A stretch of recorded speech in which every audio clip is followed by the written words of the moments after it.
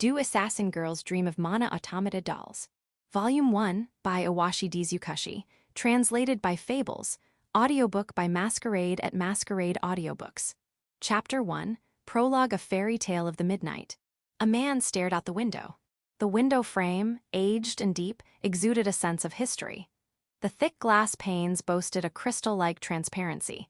In the darkened room, moonlight crept in, casting a bluish hue. From there, he could see the royal capital, shrouded in the darkness of night, with scattered lights. A deserted cityscape where the daytime bustle had vanished as if it were a lie.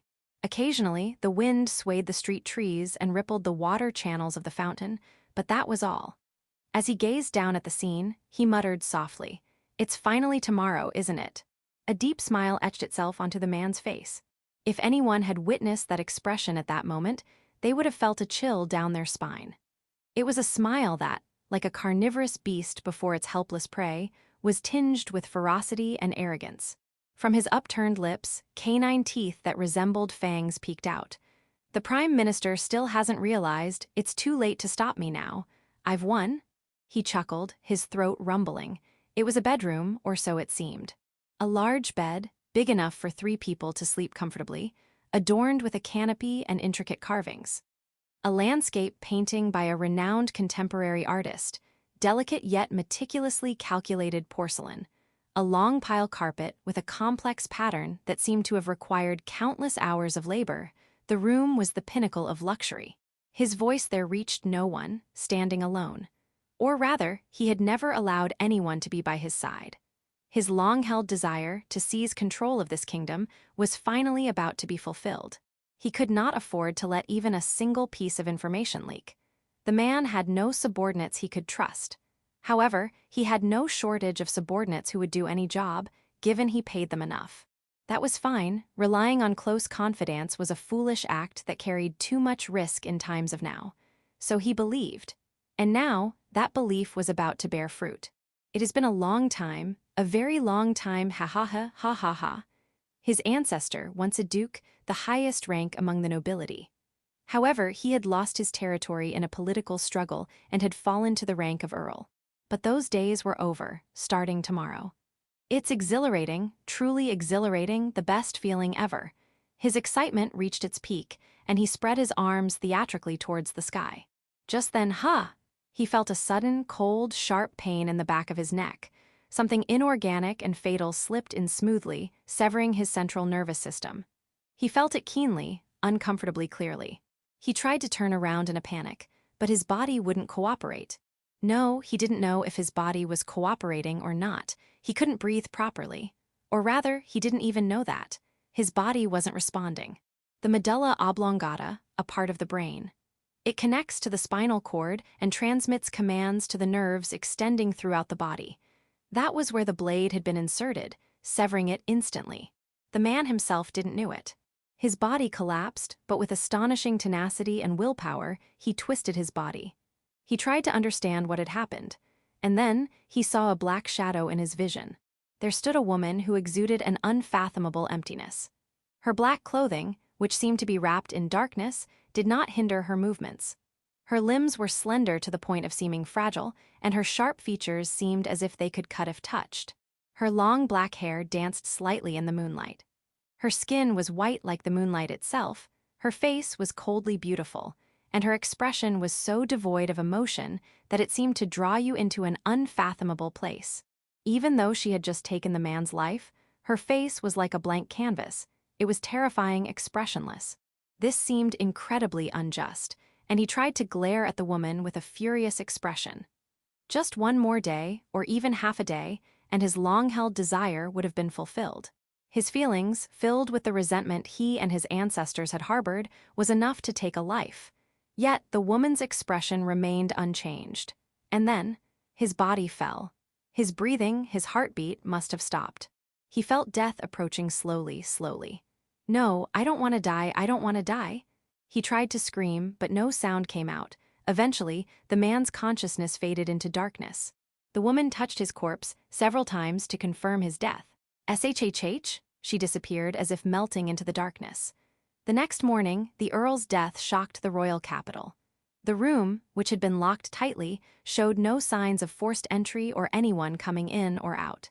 The captain of the guards, who inspected the scene of the murder in the so-called locked room, let out a small sigh and muttered, "Again." In the royal capital of Juristan, the kingdom of Juristan, there was an urban legend that was whispered about. It was said that if you were alone in a room at night, a ghost would slip through the window and sneak in. There was no escape from its blade, and if you were targeted, your life would be forfeit. Those who fell victim to that blade would know that the urban legend was true in a sense, but of course, they couldn't tell anyone. Chapter 2, The Girl Called Ghost. "Welcome back, Ghost," a man greeted her with a smirk. He looked to be in his mid-30s, tall and broad-shouldered, with a body that was clearly well-trained. Yet, he didn't appear clumsy. His movements were fluid and deliberate, giving off the impression of a skilled hunter casually wielding a hatchet. The girl nodded curtly and replied in a flat voice, "Master, the job was completed without incident." Her response was concise and devoid of emotion, devoid of even a hint of a smile. In contrast to the man, the girl gave off the impression of a sharp, thin, short sword. She was just a little below 20, perhaps 17 or 18. Her body was so slender it seemed like it might break. She was slightly taller than 160 cm, which made her appear even thinner. Her long, deep black hair reached her waist, accentuating her piercingly white skin. It was almost pathologically white. Her regular features seemed artificial due to her lack of expression. Her eyes, slightly slanted, were devoid of any emotion, and her black pupils seemed to peer into the abyss. Her simple jacket and ankle-length pants, both black, did not hinder her movements. Combined with her appearance, she gave off the impression of a Grim Reaper. Or rather, she was in fact the Grim Reaper. "Is that so? Good work. Go check your equipment, clean up, and then take a break," the man replied, seemingly unfazed by her emotionless report. Perhaps, as the one who had taken away her emotions, he was used to it. The girl nodded curtly and headed to her room. As her back turned, the man known as Master or Greg called out to her. "Oh, right, tomorrow we'll have a different client. It seems to be a referral from a regular. Join us at the usual place." "Understood," she replied, pausing for a moment before continuing on to her room. After she left, Greg nodded in satisfaction. "She's a really useful tool," he said. His voice was not that of a proud employer with a talented subordinate, but rather a cold compliment to a useful tool. Greg was a rational man, or perhaps in a not-so-good sense. For his own benefit, he would betray even his benefactor without any hesitation and discard them. Yet, he treated his subordinates well, to prevent betrayal, to ensure they remained obedient for his own benefit. His ability to lead such a ruthless organization, such as the Assassination Guild, at such a young age, was a testament to his skills. "Now, what kind of lucrative deal will we have tomorrow?" That lucrative deal meant murder. He muttered those words with a sinister glee. The girl known as Ghost entered her room. The name Ghost was a code name given to her for her ability to infiltrate seemingly impenetrable places and carry out assassinations with precision. No one in the Assassination Guild called her by her real name anymore. Just as you call a pair of scissors scissors, she was called Ghost as a tool. She didn't seem to mind that at all. She entered the cramped room with a narrow bed, a side table, and a box filled with various tools. She tossed her clothes aside, now wearing only her underwear, and sat on the bed. She casually and eerily smoothly drew the dagger, which had just taken the Earl's life, from its sheath. She then slowly and quietly drew the short sword from its sheath, examining the blade. There were no nicks or bends in the meticulously sharpened blade. However, it was slightly clouded, having only been wiped off roughly. She then applied oil to it, wiping it several times, and polished it. The blood dissolved away in the oil and flowed away, preventing rust, to make it usable again. As she performed this task, her hands, which had just taken a human life, showed no hesitation or disturbance. When she finished polishing, she sheathed the dagger in a smooth motion. She placed her short swords on the side table, then sat down and spread her legs, slowly leaning forward. She then slowly checked for any tension in her muscles, stretching them carefully to avoid injury. She took her time with it to relax her entire body. When that was finished, she moved her fingers and limbs slightly to check her movements. In other words, Her body was also equipment that needed to be inspected. After completing all her inspections, she slipped into bed. She closed her eyes and fell asleep in a matter of seconds, or rather, she transitioned into a state of consciousness between sleep and wakefulness, a state where she could sense any abnormalities immediately. While minimizing rest for her brain and body, she prepared for the next morning. Half awake, she did not dream and saw the night through to morning. Chapter 3. A villain's smile hides a dark secret. The following day, following the Earl's death, which had caused a minor stir in the royal capital, and after confirming the details with the client who had provided the payment, Greg's expected visitor arrived. "Welcome, welcome. I apologize for such a humble abode, but please bear with me for a while." Greg greeted the woman with exaggerated gestures, playing the part of a seasoned businessman.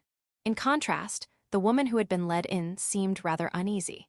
She was in her mid to late 30s, around the same age as Greg. She wore a coat that seemed out of place for the late spring weather, as if she didn't want to be noticed. While the coat was simple, the fabric was of high quality. Its tailoring was impeccable, clearly indicating that it belonged to someone of the upper class or nobility. It was no wonder that this woman felt out of place, sitting in a dimly lit room with dirty walls and furnishings, facing a man who looked like a hardened criminal. To try to put the woman at ease, Greg offered a forced smile. However, his rather fierce-looking smile seemed to only make her more tense. "As I understand, you've been recommended to me. Do you have a letter of introduction?" Deciding that there was no point in trying to put the woman at ease any further, Greg cut straight to the point. The woman seemed startled by the question and reached into her pocket. Greg's eyes narrowed. Noticing Greg's gaze, the woman hesitated. It seemed she realized that her movement could be misconstrued as if she were reaching for a weapon. She took a deep breath, once, twice, thrice then, as if carefully checking each step, she slowly reached into her pocket and took out a letter. She slowly unwrapped the handkerchief-sized cloth that had been wrapped around the letter to protect it. For a moment, she paused and looked at Greg. After confirming the embroidered crest on the cloth, Greg nodded slightly.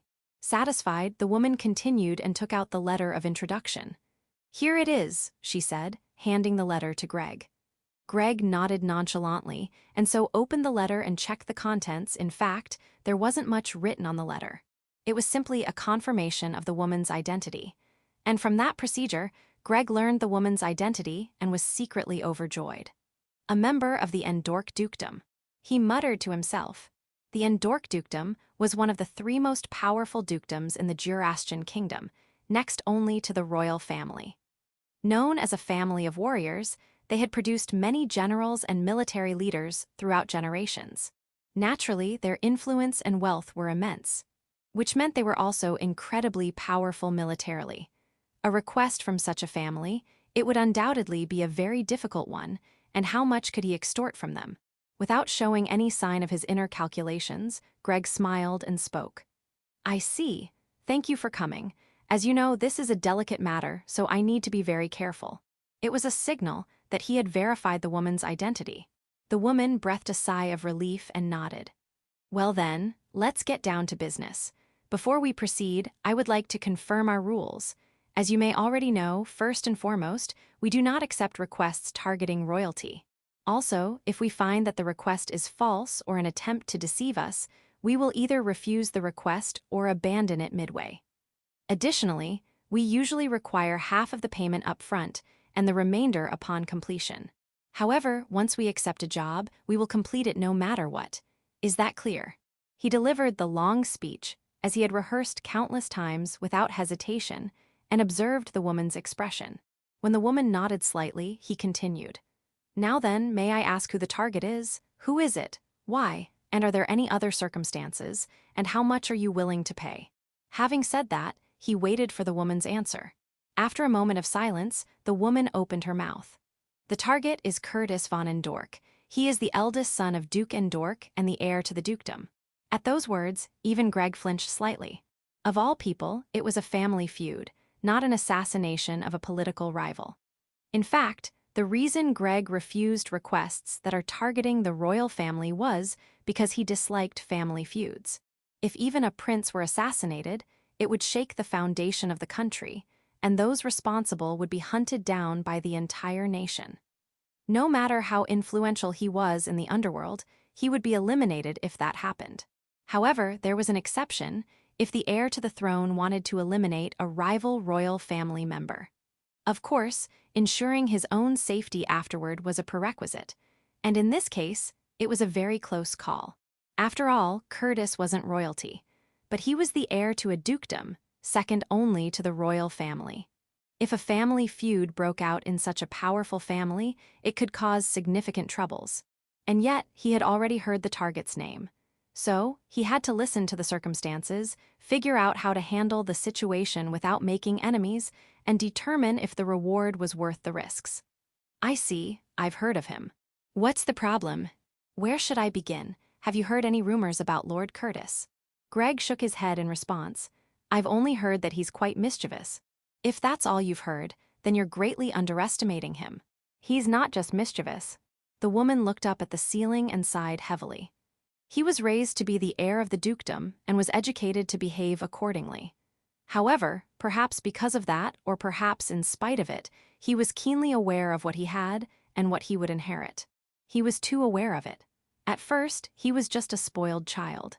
But gradually, his spoiled behavior escalated, and as he grew older and wiser, he began to satisfy his desires without being caught. She took a deep breath and sighed. For example, there isn't a maid who hasn't been harassed by him, and the number of servants who have been dismissed due to the violence he inflicted on them can't be counted on one hand. Several male servants have even lost their lives. Greg was speechless. It was far more than just mischief. What was most frightening about this was that Curtis could commit such atrocities without suffering the consequences, even though the Duke of Endork, who was known for his ruthlessness, knew about it. Even Greg, who considered himself a villain, couldn't imagine how Curtis could do such a thing. Despite all that, he is outwardly a brilliant and accomplished young man. He is particularly skilled with the sword and is unmatched even by the royal guards. Moreover, he is also knowledgeable in magic. He is rumored to be invincible. And to make matters worse, he is about to be given the title of hero. Hero? Greg asked, his eyes widening in surprise. You mean, like in the fairy tales? The woman chuckled wryly and shrugged. Yes, exactly. Recently, an ancient magical civilization site was discovered. It is believed to have multiple levels, but the knightly order sent to explore it, they were forced to retreat after exhausting their efforts on the first level. However, if we could secure a living relic within the kingdom, it would give us a means to counterbalance the western kingdom of Balandia.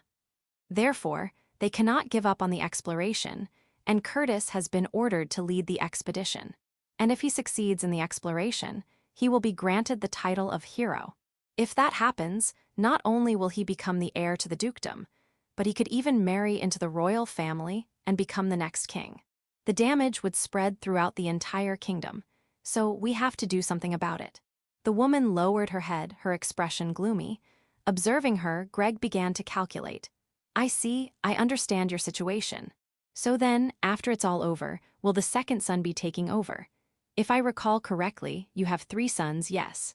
Yes, that's what will happen. Fortunately, my second son, Gerard, is wise and kind. Although he may not be as skilled in combat as Curtis, he is still a capable knight. He would be more than qualified to take over the Endork family. In that case, the family feud would be minimized. And Greg might even be able to establish a connection with the Endork family. But the most important thing was the reward. Well then, how much are you willing to pay for such a bright future? Well, I have spoken to my husband, and I have prepared 500 mithril coins. What? Greg was astonished. In this country, copper coins, silver coins, gold coins, large gold coins, and mithril coins were in circulation. A silver coin was worth about 10 times more than a copper coin. A gold coin was worth about 100 times more than a copper one, and a large gold coin was worth about 1,000 times more. A mithril coin's value was unfathomable, and she was offering 500 million. Even Greg, who had carried out countless assassinations of important figures, was astounded by the offered amount. Or rather, the request itself was out of the ordinary. If he completed this job, he could retire and live comfortably for the rest of his life. He could even gamble with that money, all this for a single job. Calculating this, he nodded vigorously. Very well, I will accept this request. Oh, thank you very much. The woman stood up involuntarily and looked at Greg. Her expression was filled with relief and joy. No, it's my pleasure to be of service. Please leave it to us. Greg smiled, trying hard to suppress a more sinister grin. The woman nodded repeatedly and sat down, then suddenly looked startled. Oh, I'm sorry, I forgot one condition. Actually, about the timing of the attack. I would like you to do it when Curtis reaches the deepest part of the ruins. Oh, that's possible, but why? Well, I apologize for imposing. But it would be a disgrace to the Endork family if one of our own were assassinated by an assassin on the way there.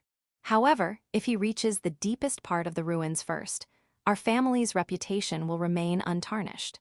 Even if it's discovered how far he penetrated, and magic can be used to investigate, the cause of death cannot be determined, so the truth will never be known, unless, of course, they send a search party into the ruins, which even the knights couldn't penetrate.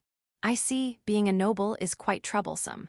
Although honor and reputation were not things that Greg cared about, he knew they could be a source of income. He nodded seriously, without a trace of mockery, and continued, "What if Curtis dies on the way? In that case, please confirm it. I don't want to say this, but I don't think there's a high probability of that happening. He's almost inhuman," the woman muttered softly. "In any case, as proof that Curtis is dead, please bring back the holy emblem he wears around his neck." Very well, I have no problem with that condition. However, I would appreciate it if you could add a little more to the final payment. It was unlikely that he could get an additional upfront payment. After all, it was a large sum of money, and she probably hadn't brought any extra with her. And it would be troublesome to have her go back to get more, as she might change her mind. With that in mind, he said that. The woman nodded in agreement. "Understood, I will ask my lord." "Yes, please do." The woman took Greg's outstretched hand. Chapter 4, The Job Begins. After the client had left, Greg snapped his fingers.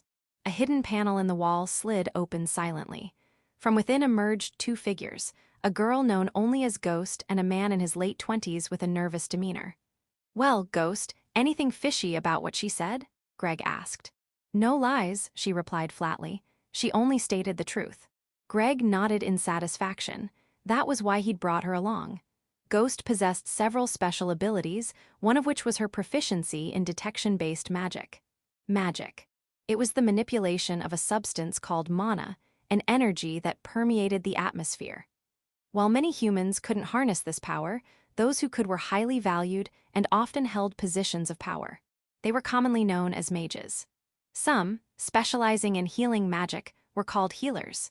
Most mages were employed by royalty or nobility and used their powers as weapons of war. As a result, they focused primarily on developing offensive magic, as battlefield prowess was the key to their status and privilege. Therefore, mages who specialized in mundane abilities like detection were few and far between. But for those outside of magical circles, such abilities were invaluable for scouts, thieves, adventurers, and of course, assassins. It was rare for someone with magical potential to become an assassin. But fortunately, Ghost possessed such a talent. One of the spells she developed was a lie detection spell, a highly useful tool in the assassination business. That was why Greg had brought her along. "Hans, how long will it take to gather background information?" We already had a general idea that Curtis von Endork would eventually become a target. So, we've already done some preliminary research. I think we can gather the necessary information within a day. "Good work," Greg replied, nodding in satisfaction. Hans might not be the strongest fighter, but his intelligence and analytical skills were invaluable for this kind of work. He was meticulous, logical, and cautious, making him an indispensable asset for the Assassin Guild's financial matters and information gathering. "All right, let's proceed as planned. Hans, gather the information and bring it to me as soon as possible. Ghost, prepare your equipment. We'll need gear for field work." "Understood," Hans and Ghost replied in unison. Immediately, they began to carry out their tasks. "Let's make some money," Greg muttered with a sinister grin. Ghost returned to her room and opened the closet. She examined the contents and selected the necessary items for the mission. First, she chose her armor. This mission might involve direct combat or encounters with monsters or bandits along the way. Therefore, she needed at least minimal protection. She took out a leather chestplate. Made of rigid leather, boiled in a special chemical to achieve both hardness and lightness. It provided adequate protection for vital organs without hindering her movement. She also selected leather bracers and shin guards, which were well-maintained and in good condition. Next, she drew her short sword from its sheath. She examined the blade for sharpness and the hilt for security. It was a slightly curved, single-edged sword, unlike the more common straight swords in this region. The blade had several shallow grooves carved into its side. For everyday work, a dagger was sufficient, but this mission might involve facing monsters. A weapon with more power was necessary, and this short sword was the most suitable option among her arsenal. For emergencies, she also prepared a fast-acting nerve toxin. While it wouldn't cause instant death, it could immobilize an opponent for a brief moment. Other items included a shuttered lantern that used magic instead of oil for a longer duration and adjustable light intensity, various tools for lockpicking, a blanket and sleeping pad for camping, a leather bag for carrying water, and a backpack to hold all her equipment. She had regularly maintained these items, which she didn't use very often, ensuring they were in good working condition.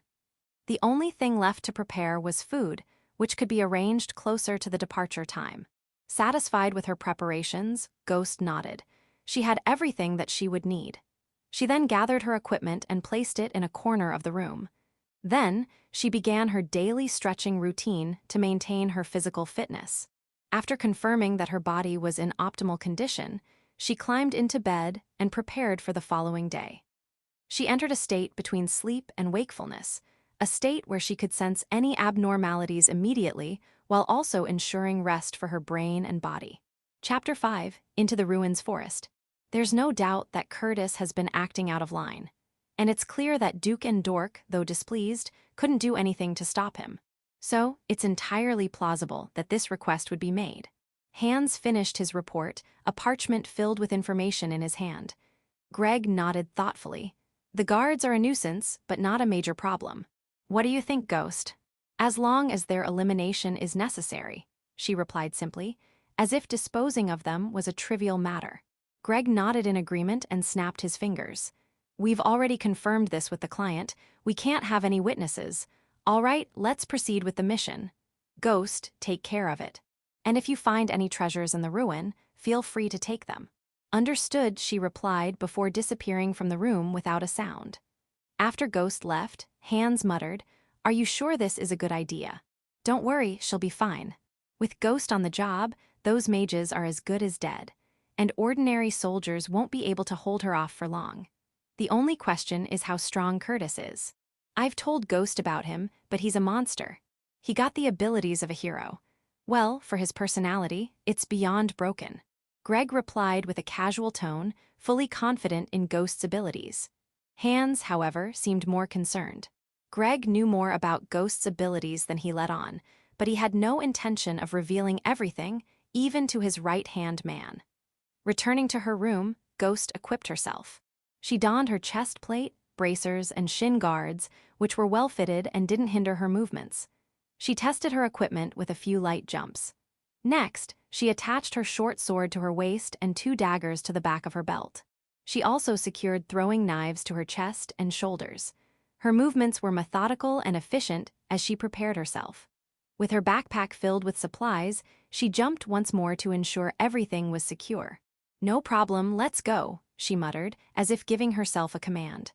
Then, she left her room and headed out. Following Curtis's departure, Ghost left the city, remaining undetected. She contacted Ted, a guild member stationed in a nearby town, and relayed Greg's instructions.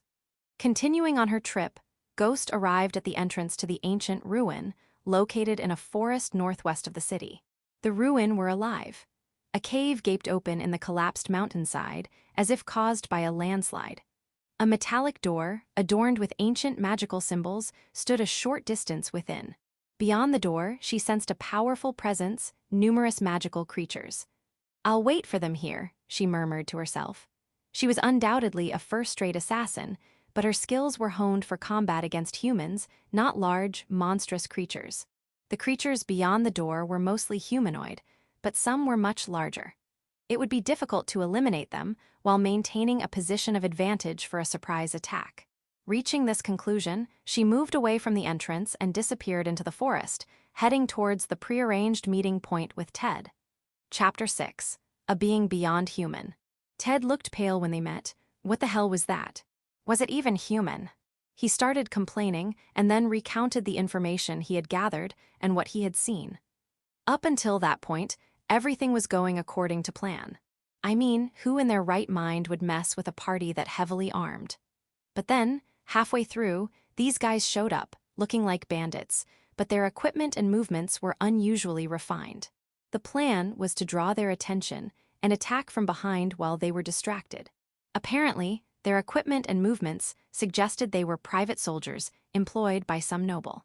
Perhaps they were trying to eliminate a potential rival for the hand of a noblewoman or even a royal princess. But their plan backfired spectacularly. Everything was going as planned at first. It seemed like the perfect ambush. From that hiding spot, at that timing, there was no way anyone could have noticed. And yet, he reacted flawlessly to a perfect ambush from behind. Even so, he effortlessly took down the one who attacked him. Honestly, it looked to me like he swung his sword without even seeing his opponent. It should be impossible, right? But he did it. A person was sliced in half as easily as a piece of paper. After that, it was completely one-sided. Ted shuddered, remembering the scene and the terror he felt when he thought he had caught the man's gaze, even from a distance. If you say it's that bad, then he must be something else. Listen, Ghost, I hate to say this, but maybe you should stop. Maybe he'll just end up dying in the ruins. She thought for a moment before shaking her head.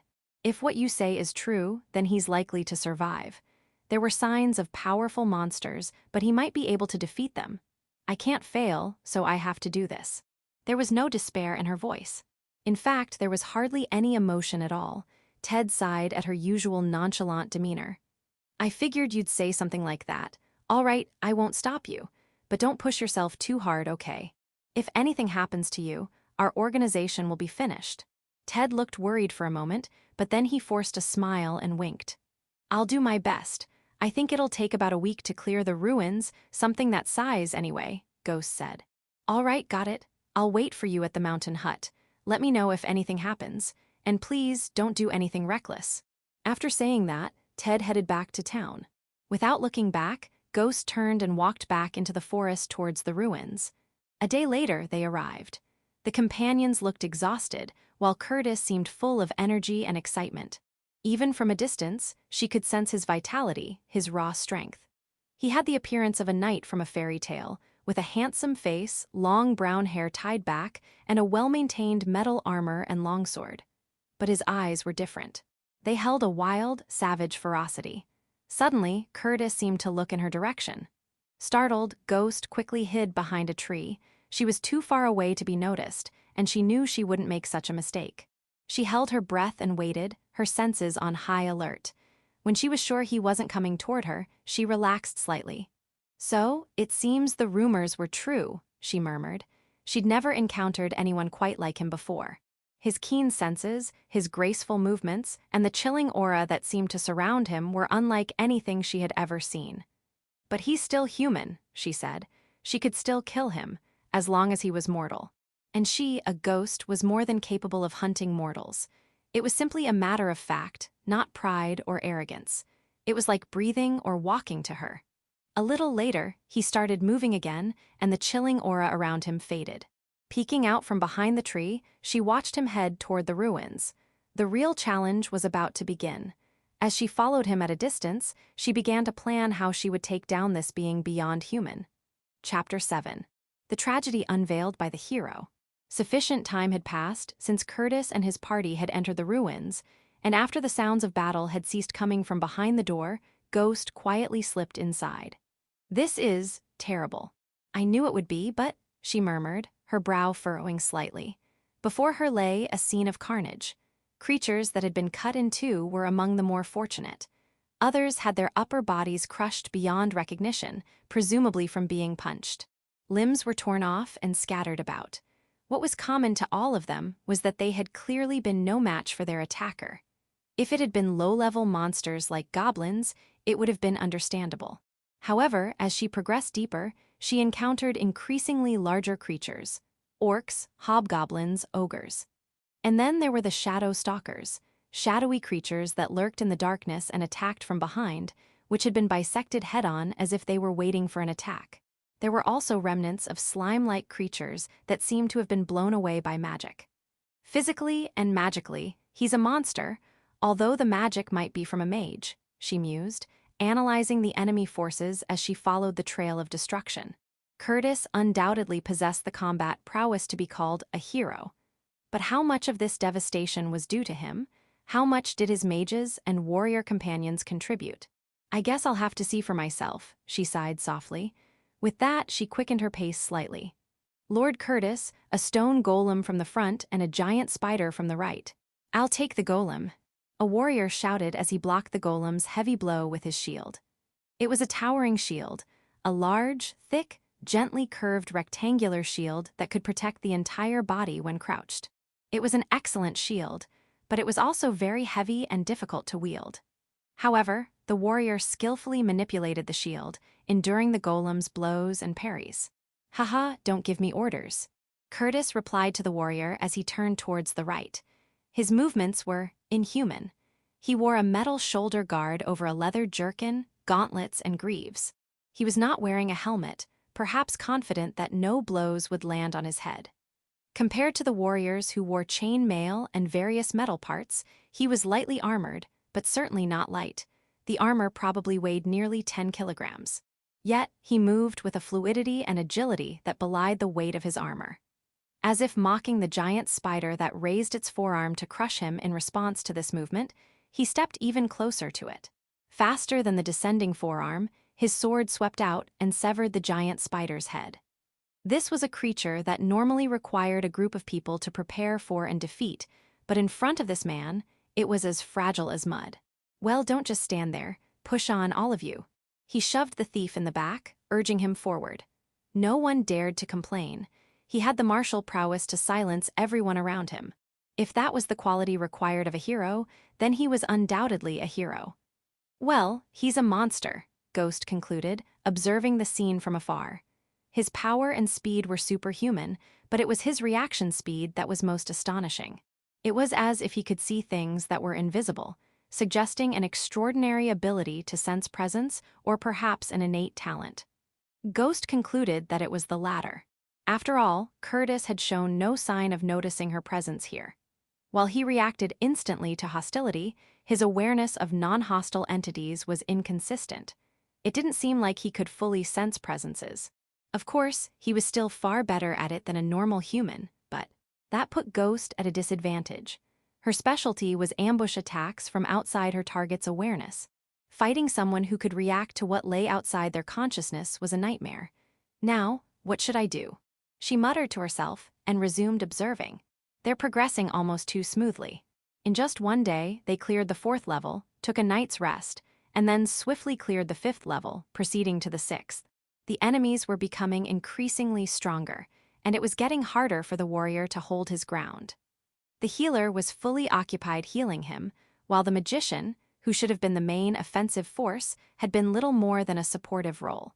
The thief, after disarming traps and detecting ambushes, he merely hid in the shadows. Only Curtis remained unaffected, as though nothing had changed. Even the iron golem couldn't halt his blade. Perhaps a legendary mithril golem could, but such creatures weren't found in these ruins. When they encountered a snake-like monster that emitted poisonous fog, Curtis inhaled it without so much as a cough. His resistance to toxins was frighteningly high. They arrived at the door to the 7th level, where the thief began to examine it, noting that something was different. This is different from before. You see, normally, wait, know this. He hesitated, his hands stopping in mid-motion. What's wrong? Curtis asked. Well, boss, this is a pretty serious trap. I'm not even sure I can disable it, and if I screw up, we're all headed straight to the afterlife. I'll need a bit more time. Oh, that's how it is, huh? Well, in that case, we'll do it like this. With a casual tone, Curtis suddenly shoved the thief forward. The thief, flung with inhuman force, crashed into the door. The trap activated instantly, unleashing a surge of electricity that violently electrocuted the thief. Jaya! The thief let out an inhuman scream and collapsed to the ground. The others stood in stunned silence, their faces pale, while Curtis laughed, amused by the situation. Once the lightning trap died down, the door slowly opened. Well, at least he did one final useful thing. I'll remember him for that. Not that it costs me anything, Curtis thought with a grin. What are you all standing around for? We're moving forward. With those words, he stepped through the now open door, moving deeper into the ruins. I see, so that's how he operates.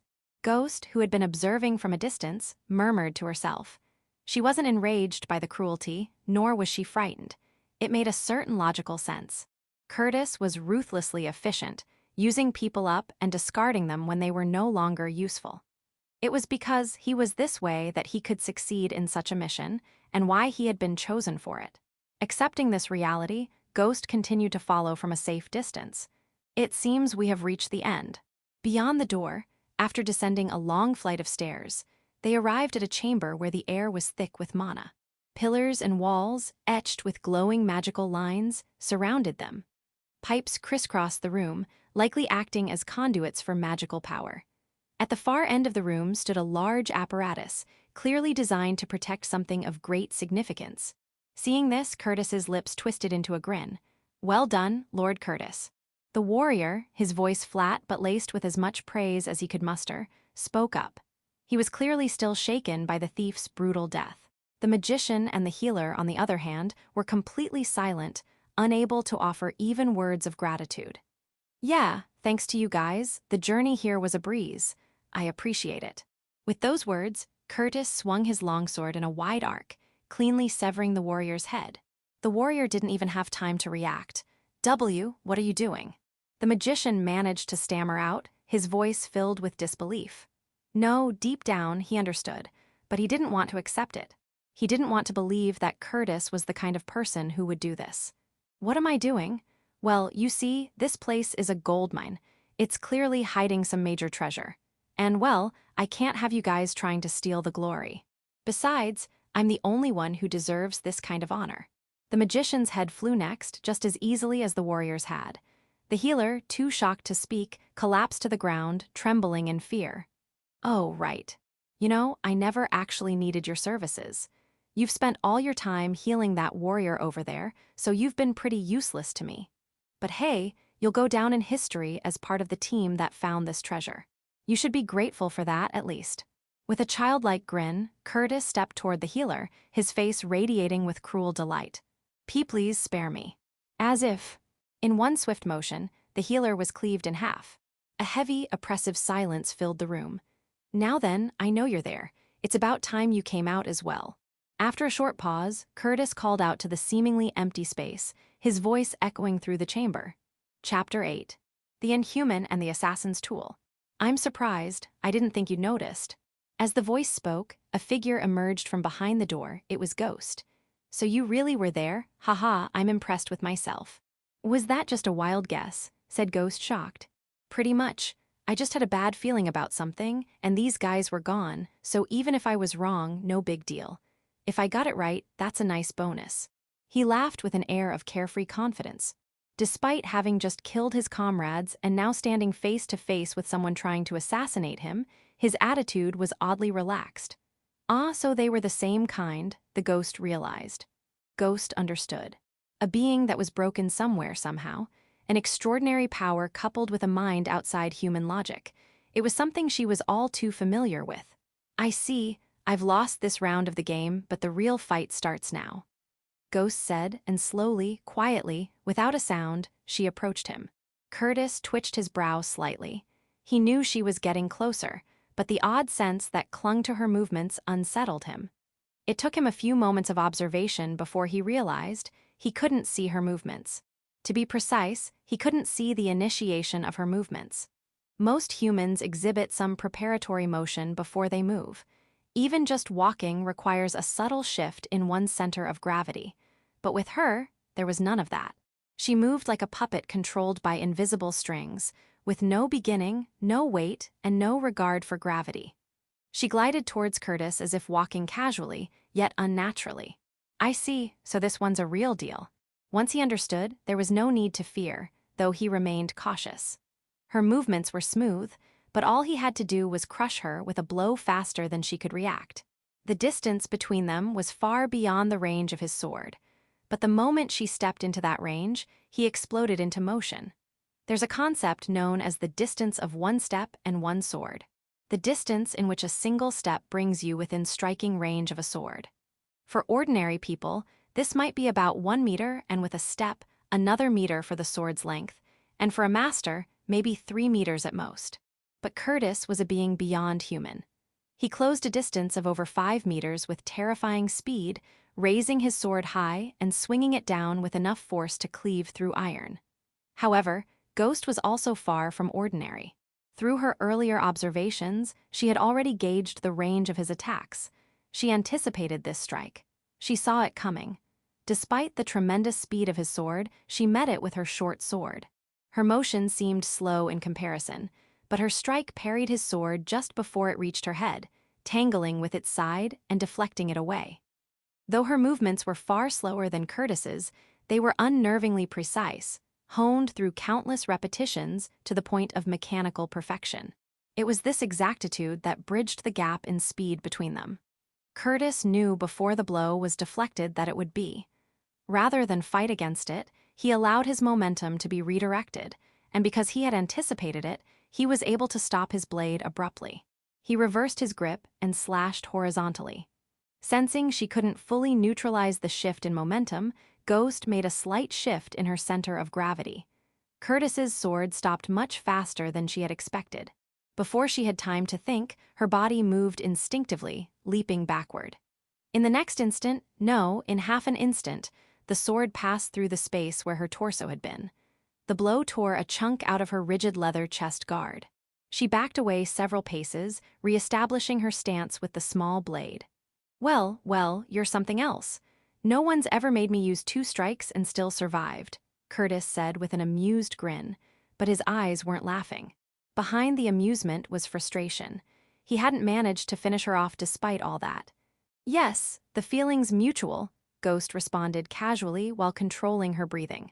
For someone like her, who specialized in ambush tactics, a direct fight was far more draining. It wasn't an issue yet, but if this continued, she'd eventually be overpowered. Good to know. So if I take you down, that means I've got no more enemies to worry about for a while. With that declaration, Curtis charged again, this time even faster than before. He still had reserves of strength after all, but Ghost had already understood that the previous attack wasn't his full strength. His strike had been slower than the worst-case scenario she had already imagined. Even now, she still expected his attacks to be within her predictions. However, this one was at the upper limit of those predictions. Can you dodge this too? Well then, how about this? He brought his sword down with a mighty blow, which she barely managed to parry. As she deflected it, a follow-up strike came from below, forcing her to leap over it. During that brief moment when her movements were restricted by the jump, Curtis closed the distance. She deflected his thrust with her short sword and rolled away to escape.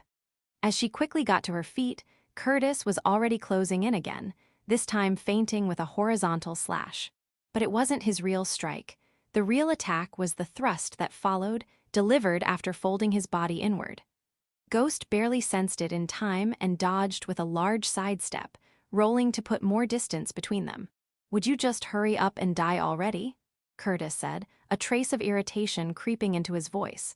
He hadn't even broken a sweat, despite unleashing a relentless series of attacks. Meanwhile, though Ghost's expression remained calm, her breathing was clearly labored. "This is my job, I can't fail after all," she replied lightly. She took a deep breath. It wasn't enough to fully recover, but her opponent wasn't the type to give her time for that. This time, she decided to close the gap herself. "Oh, now that's gutsy," Curtis said, clearly not expecting that move. But with his natural instincts, he immediately braced himself, ready to meet her charge. Or at least, that's how it seemed. In one instant, Ghost stopped, then accelerated sharply. She disrupted his rhythm. With the long sword and short sword combination, she had the advantage in range. This will end it. With perfect timing, she unleashed a strike too fast for a human to react to. Chapter 9. The reason why she's called Ghost. "I've got you now." Confident in his strike, he swung his sword. "What?" but what he felt was the sensation of cleaving through empty space and the recoil of striking the floor. The woman had vanished from his sight. A miss, what happened? His mind pondered the question while his instincts screamed, "Behind you." In such situations, it was a matter of following instinct. He forced his momentum-laden body to stop and pulled himself up. Damn it! Without even turning around, he swung his sword, which had bounced off the floor, behind him. He managed to reach the woman's neck, but all he achieved was a scratch. Then, a cold pain struck the back of his head, coming just before he could complete the swing. He felt the short sword tear through his medulla oblongata. He didn't understand exactly what had happened, but he knew it was something fatal. Even so, he tried to swing his sword. His blade reached for the woman's neck, but that was all. It fell to the ground, pulled down by gravity as if it had lost all strength. Was I a step too slow? Realizing that, he felt his body go limp. So this was death. It was quite amusing. A life of doing whatever he wanted, behaving as he pleased. And now, to have his curtain call in such an incomprehensible way. It was strangely amusing to think that only someone like this could stop him. "I'll be waiting for you in hell." He moved his diaphragm, which should have been still, and forced his lips to move, though they had lost their strength. With a ferocious grin, he collapsed onto the floor like a puppet with its strings cut. A single red mark remained on his pale white skin. That was the last thing he left behind. "Go ahead and go alone." She let out a deep sigh from the pit of her stomach. Even so, her gaze remained fixed on Curtis.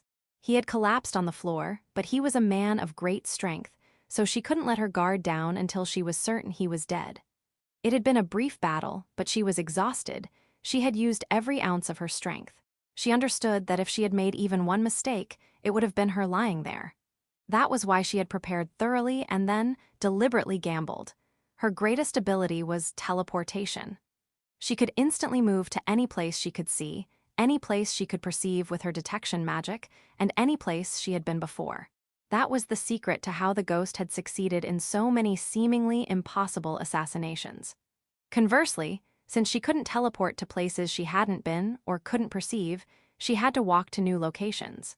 It was probably something magical, but even she didn't understand the principle behind it. It had suddenly activated when she was a child, scaring her parents and causing them to abandon her, which was why Greg had picked her up. That ability was perfect for an assassin, but even with that power, she wasn't certain she could defeat Curtis. A surprise attack by teleporting behind him, even to that, he would react and block her strike before it could land. That's what she had concluded from observing Curtis's fighting style. In fact, even after she had thrown him off balance, he had come close to slicing through her neck. If he hadn't been off balance, without a doubt, the ghost's head would have been severed. In other words, appearing in front of Curtis had been part of her plan. She had deliberately exposed herself, allowed him to attack, and induced the moment when he would lose his balance. He was really troublesome. She felt relieved that she could now speak of him in the past tense. After taking a few breaths to recover, she cautiously approached Curtis and slit his carotid artery. His heart had likely already stopped, as the blood spurted out weakly. Eventually, it ceased. After observing him for another minute to confirm his death, she knelt beside Curtis. She reached around his neck and removed the holy symbol he had been wearing. Though it was stained with blood and exuded an air of sinful defilement, the ghost didn't care.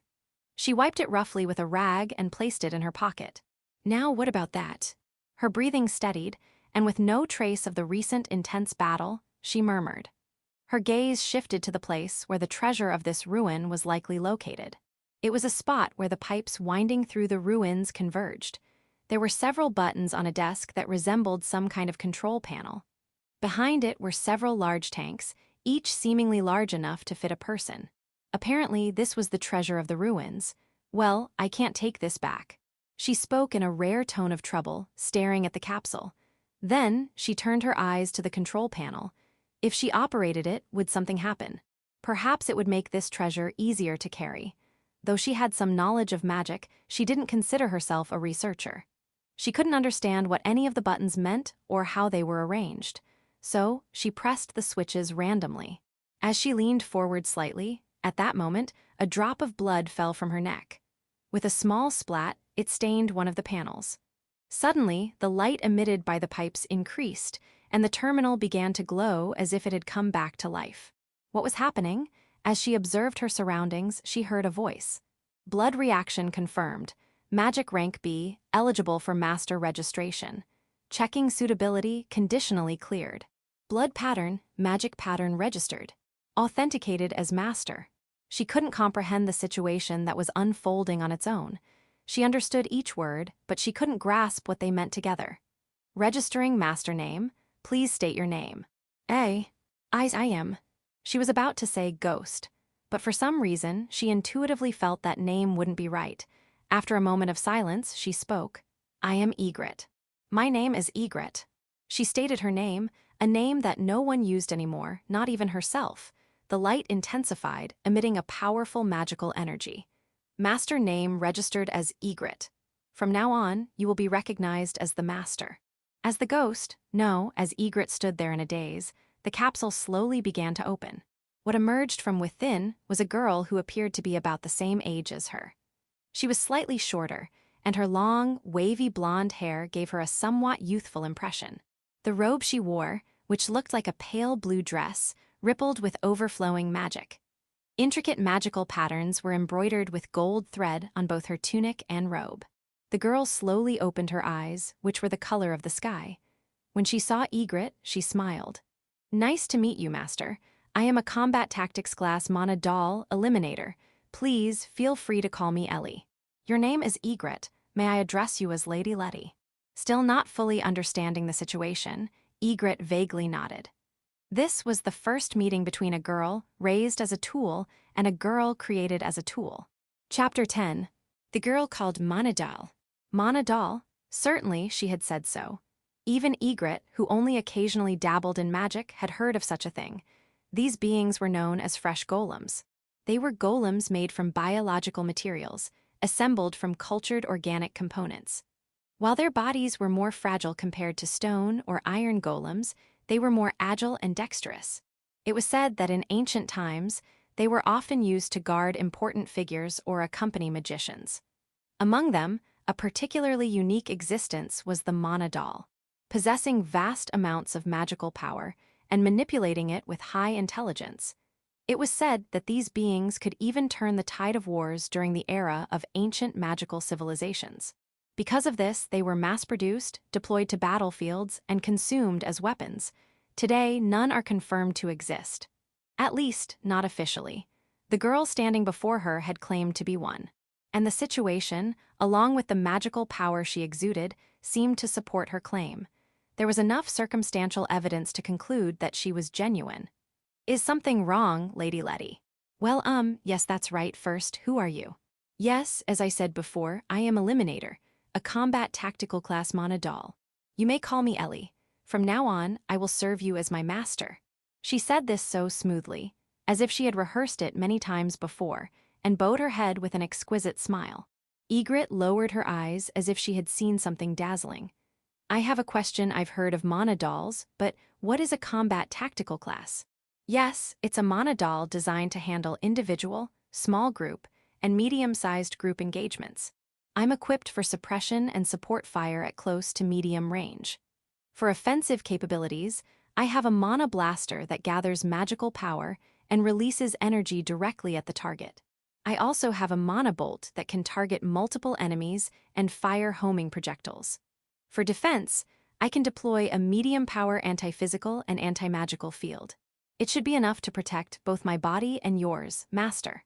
I don't fully understand, but I do get that you're strong, is Eliminator like a species name. Ellie nodded with a gentle smile. Yes, you can think of it that way. We are designed for various purposes, and each type has its own name.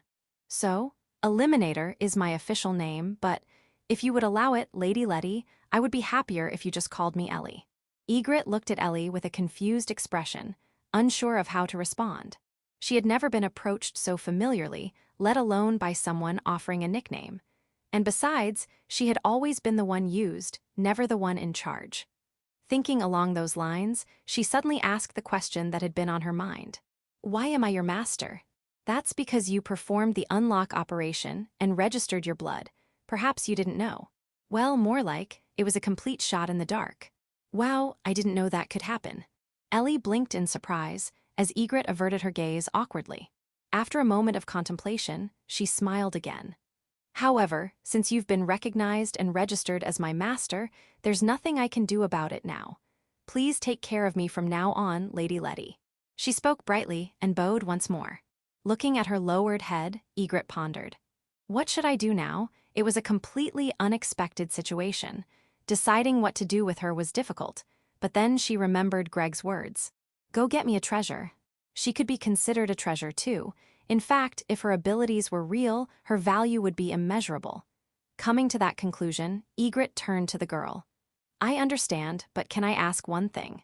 The honorific lady is a bit, I'm not used to it. She furrowed her brow and scratched her cheek with her finger. Seeing that gesture, Ellie froze for a moment before snapping back to reality. Okay then, how about Miss Letty? Well, I guess that can't be helped.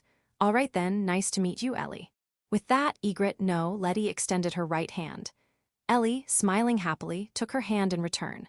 Letty didn't realize at the time that, as an assassin by profession, she had carelessly extended her right hand, and that she felt no unease whatsoever in having it taken.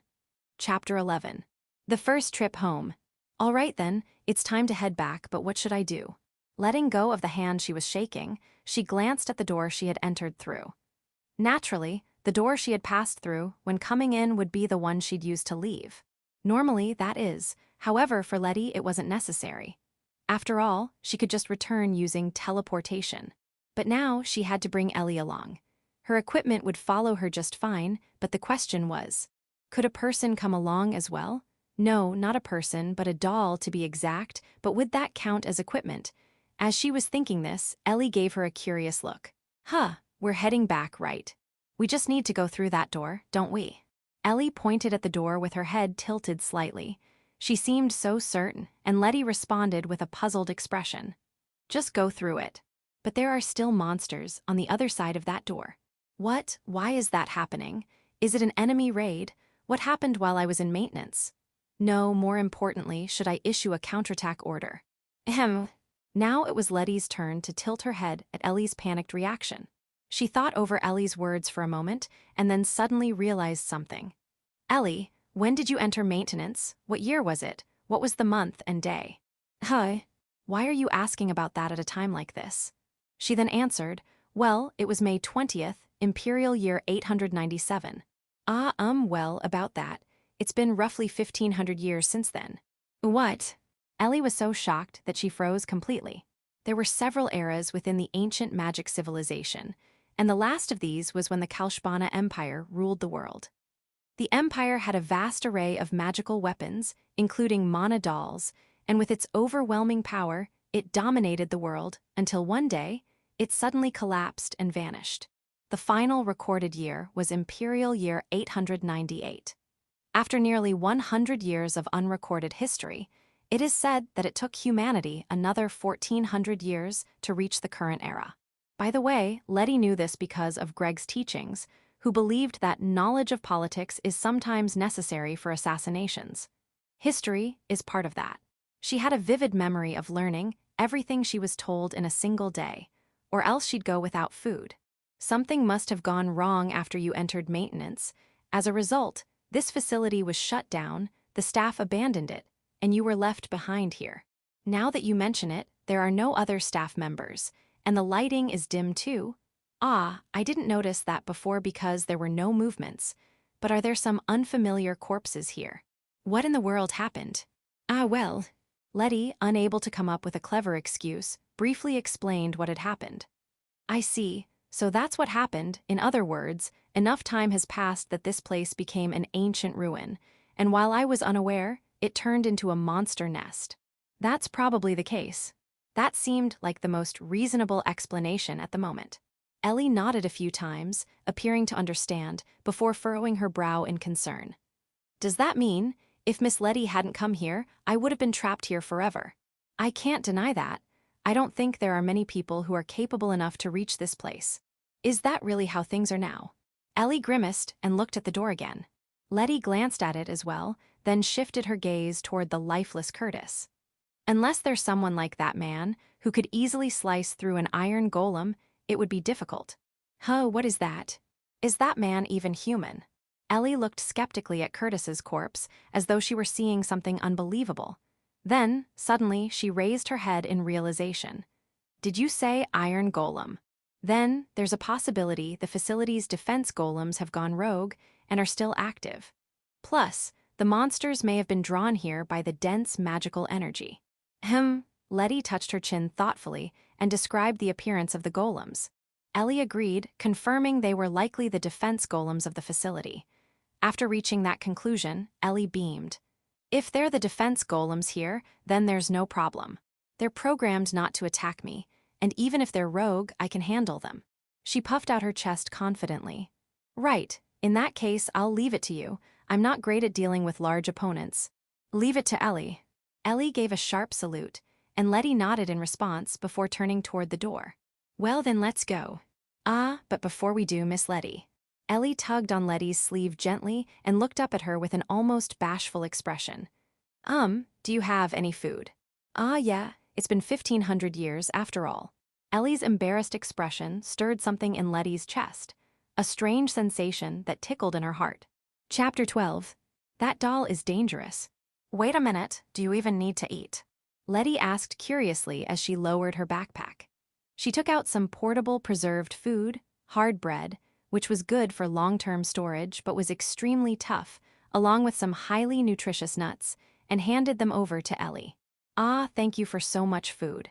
As for eating, well, yes, I do eat in a sense, but it's different from how humans do. According to Ellie, she has a magical device inside her called a void generator. By placing any kind of matter into it, it compresses and obliterates the material under unimaginable pressure. Then the mana from the matter is extracted and converted into pure energy, which she uses as her own mana. I see, I don't fully understand, but basically you can eat anything. As long as it goes through my mouth and throat, I can eat pretty much anything, even stones if necessary. But it doesn't look great, and for some reason I was given taste buds, so I'd rather not do that. She responded while biting into the hard bread. This is something that I'd rather avoid as well if possible. You'll just have to deal with it. When we get to the surface, I'm going to eat lots of delicious food. Ellie, on the verge of tears, kept gnawing at the bread like she was scraping off chunks. Watching her quietly, Letty murmured, "Do you even have any money?" Ellie froze at that. Her neck creaked as she slowly looked at Letty, on the verge of tears. Maybe I could pay you back later." "Well, that's fine, but I don't have much money either, you know." Letty sighed rather deeply. "I'm fully recharged and ready to go anytime." Ellie stood up, raising her voice as if to break the awkward silence. Letty also stood up, reorganizing her belongings. "I thought you might say something about leaving the bodies behind." "Well, I've served in the military several times before, so I know how much time and effort it takes to bury someone. Especially in a place like this. Besides, no one's going to be around here anymore, and those people were our enemies, weren't they?" In response to Letty's slightly puzzled question, Ellie's voice was pragmatic yet calm, despite her soft smile. Letty gave a small nod in understanding before she and Ellie walked toward the door. The 4 lifeless bodies were left behind, for most likely, forever. The plan is for you to be on the front lines, right? That way, it's easier for me to secure a clear line of sight. Yes, and there's no way I'd let my precious master go out front and risk her life. Got it, then let's stick to that plan. I'll take the rear, watching the flanks and handling any ambushes. Letty felt a strange mix of embarrassment and warmth as she listened to Ellie passionately declare her intentions, her fists clenched close to her chest. As she briefly wondered why a magical doll would even need such a mechanism to show emotion. Letty drew her short sword and positioned herself in front of the door. A softly spoken spell spread out in small waves of magical power. It was a detection spell to check for enemies. Although the door reduced its accuracy, it was enough to tell what she needed to know. There were no enemies directly behind the door, but they would encounter something within about 10 meters of opening it. Additionally, there was a corpse just beyond the door. When Letty relayed this, Ellie looked at her with curiosity. "You really took the time to learn such a basic spell, huh? People sometimes ask me that, so it was the same in your time, too." Muttering softly, Letty stepped aside, allowing Ellie to take the lead. Ellie's expression turned serious as she glanced at Letty. Once she saw Letty's nod of approval, she opened the door and stepped forward. Ahead was a wide corridor, large enough for 5 people to walk side by side. At the far end, where the path turned into a T-shape, a large shadow came into view. "There's an enemy at that corner. It's probably an iron golem," said Letty. "Understood." With that response, Ellie began walking forward nonchalantly. "Wait, Ellie." Surprised by Ellie's unexpected action, Letty hurried to follow, though still cautious of their surroundings. The noise of their footsteps seemed to trigger something, as the iron golem emerged from the corner, just as predicted. Ellie raised her hand toward the golem. Doll Eliminator, identification number 739, issuing an emergency shutdown order. Cease all functions immediately. A small, humming sound accompanied a faint blue glow emanating from Ellie's hand. The golem's head briefly glowed blue in response, but almost immediately turned to a blinking red light. Even Letty could understand. The golem had gone rogue and was rejecting the command. Ellie sighed softly and took a deep breath, gathering mana into her palm. Once it was accumulated enough. Mana blaster. That word was the trigger. The gathered light exploded outward, violently surging toward the iron golem like a torrent. The light struck the golem, and with a loud metallic crack, something thick and hard snapped. When the light finally dissipated, the iron golem's upper body had been obliterated in nothing, leaving only a pile of metal that collapsed onto the floor. "This is your power." "Yes, this is one of my built-in weapons, the Mana Blaster. What do you think?" Ellie's bright smile was met with Letty's troubled expression.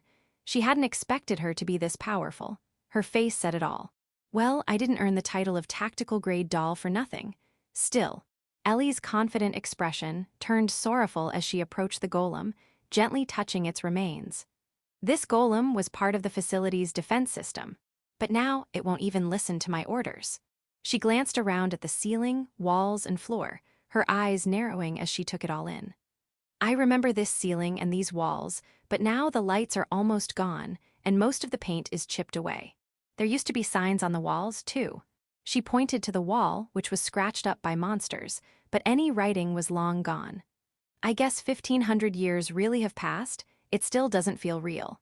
Ellie's soft words hung in the air. Letty couldn't find the right words to respond. They stood in silence for a while, until Ellie seemed to snap out of it. "There's no point dwelling on it. I can't change the past, and I'm still functioning, right? I even have a new master now, too." Although she wasn't as energetic as before, Ellie smiled as best as she could. Letty returned her smile with a troubled look, her own expression stiffening. "Now that I think about it, are you sure you're okay with following me? I'm not a soldier of the Empire or anything." "It's fine. The system recognized you. That means it's okay for you to use me. Maybe you have some connection to people from the old days." Ellie paused, staring intently at Letty. "And besides, I can tell you're a good master, Miss Letty, I just know." Ellie's smiling face made Letty feel uneasy. She wanted to express something but couldn't find the right words. Her expression remained rigid. What was it she wanted to express? Has she ever even thought about that before? "Well, I'll try my best to be a good master for you from now on." With that, Letty gently took Ellie's hand. The trembling in Ellie's hand ceased the moment Letty touched it. No, it stiffened. "Ellie." This is exactly what I mean, Miss Letty. How many girls have you charmed like this? How awful. I feel like I'm being unfairly accused here." Ellie squeezed Letty's hand back, flashing a radiant smile. "But still, I knew it. You really are a good master, Miss Letty." "Really? I don't quite get it, but..." For some reason, Letty couldn't meet Ellie's gaze and looked away. Was this the second time? She couldn't shake the strange feeling within herself. "Well, in any case, let's focus on getting out of here safely first," said Ellie. "Why, yeah. I don't know who's the master anymore," she muttered with a shrug, following after Ellie, who had already started walking ahead. Chapter 13. An unexpected visitor. The path to the surface wasn't difficult.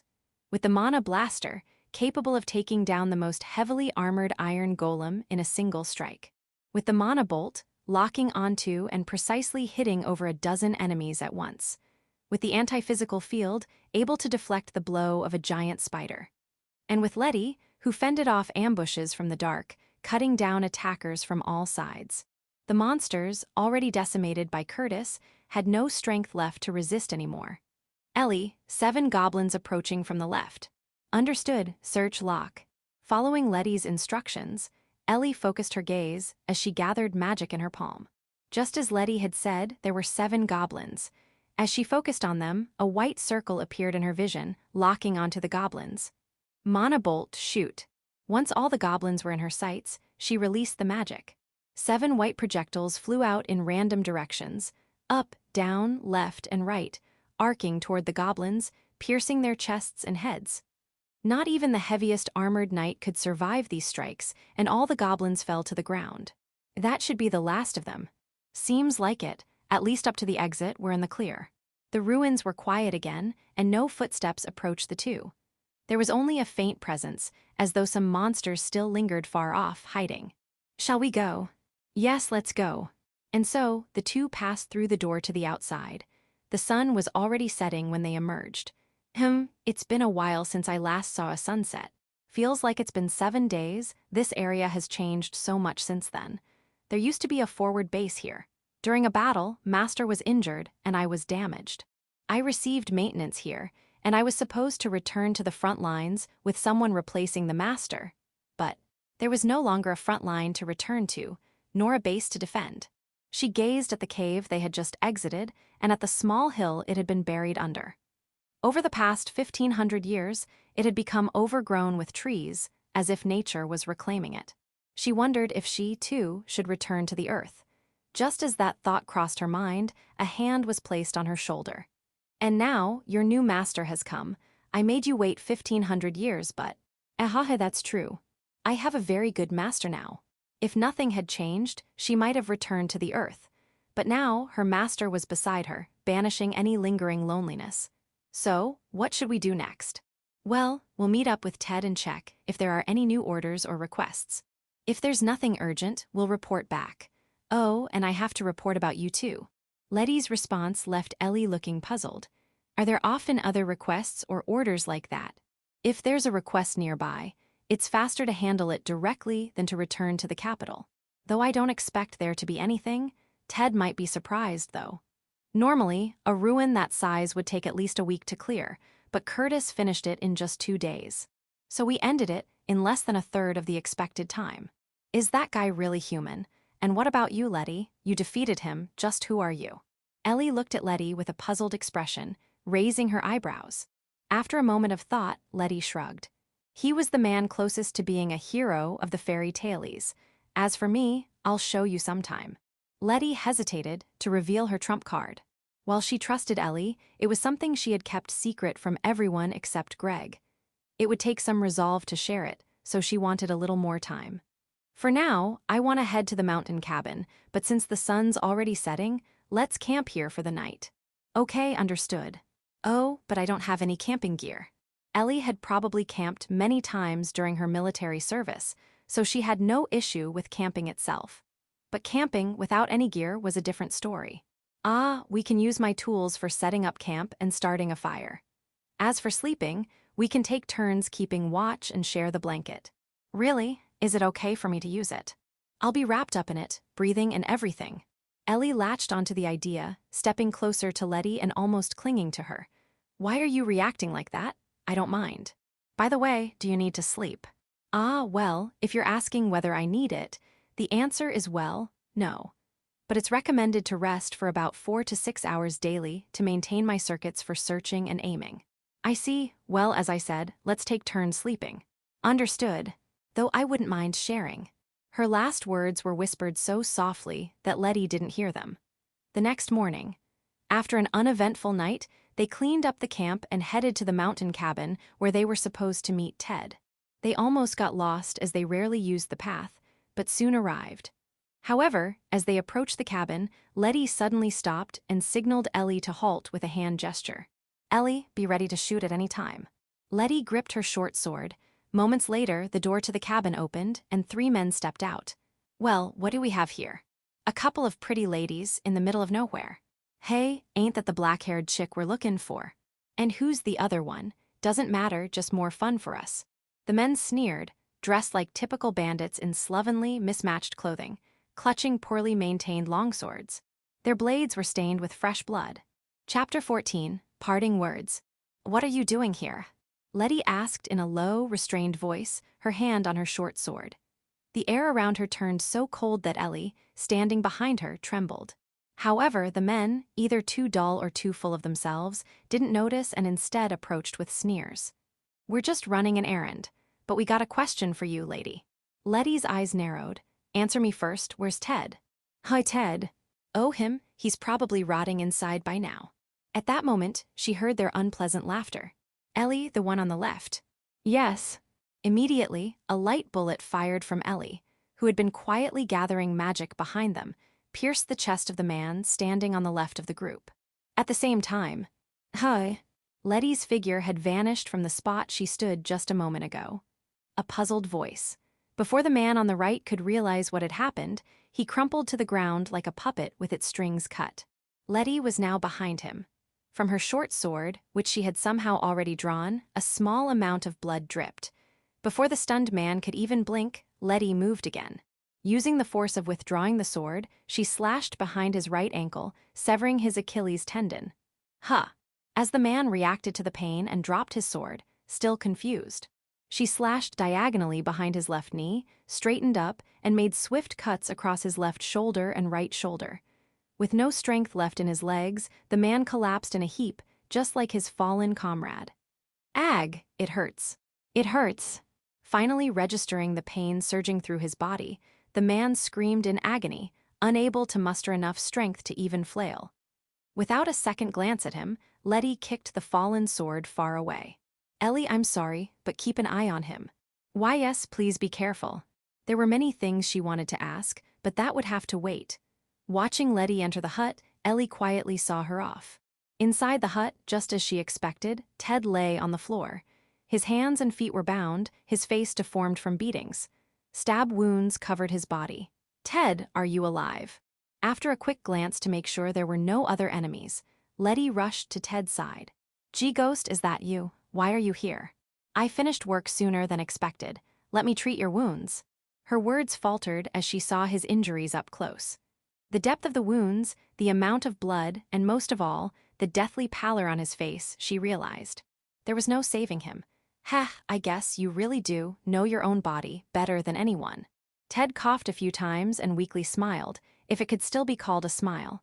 His face could barely move. Don't talk your wounds. Since you made it in time, at least let me talk. Those guys, they clearly knew about this place, and that I was here. Letty, who had been trying to stop him from speaking, froze at his words. Does that mean someone betrayed us? There's a leak. Yes, they even knew about you. They were planning to track you down, but they were unlucky to run into you. Understanding what must have happened outside, Ted smirked, amused. Do you recognize them? Unfortunately, no, even though I'm an informant, sorry. But I can't help you, maybe. Old Bob might know. He coughed harshly, spilling blood from the corner of his mouth. Each breath seemed to bring him pain, causing his body to tremble. I see, I understand. Ted, just one last thing. Letty, furrowing her brow with a troubled expression, spoke after a brief hesitation. Do you want to rest? Ted's eyes widened slightly before he gave a faint nod. I'm sorry, please. He smiled, trying to look cheerful despite the tears threatening to spill from his eyes. I'm really sorry for always making you do things like this. She couldn't bear to look directly at his face. Close your eyes then. Yeah. Perhaps, for Ted, being able to reach the end was a form of salvation. His breathing grew calmer. Letty drew her short sword and knelt beside him. Good night, Ted. Yeah, good night. With a single, swift motion, Letty brought down the short sword. The blade, propelled with precision and force, easily pierced the hardest part of the human body, the skull, and the brain beyond it. Ted passed away instantly, his expression peaceful. Letty then clasped his hands together on his chest. For the first time in her life, she felt grateful for her skills. Chapter 15. Sentimental Feelings for Those Who Have Departed. Miss Letty, the person inside. Letty, who had just exited the hut, simply shook her head in response. I see.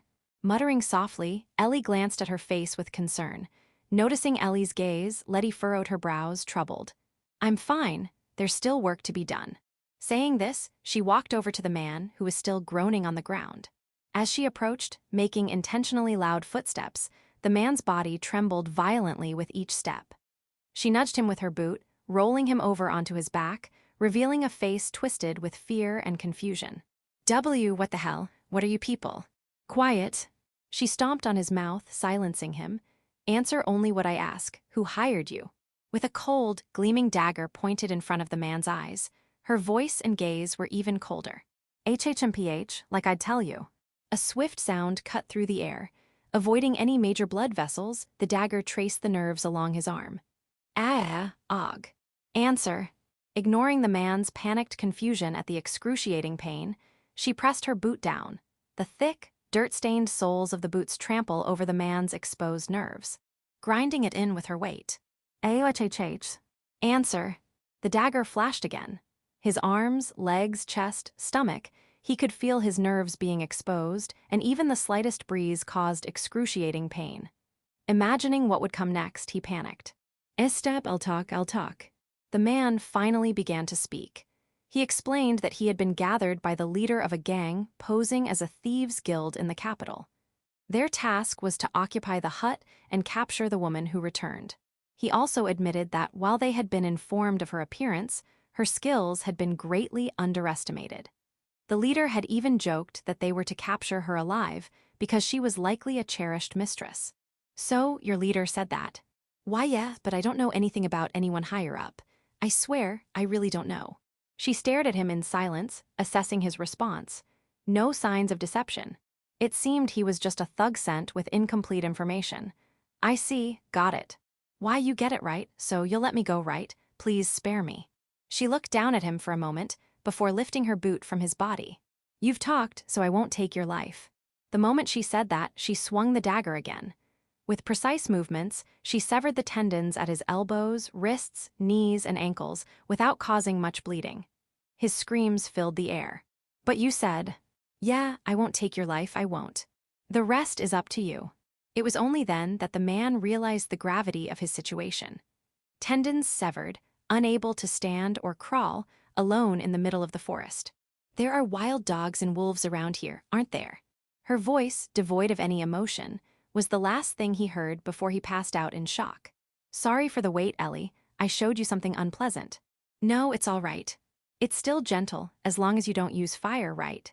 Letty apologized with a troubled expression, but Ellie waved it off with a slight smile. With her military experience, it wasn't the first time she'd seen something like that. I see, also sorry, but... Yes. Could you help me dig a hole? I want to bury Ted. Of course. Ellie smiled back at Letty, whose brows were furrowed in distress. A little distance from the hut, far enough that they couldn't hear the thug's voice, Ellie and Letty carried Ted's body. Finding a flat spot, they gently laid him down. Please step back a little, all right, Mana Blaster. Ellie stabbed the sword left by the thug into the ground and focused a weakened mana blast into the spot. The ground started to churn, forming a large, deep hole. I'm sorry for making you do all this, Ellie. It's fine. A shovel would have taken longer, and this way, maybe you'll feel more comfortable sharing what you know. Her tone turned playful as she grinned while watching the ground being dug. But her expression soon grew serious again. When you attack those men, Miss Letty, are you what they call a leaping reaper? Leaping reaper? I've never heard that term, but I think I understand what it means. So yes, probably. I see, so that term isn't used anymore in this era. I guess they're nearly extinct now. Satisfied with Letty's sincere response, Ellie nodded. In our time, people like you, those who could move in what seemed like instant teleportation, were rare but not unheard of. We called them leaping reapers. The origin of that ability was never understood, even in our era. Some called them heretics, others said they were descendants of gods. There was always a fear that this power to manipulate space would one day cause a great catastrophe. Ellie paused, glancing at Letty with a wry smile. Maybe you really are some sort of throwback to ancient times, though I'm not sure what I'm trying to say. Ellie gazed up at the sky for a while, watching the fading red hues of dusk. Even though 1,500 years have passed, remnants still remain, huh? I felt it at that moment. I was a little happy. Letty widened her eyes in surprise. No one had ever told her they were happy after witnessing her abilities. In fact, most people who saw them didn't live long afterward. I'm glad I met you, Miss Letty. I'm sure of it. Words caught in her throat. Letty didn't know what burdens Ellie carried, but she remembered the loneliness of being alone and the relief of being picked up, even for selfish reasons. "I'm glad I met you too, Ellie, I'm sure of it," she whispered softly. They buried Ted in the hole they dug deep enough to keep wild dogs and wolves from digging him up. As they covered his body with soil, Letty felt an unfamiliar sensation in her chest. She didn't have time to name it as they continued their work, piling stones to make a simple grave marker. "Goodbye, Ted. Rest in peace, Ted." They each said their farewells, and though there were no gods to pray to, they closed their eyes and offered a moment of silence. Finally, they lifted their heads. "What should we do now?" "We'll head to the town of Walls. There's an information broker named Old Bob there. We need more intel." Though it was possible Old Bob had been attacked as well, it was better to have more leads. With that thought, they set off while there was still some sunlight. For just a moment, Letty looked back. The last light of the setting sun cast a soft red glow over Ted's grave. Chapter 16. A mix of relief and doubt. By the time the sun had fully set, they had reached the outskirts of the forest. There they began with setting up the camp in the shade of trees, just enough to hide themselves from the road. "Sorry, Miss Letty. If it weren't for me, you could have gotten here faster by leaping." "No, it's dangerous to teleport back now, and I can't leave Ellie behind," Letty responded. Despite Ellie's quiet protest, Letty couldn't help but feel something wasn't right. This was the second time the two of them had camped together, so they quickly finished preparing and divided their duties. They took turns sleeping under the same blanket again. The next morning, they set out early and continued heading east along the road. They took a break near a river around noon, lightly washing their hands and feet. Just that small act lifted their spirits, a thought that crossed Letty's mind once again. By evening, they arrived at a city surrounded by walls. It was the central city of the Tandram Duchy, positioned as if it were guarding the royal capital. One could even call it the capital of the duchy. The strict expressions and upright postures of the gate guards reflected the high level of discipline. As they approached the gate, Letty pulled out a small card and presented it to the guards. It seemed to be some sort of identification, as the guard nodded approvingly. "And her?" one guard asked. "She's the subject of a protective escort. I'm taking her to her fiancé's house in the royal capital," Letty replied as planned. Ellie smiled brightly as if to confirm the statement. The guard, now smiling in return, allowed the two of them to pass into the city without question. After walking through the streets for a while, Ellie broke the silence.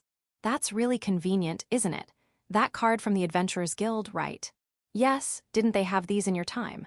"No, back then, we had enough soldiers and firepower that such things weren't necessary. Actually, it was overkill. In the age of ancient magical civilizations, monsters were no longer a significant threat. However, with the sudden collapse and disappearance of the Kalshbana Empire, humanity found itself on the brink of extinction. Then humanity somehow banded together, using what little magical knowledge remained to defend against the monsters, forming settlements that gradually grew into villages and eventually countries. During this process, armies were formed, but before they were fully organized and trained, these forces were turned against each other in human conflicts. This led to new problems. Monsters once again began attacking villages and towns, forcing the citizens to defend themselves. After some time, groups of volunteers started forming to hunt monsters for rewards. These individuals became known as adventurers. The Adventurers Guild was established as a mutual aid organization for these adventurers, managing requests and rewards. With proper procedures and screenings, one could obtain the status of an adventurer, which allowed them to enter most cities simply by showing their guild card. Well, it is quite handy, especially for someone like me. People became adventurers for various reasons: to seek fame, money, righteous justice, personal growth, and more.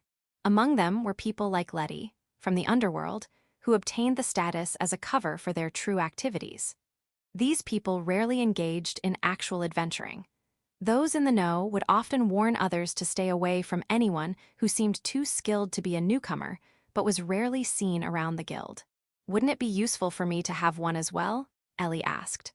Of course, Ellie, who had been a weapon over 1,500 years ago, had no form of identification. It was something Letty knew would eventually be necessary. "Yeah, about that let's think about it once things somewhat settle down." For now, Letty wasn't sure if she could use the contacts in the Assassin's Guild to help. For now, she decided to focus on the road ahead. They moved off the main road and into an alley, going further into a rundown area. It wasn't quite a slum yet, but it was a significantly neglected part of town. Eventually, they reached a shabby house. Letty deliberately made her footsteps loud as she approached the door. She knocked twice near the top, then once harder near the bottom. She turned the knob once to the right, then to the left, then to the right again before slowly opening the door. "Old Bob, you in?" Letty called out. "Ghost, you're safe. Well, I knew you'd be fine."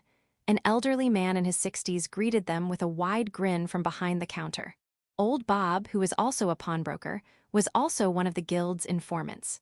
Since Letty had opened the door following the prearranged procedure, indicating she was a guild member, the atmosphere inside was relaxed. Letty gave him a slight nod and approached the counter, with Ellie following behind. And who's this young lady?" "Oh, well, it's work-related, so I'm not sure how much to explain." Considering the future, Letty wanted Ellie to stay, but she doubted Bob would discuss anything sensitive in front of an outsider. She didn't want to reveal too much about Ellie's existence, but reluctantly decided to explain the situation. "Wow, something like that happened, even seeing it with my own eyes. It's hard to believe, but you're not one to joke," Old Bob said, looking astonished at Ellie before nodding in understanding. He offered them both chairs. "If you're safe, does that mean did they come here too?" Letty asked Old Bob. "Yeah, 2 of them barged in. I had to deal with them." Despite his age, Old Bob was still muscular and sharp, hardly looking like a man who had passed his prime. "2? Sounds like they underestimated you as well." "What's that mean?" Bob asked. "They only sent 3 bandits with swords after me as well." "That's it, they really underestimated you. If they were serious about taking you down, they should have sent at least 5 or 6 with ranged weapons." "What?" Ellie was stunned by the casual conversation between 2 people, as if it was normal for both of them to fend off multiple enemies on their own. "Oh, don't be fooled by Bob's appearance. He was once the best around, now he claims to be the second best." Letty explained to Ellie. "That claim part was unnecessary. You're the only one I wouldn't stand a chance against." "Oh man, these 2 are scary," Ellie mumbled, retreating slightly. Bob laughed heartily but soon grew serious. "By the way, what happened to Ted?" "Ted didn't make it." "I see." Bob muttered quietly, looking up at the ceiling. Silence filled the room for a while. "I should have taught him more." "Yeah, but at least we talked a bit before the end." Letty then relayed her conversation with Ted, as well as the information she had gathered from interrogating one of the men. They had such detailed knowledge of the job and even knew where our hideouts were. And if they have ties to the Thieves' Guild but aren't being taken seriously, that narrows it down. "Do you have any information, Bob?" "Yeah, the one who ordered the job is in the royal capital. He spent quite a bit of mithril silver, though most of it was pocketed by the local thug boss." Bob sighed heavily. Letty furrowed her brow. "Hands." "Probably. The thug boss is a guy named Gordo. Hands used to be his lackey, and it looks like that still hasn't changed." Silence fell again. Ellie, who didn't know who Hands was left feeling anxious. "It's been 6 days since I left the city. I should have been gone longer." "It's been a while since I've been away for this long." They must have timed it perfectly. Bob stared at the ceiling, and Letty looked down at the counter. Realizing what they were thinking, Ellie fell silent too. Greg's probably a lost cause by now. Chapter 17, Requiem for a Villain. Damn it, trying to pull a fast one on me. Going back in time, it was 4 days after Letty, or rather, Ghost left the royal capital. Greg, having finally found some free time, was sorting through various documents. Recently, he'd been overwhelmed by managing job progress and other duties, leaving him with no time to go over the other finer details. But at last, he was able to check them, and so he finally noticed. "What the hell is this ledger? Looks like this one's been fiddled with too. And this one, why the hell did I even hire this guy?" Flipping through the papers one after another, he let out a sigh. As the information organized itself in his mind, one conclusion took shape. "I can't believe it. I let my guard down." Sinking back into the relatively luxurious chair he used in the guild, he grumbled to himself. He had trusted that guy too much. Trust is important, but doubt is necessary too. He had told himself that balance was key, yet he'd neglected it. Ah, damn it, that bastard. He's got a way of making you let your guard down. In this world, he was unusually serious, timid, and meticulous. That's why Greg had valued him so highly. Maybe he'd let his guard down without even realizing it. Now that I think about it, I had Ghost detect lies from clients and other suspicious individuals, but never from him. Despite having climbed his way to the top, it seemed he still had some soft spots. And this was the result. Then there was the sound of several people approaching him. They were trying to hide their footsteps while heading towards him. They probably thought they hadn't been noticed already, but this was Greg's territory. There was no way he wouldn't notice such half-baked attempts at sneaking. He reached for 2 daggers, slipping them behind his back and into his boots. He also hid a hand axe by his feet. After a while, the door burst open with a bang. People poured in, and at the very end of the line was, "Well, well, Hands, quite the dramatic entrance you've made. You're surprisingly calm." Momentarily at a loss for words, Hands quickly regained his composure and puffed out his chest, trying to assert his authority. "Greg, it seems that you understand the situation. I'm not a monster, you know. Surrender everything to me, and I might let you live." He spoke with an air of confidence, but it was just that, an air. At the very least, his negotiation partner had seen through him. "Surrender, you worthless scumbag, you can't even clean up your own mess." Leaning back in his chair, Greg laughed, clasping his hands in front of him, wearing a look of complete confidence. "You're scared, aren't you? Even now in this situation. That's just the kind of guy you are." His voice was filled with mockery and provocation. This was Greg. Even in such a situation, he was the type to open up and taunt his opponent. "What kind of nonsense are you saying, and in this situation?" Between him and Greg was a wall of thugs. Even Greg couldn't break through them. That's what Hands told himself desperately, but Greg saw right through him. "Ha, you're really losing it, huh? Your voice is shaking, your shoulders are trembling. Do you really think you can do this?" As Greg's words hit home, Hands quickly raised his hands to cover his mouth and shoulders. Unfortunately, he really had been trembling. Realizing that, he felt his legs start to shake and took a deep breath. "Of course I can do this. I've come prepared and I've made my move." The moment you started preparing, you already failed. In this line of work, you've got to act the second you decide to. There was still some distance between them. The men who had barged in seemed intimidated by Greg and could only inch closer, little by little. "I don't care about your theories. What matters now is this: tell me how to control Ghost." "Huh, what, you got a thing for her or something?" Of course, Greg knew that wasn't the case. He was just trying to mess with him, to throw him off balance. He still hadn't given up on survival. Of course not. Who would want a girl like that with no charm whatsoever? She'll be a powerful asset for the future. "If you tell me how to control her, I'll consider letting you live." "Well, ain't that generous? I'm so moved I could cry." Greg replied sarcastically while scanning for an opening. There were 5 men between him and Hands. Normally, that would be an insurmountable difference in numbers. He thought about how many attacks he could make. No matter how many times he thought about it, it seemed hopeless. This is it. This thing controls her. She's been trained to obey whoever wears it. Slowly, Greg removed a ring from his right hand. He calculated the distance. At this range, he could make it. "Here you go, catch." With that, he tossed the ring into the air. The thug's eyes all followed its arc. In that instant, Greg sprang into action, grabbing the dagger from his boot and the axe at his feet, and threw them. The dagger buried itself in the forehead of the man on the far left. The axe smashed into the forehead of the man standing in front of Hands. The axe, spinning from the impact, flew up and came down, the handle striking Hands square in the forehead. Not the blade, just the handle.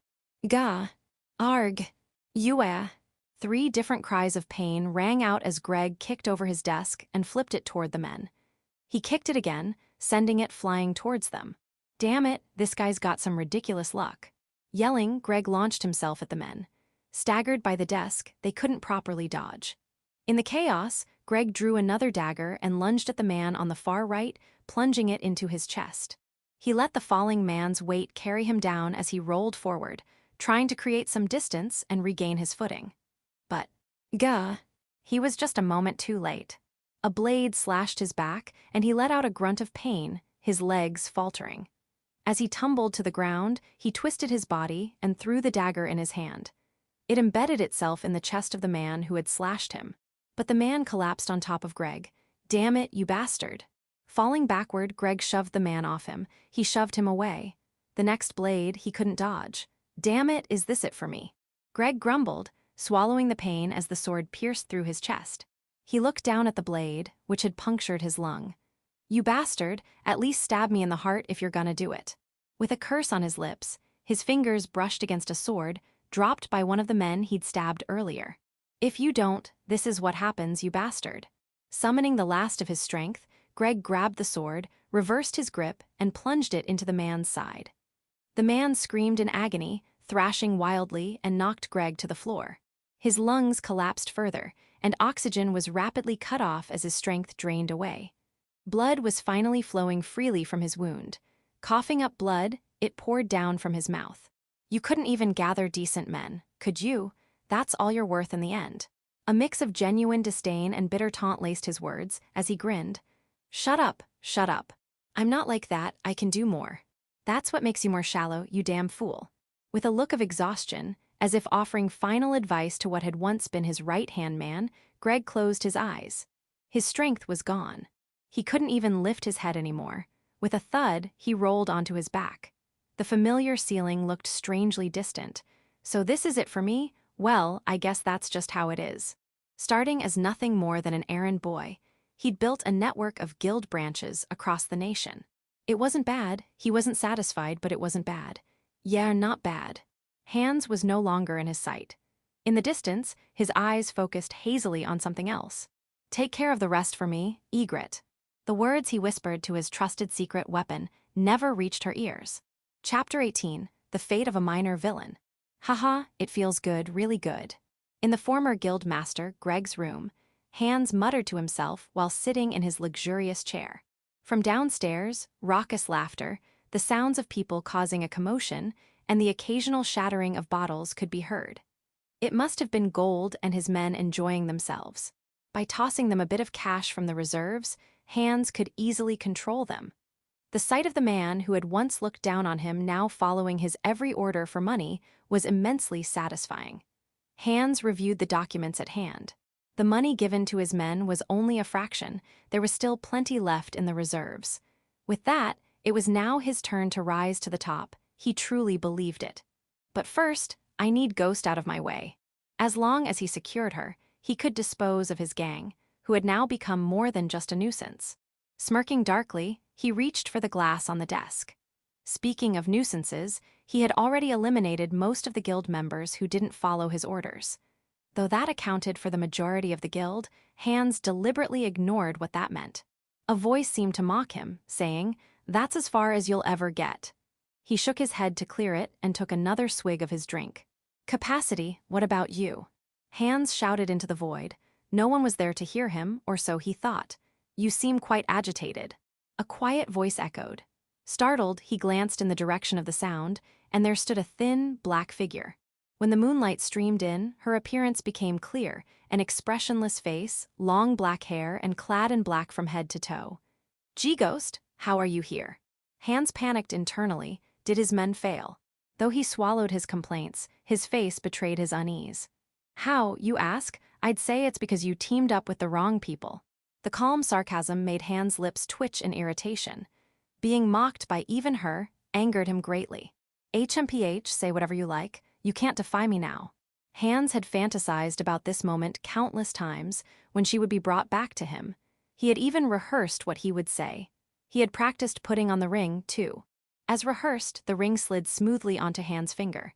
"Now, obey me." He thrust the ring forward with a shout. She stopped speaking and ceased all movement. Satisfied, Hans grinned and leaned back into his chair, relaxing. "How about that? You're now at my command, so what shall I make you do first?" A sinister chuckle escaped his lips. She was so thin, but he was sure he could have some fun with her. "Are you done?" Her voice was indifferent, almost bored. For someone like her, who rarely showed emotion, it was highly unusual for her to sound so disinterested. "Hi." Hans bolted upright, staring at her in disbelief. Her expression was unreadable, but it was clearly not one of submission. Realizing this, Hans began to tremble. "What's happening?" He looked at the ring, then at her, and frantically glanced around the room before his gaze returned to her. You see, Greg told me, if you see anyone wearing this ring when I'm not around, they're a traitor. Kill them on sight. Without a sound, she drew a dagger. It was a weapon smeared with soot to avoid reflecting light, a pure tool for assassination. The message was clear. She now saw Hans as her target and intended to kill him. Hans' trembling worsened, and his face turned deathly pale. Stay away, stay away. I have no obligation to obey your orders. She moved toward him, ready to claim his life, but made no sound. Is this real? Am I dreaming? Hans was about to retreat into denial when something touched his foot, bringing him back to reality. Cautiously, he checked the position and reached for it. It's futile resistance. His complexion was obvious, and his desperate movements were clear to her despite his efforts to conceal them. She sighed, exasperated, and took another step forward. "Ha ha, shut up. Take this." With a crazed grin, Hans quickly pulled out a small crossbow. It had been stored for self-defense, but he had forgotten about it until now, so panicked was he. But there was no time for him to realize that.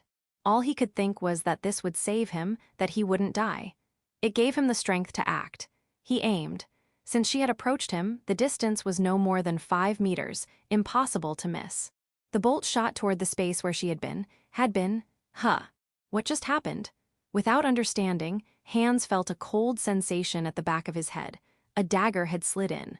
He could feel control over his body slipping away, as if his breathing had been cut off and blood could no longer circulate to his brain. "You didn't know anything. About the ring and about me." Her voice was behind him, though she had been in front of him just moments ago. He tried to turn his head, but his body wouldn't respond, and he slumped against the back of the chair. "You didn't know, but you didn't think it was strange either. You didn't investigate. And then you get ahead of yourself. In this line of work, that's how you end up." Why had she been so successful in completing missions? Why had Greg trusted her so deeply? Hans had never considered those questions. "Farewell."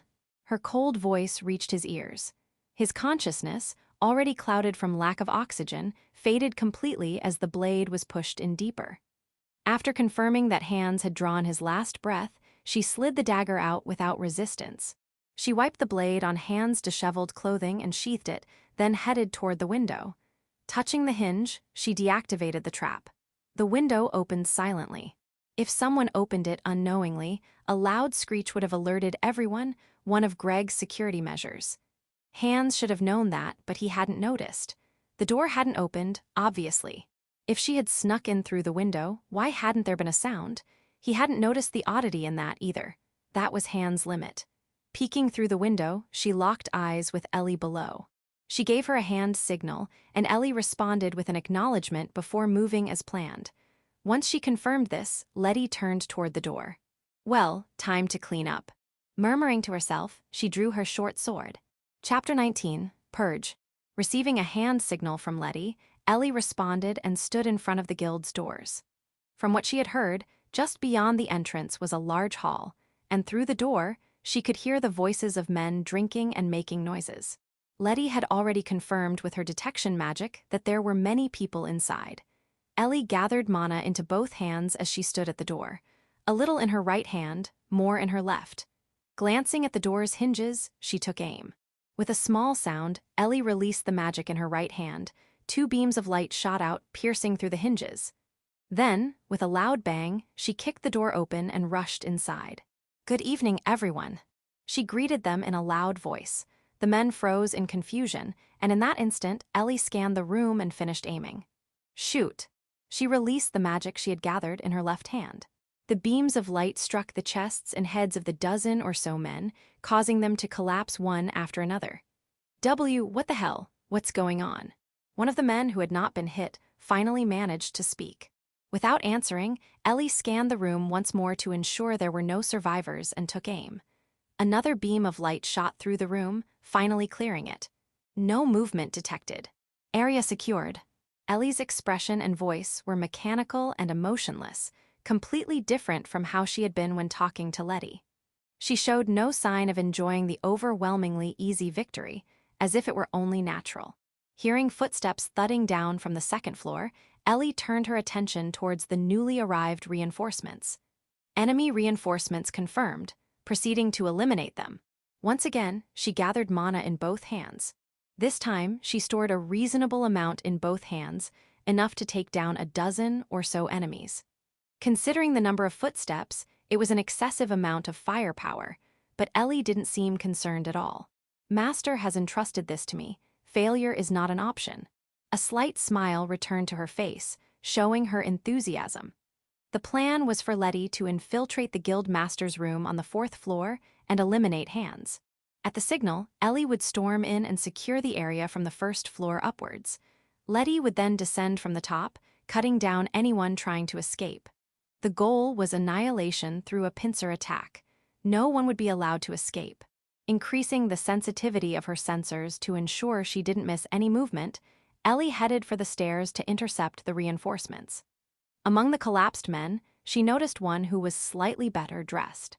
Without any particular changes in her expression, she resumed heading toward the stairs. Gold, one of the few members of Hans' gang, who had helped Hans to eliminate Greg, had indulged in drinking parties with his subordinates, was later confirmed to have lost his life in the surprise attack without even a chance to resist. Letty, having left the guild master's room, had dealt with the people on the 4th floor and secured the area. Most of the guild members had likely been at the banquet downstairs, so there were few people left. Moreover, most of the remaining ones were heavily drunk and were easily disposed of without much resistance. She didn't feel great about taking down such careless opponents, nor about being considered a successor by them. She was also appalled by their lack of thoroughness. Well, I guess both Greg and I were also too soft. They had failed to detect or prevent Hans' betrayal. This was clearly due to their softness and overconfidence in their own people. Or perhaps it was their insensitivity to the allure of the guild's power, wealth, and influence. Even after taking the recent 500 mithril coins, the guild still had easily accumulated around 1,000 mithril coins. And then there was her assassination abilities, client information, valuable assets that could be used in many ways. Having built it all from the ground up, maybe they didn't fully understand the value of what they had. Isn't that the same for Hans? A sudden doubt crossed her mind, but the sound of footsteps from downstairs interrupted her thoughts. Ellie's doing great, I should get to work too. While murmuring that, Letty descended to the 3rd floor.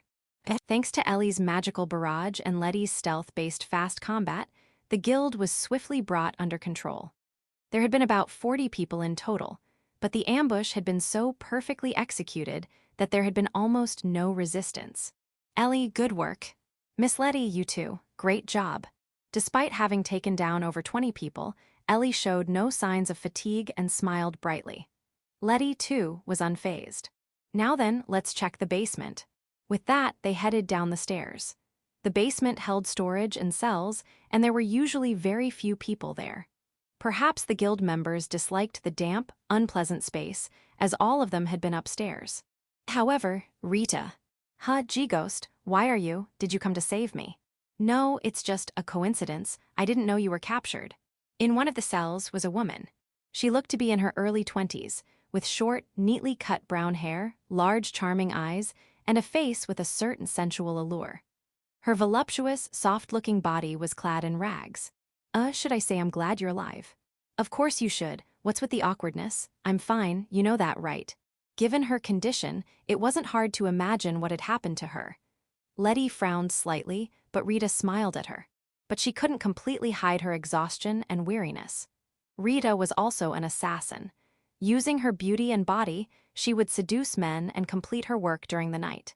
Due to such methods, she had an overwhelming amount of experience with sexual intercourse. But this situation was undoubtedly different from that. Letty's concerned gaze stemmed from that understanding, but Rita smiled back, showing she understood. Anyway, let's get you out of there. Kneeling in front of the cell door, Letty skillfully used a wire from her waist pouch to pick the lock in no time. Thanks, whoa. Rita, standing up and expressing her gratitude, wobbled on her feet. Letty quickly moved to support her. As I thought, don't push yourself. Haha, sorry. It seems my legs gave out a bit. She muttered weakly, clearly overexerting herself. Ellie approached them as they stepped out of the cell. Miss Letty, who is this? Was it just her imagination, or did Ellie's voice seem slightly tense? Hearing the voice, Rita finally noticed Ellie's presence and looked up. Ghost, who's this young lady? And why is she here? Oh, I'll explain. And so, they exchanged information once again. Rita was greatly surprised by Ellie's presence, but more importantly, did that really happen? Yeah, I didn't get a clear look, but I'm pretty sure. A piece of the puzzle that explained the strange feeling they had finally fell into place. Chapter 20, The End of a Work. 9 days have passed since he departed. Has he finally reached the deepest part of the ruins? Ever since the troublesome air set off, he had been in a constant state of unease, a vague, unfounded anxiety that churns his stomach inside out. Despite this, he carried out his usual duties without showing any sign of his inner turmoil. In that sense, he was indeed an exceptional person. However, the strain on his nerves was evident, and his nights had turned into a routine of heavy drinking alone in his room. Will this really work out? No, I just have to believe in it. In the dimly lit room, illuminated by a single lamp, he shook his head several times.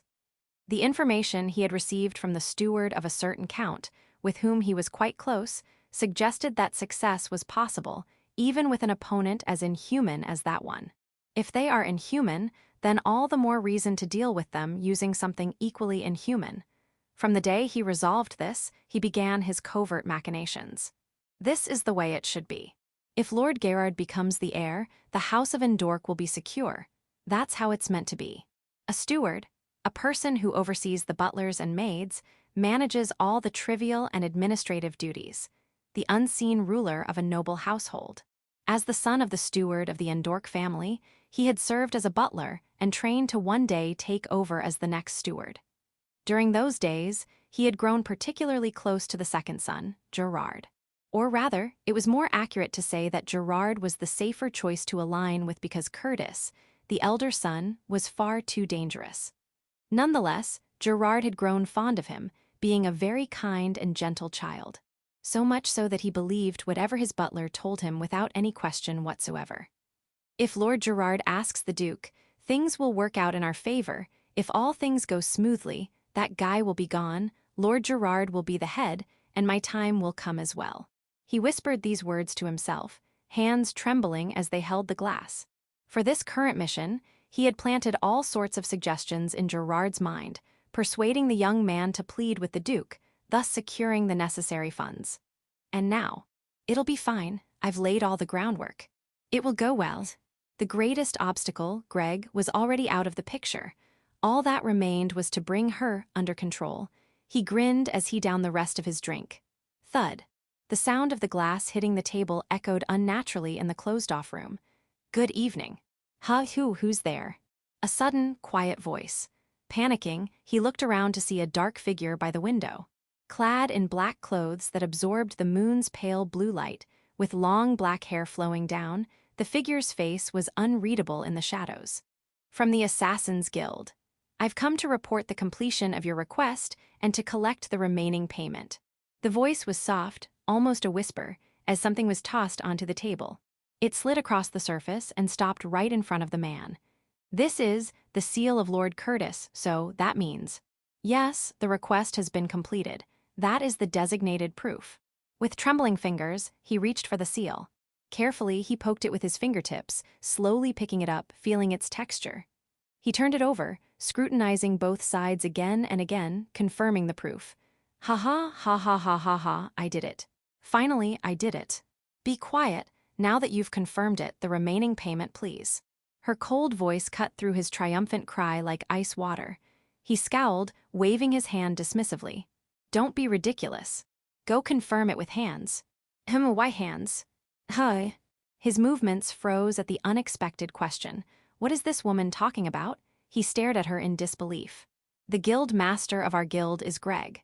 You know that, so why hands? What? No, wait, what are you saying? You're the ghost, aren't you? Oh, so he even told you about that. Something was wrong.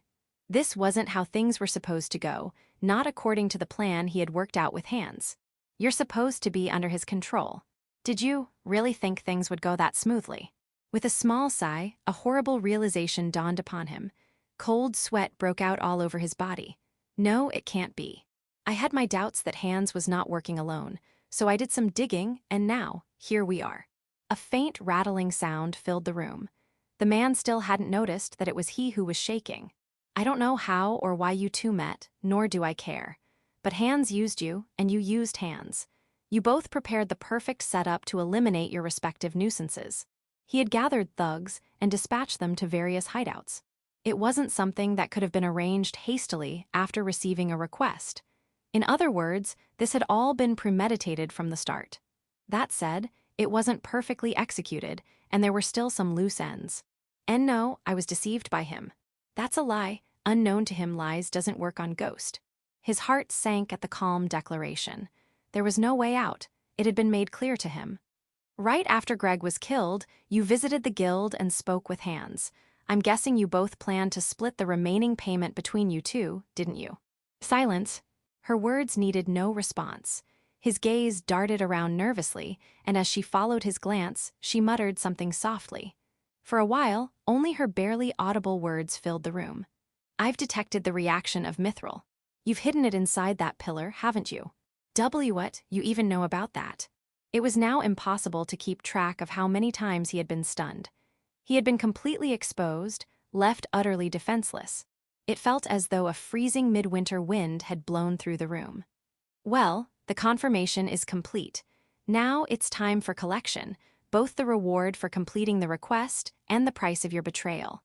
Unable to speak, the man could only watch as the woman drew a dull, soot-covered dagger. The following morning, the butler of the Endork family was found stabbed to death in his room. The doors and windows were all sealed in what appeared to be a perfectly locked room. Beside the body lay a blood-stained seal. Having understood the full gravity of the situation, the Duke covered up the entire incident. Chapter 21, Each of Their Futures. I'm home. After following the usual procedures, she opened the door and stepped inside. This was the town of Walls, at Old Man Bob's shabby house.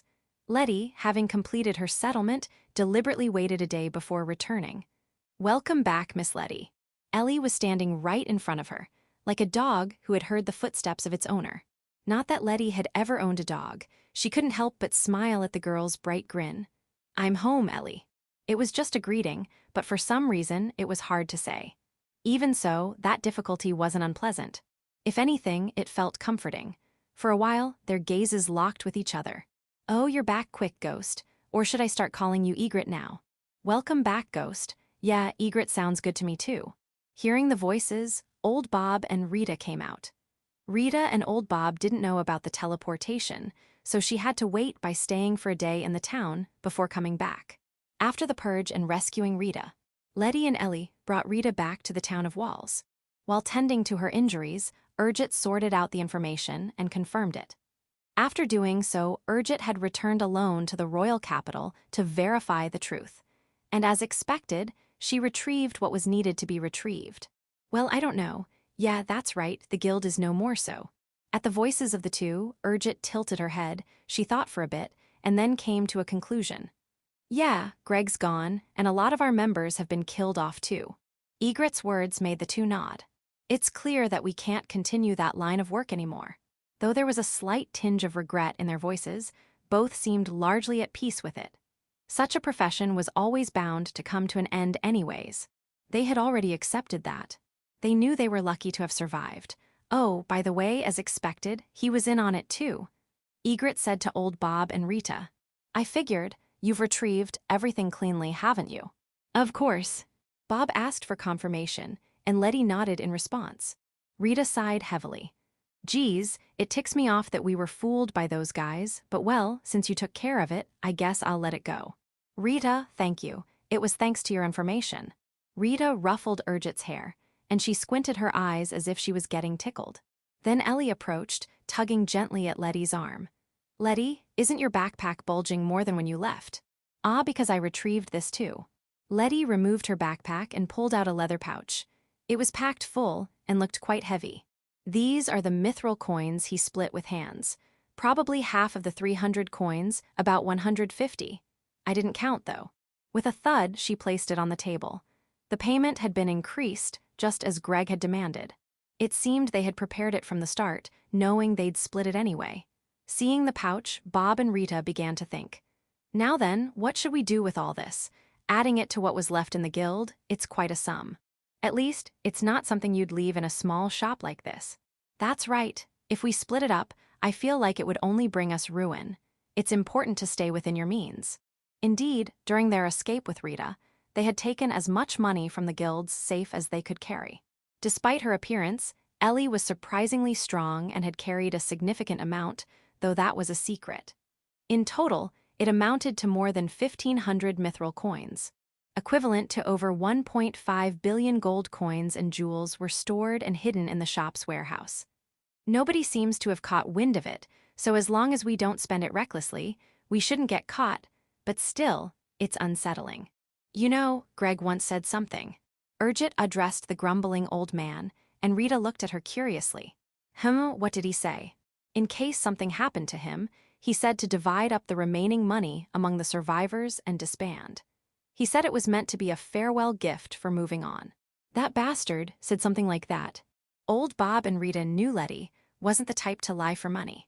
If she were, she could have killed both of them here and now.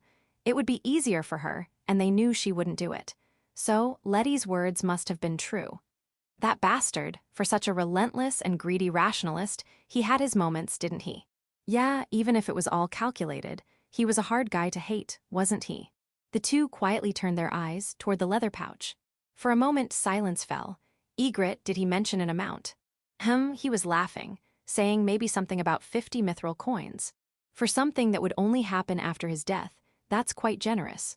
Rita chuckled at the absurdly large amount for a farewell gift. The old man looked strangely amused and a little sad. That's quite the perfect amount, enough to accept without hesitation.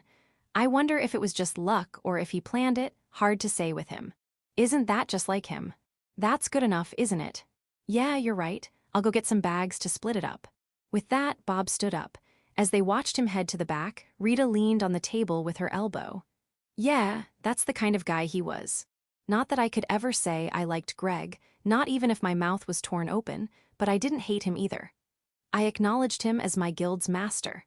Yeah, maybe. I think I understand. Ellie, who had been quietly listening, tilted her head. Everyone speaks so fondly of him. What kind of person was he? Oh, that's a long story. Hey, old man, while you're at it, bring some drinks and glasses. Let's have a toast for him. Rita called out toward the back. What's that? Sure, but my hands are full. Rita, why don't you come over and help carry it? All right, can't be helped then. Grumbling, Rita stood up and said, I'll be back, winking at Egret and Ellie. After Rita disappeared into the back for a while. Was he really that kind of person? Who knows, maybe, yeah. Oh, I see. What's the matter? It's nothing. Ellie, unusually, turned her face away in a pout. It was a topic she couldn't quite follow, and on top of that, it seemed to be about someone who wasn't a light subject for Letty either. In short, she was sulking a little. It doesn't really seem like nothing to me. It is nothing. Hey, Miss Letty, what was he like to you? To me, yeah. She thought for a while, what kind of presence was he to her? It wasn't something she could explain in just one word. It's hard, I can't say I liked him, but I definitely didn't dislike him either. He's the one who took me in. As well, maybe I felt grateful to him. Now, there was no way to confirm. She realized with strange clarity that her thoughts were now filtered through the fact of his death. What's with the gloomy atmosphere? Come on, let's talk more after a drink. Hey, Ellie, can you handle liquor? Oh yes, I'm fine. Letty, are you all right? There's no problem with just drinking. She can drink as much as she wants. Greg made her immune to most poisons, you know. Yeah, that was brutal. I remember thinking, did he really have to go that far? So many times. Glasses were placed in front of Egret and Ellie, along with some random snacks to go with the drinks. Let's put aside the negativity for now. First, a toast to Greg and our fallen guildmates. The old man adjusted his tone, raised his glass solemnly, and the other three followed suit. They raised their glasses and downed the drinks. Old man, you splurged, didn't you? You can tell, Rita. Well, it's a special occasion. Then, I won't hold back either. Licking the corner of her lips, Rita poured herself another glass. Once the drinks started flowing, their conversations never stopped. Rita and the old man reminisced excitedly about Greg, with Egret occasionally joining in, while Ellie watched the three of them, especially Letty, smiling warmly, though with a slight hint of sadness. When the funeral drinks had settled down. By the way, what are you all planning to do next? I'll keep running this place. Yeah, I guess I'll manage somehow, but... I do feel like settling down somewhere. I'm a bit tired. Well, I can hook you up with a job or two. You'd have plenty of offers. Old man, do you have connections to brothels too? Of course. With your looks and knowledge, even the high-class places would take you. If you want, I can recommend you for a maid job as well, royal or ducal, even. He said it as if it were the most obvious thing. His face was flushed with happiness, but his tone was firm. He wasn't entirely joking. Cut it out with the jokes. Me, a high-class courtesan, let alone a maid to royalty or nobility. It's no joke. You'll need to watch with your manners, but the knowledge and education Greg drilled into you are enough for that. His training was that thorough. You might not realize it, but it's true. Sure, it helped me during those jobs, but, thinking about it makes me mad again. What the hell was up with that guy? Looking back, she'd infiltrated the circles of nobles using various means, rarely raising any suspicion. Thanks to the skills she had acquired. But now, it left a bitter taste in her mouth. Looking back on it, it filled her with mixed emotions, and she downed her glass. Often, when you want to say something, the moment to say has already passed. How about you, Egret? Your education is similar, but you're not really made material. Me? Well, nothing comes to mind. She took a sip from her glass, thinking, what did she want to do from here? She felt like she was being wrapped in a vague, white haze. As she tilted her glass again, Ellie, do you have anything you want to do next? Me? Well, yeah. I want to stay with Letty, that's obvious, right? Ellie. She was drunk in a way completely unbecoming of a tactical weapon. Clinging to Letty's arm, she smiled with pure happiness. Was she always this weak to alcohol? Letty wondered internally. Oh, right. I want to travel, I want to go west, there's something I want to see, Letty, can we? Clinging, leaning, and fawning over her. Letty, flustered, couldn't escape. Her ears felt hot, though she wanted to believe it was just from the alcohol, but being doted on wasn't unpleasant. It's not a problem, yeah, it's fine, so let's do that. She was pushed along, but it wasn't an unpleasant feeling. In fact, she felt a bit exhilarated, though she didn't know why. Hey, Egret, don't you think she's kind of dominating you? Old Bob, I wish you hadn't pointed that out. She averted her eyes from the amused old man, muttering to herself. Rita and the old man, delighted by the unusual sight, burst into laughter. Suddenly, she had a realization and Egret raised her voice. Oh, right, if it's okay with you too. What is it? It's rare for you to ask for something. Your big sister will grant you any wish. Hold on, no way, Letty's my master. There was no way to get serious in this kind of atmosphere. The atmosphere was confusing, unfamiliar, but not unpleasant. You see, I think there might still be some of our comrades left. So, how about we bring them their severance pay while we're on our journey? Oh, I see. They are mainly targeted around the royal capital, and there are probably some places we can't reach. Plus, it would help reduce the money we have here. Not a bad idea. I agree, and I know you wouldn't run off with it. Thanks, both of you. Then I'll carry it, since I'm Letty's faithful servant, and I'm strong too. Look, it was as if she'd always been trusted. She realized that for the first time, and it felt strange. As she watched Ellie waving a large chair around to prove a point, she wondered. She just realized it now, and the thought made her a little embarrassed. Maybe it's okay to live. Somehow she felt that way. Ellie, I get it, you're strong, we'll be together, of course, right? Let's travel together, I prefer it that way. She realized that she felt this way because of Ellie. As she said those words, she gently took Ellie's hand. Immediately, Ellie stopped moving. She looked at their joined hands, then slowly, gently lowered the chair. She coughed and took a deep breath. That's the kind of thing I was talking about. You womanizer. That's a bit unreasonable, don't you think? Blushing furiously, Ellie scolded her, and Letty, furrowing her brows in confusion, muttered to herself. Rita clapped her hands, laughing loudly, teasing, oh, how romantic. While the old Bob chided them with a laugh, just don't break anything in the shop, all right. Ah, surely, she thought. It was okay, the people who were left had to live, and a little bit of happiness was allowed, wasn't it? She looked up at the ceiling. I'll live. Egret thought, quietly speaking to Greg, Ted, and the others. Arc 2. The assassin girl sets out on a journey. Chapter 22, No Regrets. The day after bidding farewell to their companions, they set off. Old Bob helped Ellie to get her Adventurer Guild card issued. Meanwhile, Letty and Ellie traveled to a few nearby towns, giving the severance pay to the former members who were still alive. Some were delighted by the sudden windfall, while others expressed sadness over the guild's downfall. Regardless of their reactions, no one had the courage to directly confront Egret, or rather, Ghost. For the time being, Letty and Ellie were able to safely deliver the funds. Rita, on the other hand, had been visiting several noble households, thanks to job placements arranged by Old Man Bob. And then, ta-da, look at this, my guild card. Isn't it amazing? Ellie held up her newly issued card, her face beaming. Letty leaned back slightly, taken aback by her enthusiasm. Yeah, congratulations, I guess. It's perfect, now I can finally travel with Letty. With Letty? Ellie nodded emphatically, as if to emphasize the importance of those words. Letty's gaze darted around the room. For some reason, it felt awkward to make eye contact. Ha, she's really won you over, Egret.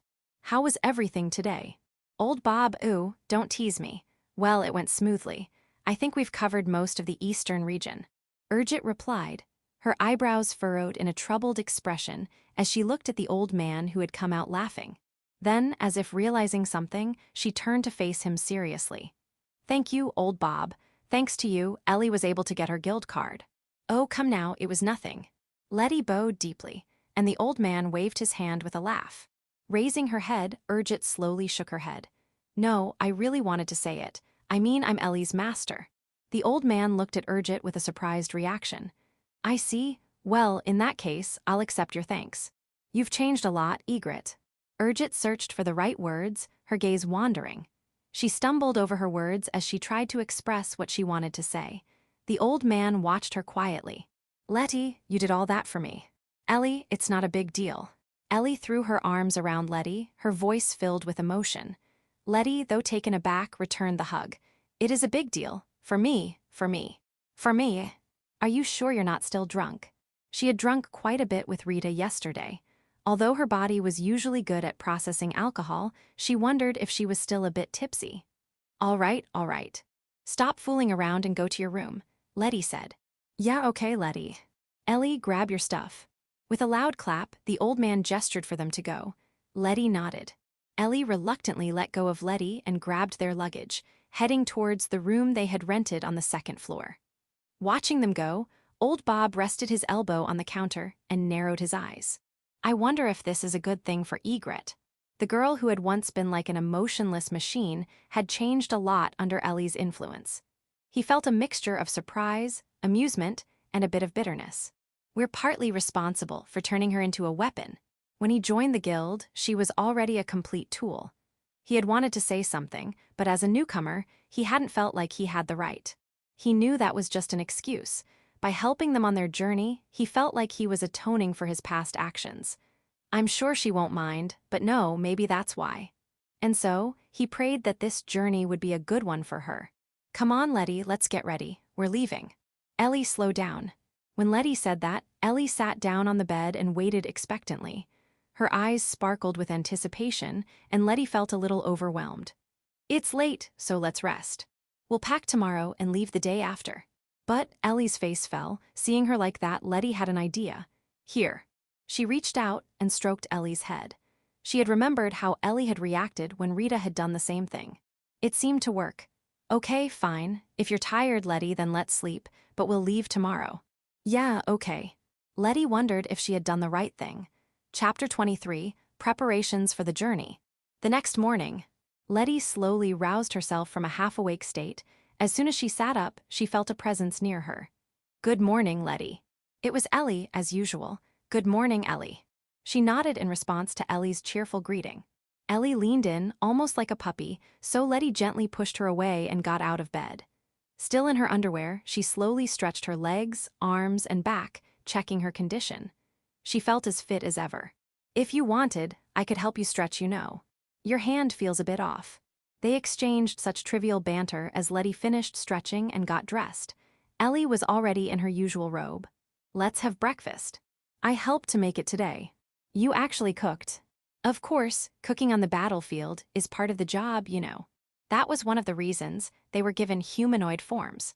In war, humans needed to eat, and while they could bring cooks, creating mana dolls capable of cooking meant they could reduce the number of personnel needed. That's why later models like Ellie had cooking skills. There was another reason, but according to Ellie, I absolutely refused that part, so I'm pure. She gave a strange appeal. In any case, it was convenient to have female-shaped mana dolls to control the 3 basic needs of male soldiers. I see, well, I guess I'll leave it to you during our journey. Yes, of course, leave it to me. I'm so tired of eating those hard rock-like breads. She patted her ample chest confidently and then muttered under her breath. Letty had never really minded the bread. Letty, can you even cook? I've never had to, there was no need. Were you really eating properly? Of course I was eating properly. Ellie looked at her with a suspicious gaze. For a woman, she was quite tall but slender. Her arms and legs were so thin, it seemed like there was barely any muscle. Even during camping, she seemed satisfied with just hard bread and nuts. When you say properly, do you mean to just eat 3 times a day? Yeah, isn't that enough? What did you eat? Bread and nuts. That's the same as our camping food. We need to eat meat. Ellie grabbed Letty's shoulders, realizing she was right, and she realized just how thin Letty was. But meat is expensive. We have plenty of money, at least for now.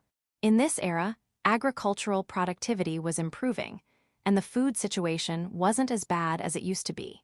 However, meat was still considered a luxury in most cities, as livestock farming was more common in rural areas. All right, then, I'll make it my mission to fatten you up on this trip.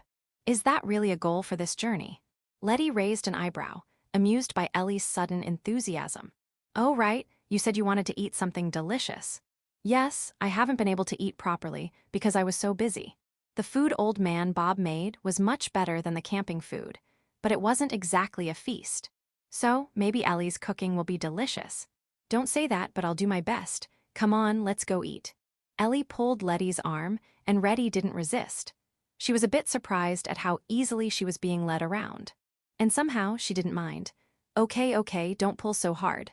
Without resisting, she followed Ellie downstairs to the dining room. After breakfast, they went shopping for their journey.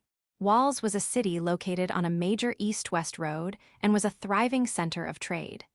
The city was ruled by Duke Tandalum, who was also the chancellor, and as a result, there were many merchants. Being a large city, there was also a large adventurers' guild and many adventurers. It was the perfect place to buy supplies for their journey. First, they visited a shop that sold weapons for adventurers. What about this staff? Sorry, I don't really know much about them. Ellie examined the various weapons, especially the staff for magicians. If they got into a fight on their journey, it would be best if Ellie didn't reveal her abilities. She could kill everyone she encountered, but she didn't want to involve innocent bystanders.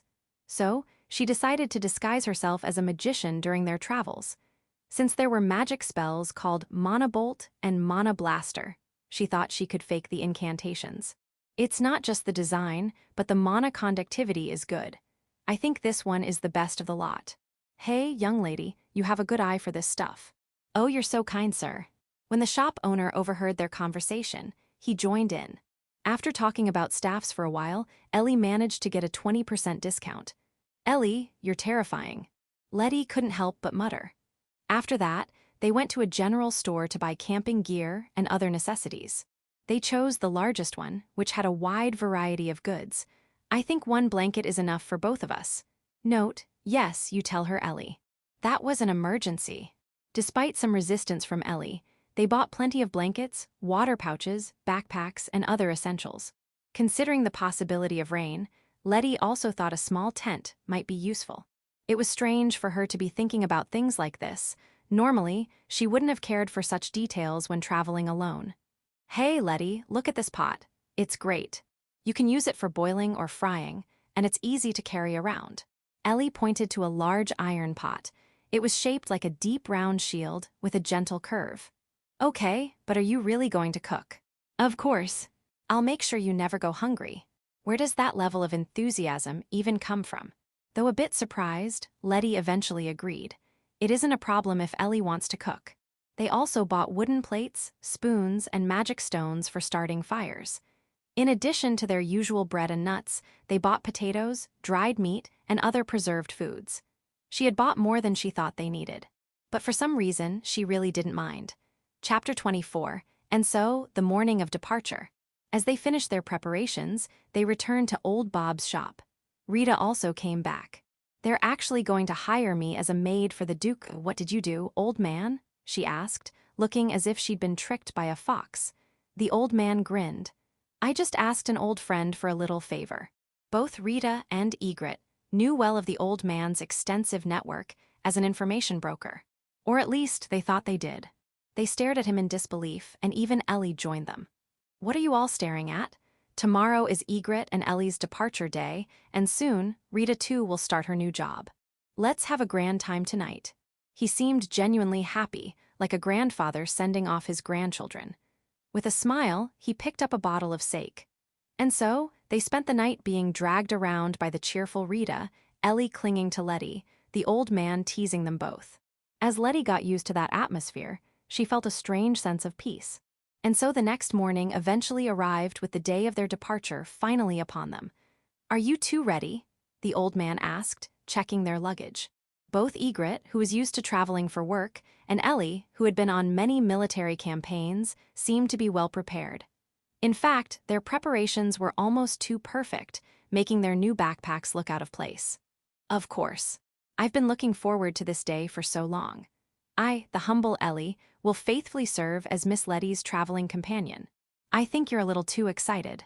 Ellie was overflowing with energy, while Letty seemed a bit overwhelmed. Despite their contrasting moods, the two oddly fit well together. That thought alone gave Letty some reassurance. "Ellie, if you keep this up, you'll be out of breath before we even get started." "Don't worry, I could walk 100 kilometers a day." "I think I'd be out of breath before you." "I think you'd be dead," Rita laughed teasingly. Rita responded with a remark, but she couldn't help but feel a sense of relief that Egret was taking Ellie with her. She was never meant to be stuck in a place like this. She also thought Ellie would be better suited to a brighter place. Hopefully she wasn't wrong. "Well then, let's go." "Yes, I'll miss you, but thank you, Bob, and thank you, Rita. I'm sure we'll see each other again." Ellie bowed deeply, and both of them smiled at her. "We're the one who should be thanking you." "Ellie, Egret, thank you. Be careful, okay?" So much had happened in just a few days that it felt strange. They had always helped each other, but it felt really different now. Letty had thought long and hard, but she couldn't find the right words to say to them. "Ah, how can I express this feeling?" Letty thought, and so she managed to force the words out. "Thank you. I'm glad I have you too." "Ah, that's it." Gratitude, regret, determination. They could all be expressed in that single phrase. "Well then, we're off." She looked into their eyes and said, waving goodbye, she walked out of city. She turned around once more and waved at them. Then, nodding to Ellie, she walked straight down the western road. "They're gone. They're really gone." They watched until the two figures disappeared from sight. "I didn't expect to feel so uneasy about sending her off. This is different from her usual travels." "I know what you mean. Egret was always so efficient, but that was when she had a clear target." "That's true, but for now, she does have a clear goal." They were going west to see what Ellie wanted. Only Egret knew what that was. At least, the two left behind didn't know about it. "I hope she finds what she's looking for." "I think she will. Egret's changing." Of course, he knew that, but he hoped that the change would be for the better. He prayed that his old man's worries were unfounded. They continued to watch the road where the two had left.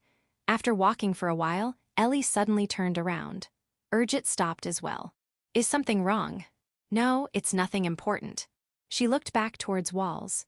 "Even though we haven't been here for long, I feel a bit nostalgic. I've never felt this way before." She smiled, but it was a strange, puzzled smile. "Yeah, me too. I've been to Walls many times, but..." She felt a bit reluctant to leave. A gentle breeze blew, carrying the warmth of early summer. It brought her back to reality. "Let's go. We'll see them again, they're strong." "Yes, they will be just fine." Letty smiled. It was a strange thing to say after such a short time, but she didn't mind. She was a bit dazzled by how quickly she had grown so attached to Ellie. And so, they continued walking. Their destination was the western border town of Azil. What awaited them beyond that, they didn't know. Chapter 25, Similar Yet Different. As they journeyed west, they came across several former guild hideouts. Some were still occupied by gold subordinates, which they eliminated. However, as they progressed, they encountered more and more former guild members who were still alive. By giving them their severance pay, they were able to lighten their load. As they approached the border, they met more and more people whose main job was to cover for the guild's work, which was understandable given the lack of work and targets compared to the capital. Leaving another town behind, their next destination was Azil, a border town. It would take about 3 days to reach Azil on foot, so they decided to camp on the way. Both of them were skilled at setting up sleeping areas and building fires. Once they had finished, Ellie took out the pot she had bought. After building a simple campfire and heating the pot, she lightly oiled it and fried sliced potatoes. When they were lightly browned, she added a suitable amount of water, then threw in the dried meat that had been softened in white wine, along with the wine. "Hey, Letty, I was looking at the map Bob gave us, and I noticed something. Isn't the border around Azil kind of strange?" "Oh, well, that's because Azil only recently became the border." Letty nodded briefly in response to Ellie's sudden question. Ellie looked at the map again, as if trying to confirm something. With this shape was it attacked? "That's right, you're quick to catch on." "Oh, come on, Letty, you don't have to praise me so much." Ellie giggled, playfully tapping Letty's shoulder. Her touch was just right, not too soft, but enough to feel it. Since they had started their journey, these kinds of physical contacts had increased, and surprisingly, she didn't mind it at all. In fact, she found it rather pleasant. It was about 2 years ago. The kingdom of Balandia in the west attacked. At that time, the border between Juristan and Balandia was a region called the Eurus frontier. A marquis was given the title of frontier lord, with the authority and honor of commanding the kingdom's army at the forefront in exchange for being stationed on the frontier. The Marquis of Eurus was a worthy figure, but 2 years ago, he was apparently killed without much resistance. It seems they used some sort of large-scale magical weapon. "I see, well, I had a feeling, or rather, I guess I kind of expected it." Letty tilted her head slightly at the word expected. Then, something seemed to occur to her. "Could it be that this is what you want to see, Ellie?" "Yes, I think so, probably that's what it is." Ellie smiled bitterly. Letty stared at her for a while. "Can you tell me more about it?" "Yes, I was planning to tell you eventually." Although the bitterness remained, Ellie nodded with a smile. "What I wanted to see was Whiskeraf, a city. Or rather, it itself was a strategic magical weapon, a city embedded with magical devices. It's where I was created." "So, it's like your hometown." Letty pondered the strange information. She connected the words and managed to come up with a plausible explanation. "Yes, I think you could call it my hometown.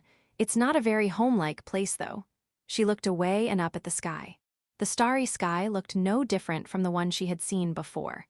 The only sound was the wind rustling through the trees. "It sounds strange to say, but I was created as a tactical weapon. So I was treated accordingly as one, so I don't really feel nostalgic or anything." "Why do you want to go see it then?" Letty pondered out loud. Their eyes met, her golden and black hair swaying in the wind. After a while, Ellie spoke. "I wanted to confirm if it still exists. If it's still alive, then I might be able to put it to rest. It's something that really shouldn't exist in this era." Ellie smiled faintly, her expression almost fragile.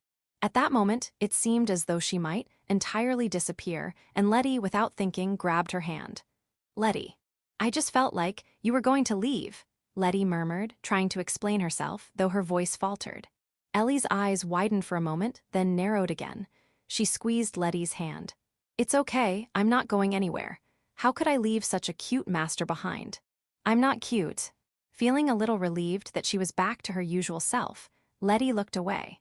"You really are," Ellie said with a grin. "No, I'm not." "No, you're very cute. You're the first master who's ever treated me like this." "I'm not sure what your standards are," Letty said, furrowing her eyebrows in confusion, turning away slightly. Ellie grinned mischievously. "Oh, are you blushing?" "I'm not." "Liar, you totally are." "I'm not," Letty said, pulling her hand away and turning her face to the side. Even when Ellie teased her not to sulk, Letty kept her face turned away. But despite the teasing, she somehow felt comfortable. As they were talking, the water boiled and the dried meat started to fall apart. They added salt and some herbs and stirred it. After a while, Ellie spoke up. "Come to think of it, why did Balandia stop after taking over Eurus? If they were really using Whiskeraf, they could have easily taken over all of Juristan." "Well, it's a matter of supply and occupation not going well. The Eurus frontier was not a very large territory. Being a frontline region, it had more military facilities than farmland. Even after occupying it, they couldn't produce enough food. In addition, remnants of the former frontier lord's army carried out small-scale attacks, and the farmers either rebelled or fled. It seemed that the Marquis of Eurus was also a good ruler and was loved by his people. If he had been alive, they could have controlled the territory by detaining him or negotiating with him. But unfortunately, he was said to have been blown away by a magical weapon. As a result, Balandia's occupation was not going well, and they had to rely on supplies from the rear, making it difficult to advance any further at this point. It's true what they say, history repeats itself. Really, it happened in our time too. They would blow up commanders and leaders with strategic weapons, and then things would get out of control. That's why strategic mana dolls, which were developed first, were no longer used on the front lines. They were sometimes deployed for base defense, but Whiskeref was originally intended for that purpose. And that's why people like me were created, with their power suppressed and carefully controlled. Ellie continued to explain. War is often used as a means to acquire territory. It is, after all, merely a means, not an end in itself. However, people often forget that and become obsessed with winning. It seems that this has not changed much over the years. Maybe the previous king understood how difficult it was to use. He died suddenly 5 years ago. Since the crown prince was still a minor, the queen became monarch, and that's when the expansionist policy began. So the queen got messed up, she got drunk on power, Ellie sighed. The wind blew again, and the trees snapped. After a moment of silence, Ellie turned to Letty with a serious expression. Letty, I have something to ask of you, my master. If Whiskeref is really in the hands of Balandia, trying to put it to rest would be like declaring war on the country of Balandia itself. I know that, but if it comes to it, would you help me? Hesitating, she finished her sentence. Letty nodded without hesitation. Ellie's face twisted slightly as she rested her forehead on Letty's arm. Honestly, why do you have to be so kind? You're supposed to be my master, yet you indulge me so much. Because you're cute, I guess, Letty replied, teasing her in return. Ellie froze momentarily, then wrapped her arms around Letty in a tight hug, her ears bright red. I'm not cute. You are. Letty was certain of her feelings, who knew how much time passed. Let's eat, Ellie said, breaking away. She cut some bread and threw it into the pot. When it was soft, she scooped it up with a wooden spoon and handed it to Letty. After chewing for a while, Letty said, It has flavor. Is that a compliment? I hope so. Ellie also ate some and nodded in satisfaction. The soup was very warm. Chapter 26, The Border Town of Azil. Azil was a town, as its name suggested, ruled by the Count of Azil. Now serving as a border town, it functioned as a checkpoint. Due to this role, the town was heavily guarded, with a disproportionately large number of soldiers. Despite its bustling atmosphere, a sense of unease hung in the air. Compared to walls, the entry into the town was strictly controlled, and the guards at the gate wore stern expressions. What is your purpose in coming to town? I'm delivering a package to the Adventurers Guild. Here's the package and my guild card. And here's mine. Anticipating this, they had prepared a dummy package beforehand. Presenting their guild cards must have helped, as the guards quickly inspected their belongings and allowed them to enter. I'm glad I still have my Adventurers Guild card, Letty said. Me too. Thanks to Bob, Ellie replied. Walking along the bustling main street, they exchanged such remarks as they made sure to stay to the side of the busy main street, crowded with soldiers and merchants' carts. There are a lot of people here with grim or tired expressions, Ellie observed. Now that you mention it, I heard things were supposed to have calmed down a bit since the war ended 2 years ago. Despite the end of the war, the people passing by exuded a harsher mood, causing the two of them to ponder about the situation. After walking for a while, they turned the corner and entered a back alley. They found a small tavern and slowly pushed open the well-worn door. Inside, several adventurers were lounging around. Ignoring their curious gazes, they went to the counter and called out.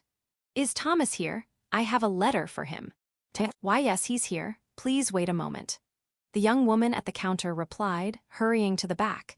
The adventurers' gazes intensified, but Egret and Ellie remained calm. Within a minute, the girl returned. The guild's master is asking for you. Please follow me to the reception room. Thank you. They were led to the reception room as if it were the most natural thing in the world. The veteran adventurers, sensing something was off, quickly averted their gazes and gestured to the younger ones to do the same. A strange silence filled the room after the two women left. "Ghost, it's been a while." "It has, Thomas." A burly man in his 30s, who looked like a typical retired adventurer, greeted them. Although he was usually a boisterous man, his expression was now shadowed, and his eyes lacked their usual vigor. Noticing Ellie behind Egret, he asked, "You brought her with you. Does that mean she's involved too?" "Yes, you could say that." "What do you mean? There's been no regular communication from the guild lately." "Is this related?" "Well, that's what I'm here to explain." Thomas gestured to a sofa, inviting them to sit. As Egret began to explain, his brow furrowed deeper and deeper. For the sake of simplicity, she described Ellie as a cooperating mage. "So, Hans was that bastard and Greg was too lenient," Thomas grumbled, leaning back on the sofa and staring at the ceiling. After a moment of thought, he leaned forward towards Letty. "Ghost, you're not currently on a mission, are you?" "Oh well, no, but—" "Then please, take my request." With a sorrowful cry, Thomas bowed his head. Egret blinked in surprise and exchanged glances with Ellie before turning back to Thomas. "What's wrong, Thomas?" "Ah, sorry, I shouldn't have acted like that, but I have no one else to turn to." "How did the town look to you?" "Well, it seems a bit unsettling." "That's just the surface. In the farming villages and lower districts, it's far worse." Thomas explained the current state of the town. The Count of Azil had begun to impose stricter taxes suddenly a few months ago, especially on food like wheat and potatoes. It was said that some rural areas would face starvation next winter. While such behavior from a tyrannical noble was not unheard of, I could understand if he was stockpiling for a war, but all the food he's collected has disappeared. I thought he might be selling it somewhere, but the flow to the north, east, and south hasn't changed. So where's all that food going and to whom? Could it be the west? The thought that food was being sent west to the neighboring kingdom of Balandia made Egret frown. That's probably the case. But I can't find any evidence beyond that, and honestly, it's not really my job. An inspector from the kingdom came last month, but it seems he was bribed and fooled, so I don't expect the people who should be stopping this to do anything. Thomas looked around the room, seemingly lost in thought. After a moment of hesitation, he spoke. "If this were to end here, it would just be another case of the common people being exploited by the nobility, but I don't think it will end there. In the worst-case scenario, he might even invite Balandia's army. He might offer them food or even money as a ransom for himself and the town." Egret said, "That bastard, Count Azil, isn't like that. He's just trying to save himself. If that happens, what will become of this town is." It was a common occurrence in history. The invading side would try to subvert the other side, or a noble from a weaker country would sell out their country for their own benefit. They didn't know which type of person Count Azil was, but the outcome would be the same for outsiders. I could just run away, but my wife just gave birth. She's still recovering, and I can't imagine fleeing with a baby. So you want to do something about it now? Yes, exactly. But I want to investigate first, gather evidence, and if he's guilty, then. Hearing those words, Egret sensed a trace of Greg's lingering influence in Thomas's words. Even though Greg was long dead, his presence seemed to remain. Yet that didn't change anything. "Thomas, assassinating a count usually goes for at least 10 mithril coins. If we're including an investigation, the price would rise to 20 coins. Do you have that?" In a calm, cold voice, Egret asked the question, and Thomas faltered. As he tried to push through with a raised voice, "Damn, I don't have that much, but we're partners, right? I'll give you whatever I can." Egret shook her head quietly. "We take on jobs for money, and we separate our emotions from our work. If we start killing out of emotion, we'll lose control." I know that, but in this bloody, dirty line of work, it's crucial to set your own limits, or you'll fall in a bottomless pit. This is especially true for someone like Egret, and recently she had been more aware of this than ever. Shocked by Urgit's words, Thomas pondered for a moment before slumping down. It was clear this issue had been weighing heavily on him. It was like a noose tightening around his neck, and the thought of possibly stopping it made him cling to any hope. But even he knew it was too good to be true. In this situation, with no support from the guild, It was unreasonable to expect him to go up against the Count for a small sum of money. "I'm sorry, I know, forget I said anything." "All right, but Thomas, there's something else I want to tell you." Letty turned to Ellie. Ellie smiled brightly and began rummaging through her backpack. "What? Is there something else?" "Yes, something very important." As Letty nodded, Ellie placed a leather pouch on the table with a thud. Thomas's eyes widened in surprise. "This is the guild's remaining funds. It's from Greg. There should be about 50 mithril coins in there. Please confirm." "What?" Thomas stared at her, dumbfounded. With trembling hands, he opened the pouch and found the mithril coins. "At least 20 of them. It's up to you what you do with it." "What do you say?" Thomas looked at Egret blankly, then at Ellie's smiling face, and then at the contents of the pouch. Finally, the meaning of her actions sank in. Thomas began to cry out, openly weeping. His cries were not just loud, they were filled with the deepest, most profound anguish, as though his very soul were. Chapter 27, You Can't Shut People's Mouths. "Really? Do you usually have more variety?" "That's right. But lately, flour's been getting expensive. I wish I could give more to kids like you who eat so happily." In a bakery on the main street, Ellie and the shop owner were chatting happily, after having purchased several loaves of bread. After calming down the crying Thomas, Letty had accepted his request and officially taken on the case. She'd been a bit overwhelmed by the large pouch of mithril coins he'd thrust upon her, but she'd put it aside for now. To gather more information and verify Thomas's claims, they had started by casually asking questions of the locals. It was a common tactic to gather information during the day through everyday conversations. "Ellie, isn't it strange how good you are at this?" "Oh, really? I'm just making small talk, aren't I?" Letty asked with a slightly suspicious look, but Ellie replied with a sweet smile. Though she calls it normal, the information she had gathered through small talk is quite something. Grains like wheat and flour, their processed products, not only that also tubers and other long-lasting foods are hardly available in the market anymore. Not just that, alcohol and cloth are also in short supply, and for some reason, despite it being summer, there's a rush to buy firewood. She'd also discovered that while the number of carts coming from other territories hadn't decreased, the number going to other territories had. Trade with Balandia had resumed to a small extent, but there had been an increase in merchants coming from Balandia, mostly to buy goods. Furthermore, she'd learned that Count Azil was a haughty and self-serving nobleman who was disliked by the common folks. "Are you really just making small talk?" "Of course, I wouldn't lie to you, Letty." "True, I don't think she's lying. But seeing how easily Ellie gathers all this information from such natural conversations would change anyone's view of her. That said, the fact that we've confirmed the information and gathered even more is quite something. Firewood, I hadn't considered that, but you're right, you'd need a lot for a large-scale military operation.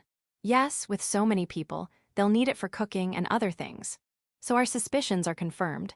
Now, the question is what to do next. Let's go back to the inn for now. We'll continue our investigation at night. They had gathered enough information for one day. Discussing plans to infiltrate at night in a public place wasn't wise, so they returned to the inn. Thomas had suggested they stay at the guild, but just in case their trail was getting picked up, they decided to stay at an inn instead. After a brief meeting there, they left the inn and headed back out to the main street. After carefully examining several inns, they decided to enter the largest one. As it was late afternoon, the inn was bustling with customers. They found an empty table and sat down, ordering a simple meal from the busy waitress. "Ellie, I'll leave it to you for a bit," Letty whispered to Ellie. "Yes, you can count on me," Ellie said after a quiet exchange. Letty leaned back in her chair and closed her eyes, focusing intently. She listened to the flood of voices around her. "This ale is too expensive and tastes terrible, and it's such a small serving. This food never fills me up. My mother's always complaining about how little she earns." Sifting through these everyday complaints, she searched for something more significant. "After this, I've got another job to do. The usual in the western woods. What is the Count even thinking? Don't say such foolish things. Be careful and don't get caught." She had cast a hearing enhancement spell before entering the tavern, and now she focused her attention on these hushed conversations. "I think I've found something," she murmured, opening her eyes. She glanced at the group of men who had made those comments, making sure not to stare. As Ellie engaged her in casual conversation, Letty quietly cast a tracking spell on the men. A simple spell that leaves a magical trace on a target. It has no direct effect on the target itself, but the mana traces can be used as a reference for certain other spells. For example, detection spells. You're really good at those subtle spells. Well, yeah, but they're useful, right? Definitely, I'm honestly impressed, only because it's you, Letty. As they finished their meal, the men they were watching stood up and left. Letty waited until they were out of sight before paying and leaving the tavern. With those words, they started eating the food that had arrived.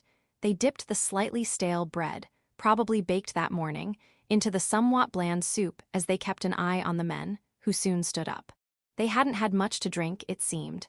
The men left with steady footsteps, and as they finished their meal, the men had disappeared. "Let's head back to the inn," Letty said. After a brief discussion in their room, Letty took out her change of clothes from her bag and changed into her black outfit, the one she wore for work. She equipped herself with daggers and throwing knives. Since her mission was to gather information tonight, she kept her equipment light. After checking her gear once more, Letty cast a detection spell on one of the men she'd heard in the tavern. The tracking spell, following the traces she had placed earlier, informed her that the men had indeed headed to the western forest. "I'll be going now," she said to Ellie. "Be careful," Ellie replied with a smile. With a slight distortion, Letty vanished from sight, following the trail of the spell she had cast. Chapter 28, If you want to hide something, hide it in the woods. A forest at midnight, where even the moonlight barely passes through. The dense forest spreading to the west of Azil is in a border region, and perhaps due to its remoteness, people rarely visit, and it remains mostly untended. Well, at least that's how it should have been. However, now more than 20 people, accompanied by several carts, were making their way through this forest. Their loose-fitting clothing made it hard to tell, but they were all well-built, likely accustomed to physical labor. Their faces were hidden by deeply drawn hoods, but they were likely all men. Despite traversing a dark forest, they carried only a few lanterns, each with a metal shutter that could be closed at any time to prevent any light from escaping, an unusual choice. Such lanterns were typically used by adventurers or those involved in more nefarious activities. "Hey, watch that side. If you drop the cargo, we'll have to answer to him again. I know that, so stop yelling. It's noisy enough as it is." The voices coming from the group, blending with the rattling sound of the wheels, were far from refined. They couldn't see far ahead in the darkness, but they couldn't afford to slow down either. Amid the stress of the situation, the already unruly group became increasingly irritated. The occasional loud slap, probably the sound of someone swatting mosquitoes, echoed unnecessarily through the night. That man, noticing the threatening glares he received for his actions, shrugged apologetically. Finally, they reached their destination, a small clearing in the western forest, a place even the locals avoided. A lone man, dressed similarly to the others, stood waiting. He signaled to the group with his unique lantern, and the men began to unload their carts. "We've brought the goods, sir," the leader said respectfully. "HMPH, you're late. You're nothing but a carrier, so hurry up." The man, whom they called sir, checked the cargo with a disgruntled expression. Nodding, he tossed a leather pouch to the leader. "It seems to be in order. Now, get out of here. Or do you want to die?" "Yes, yes, we'll be going." Without even giving them time to inspect the contents of the pouch, the leader was dismissed. Unfazed, he told his men to leave, and they quickly disappeared into the forest. The leader knew better than to argue.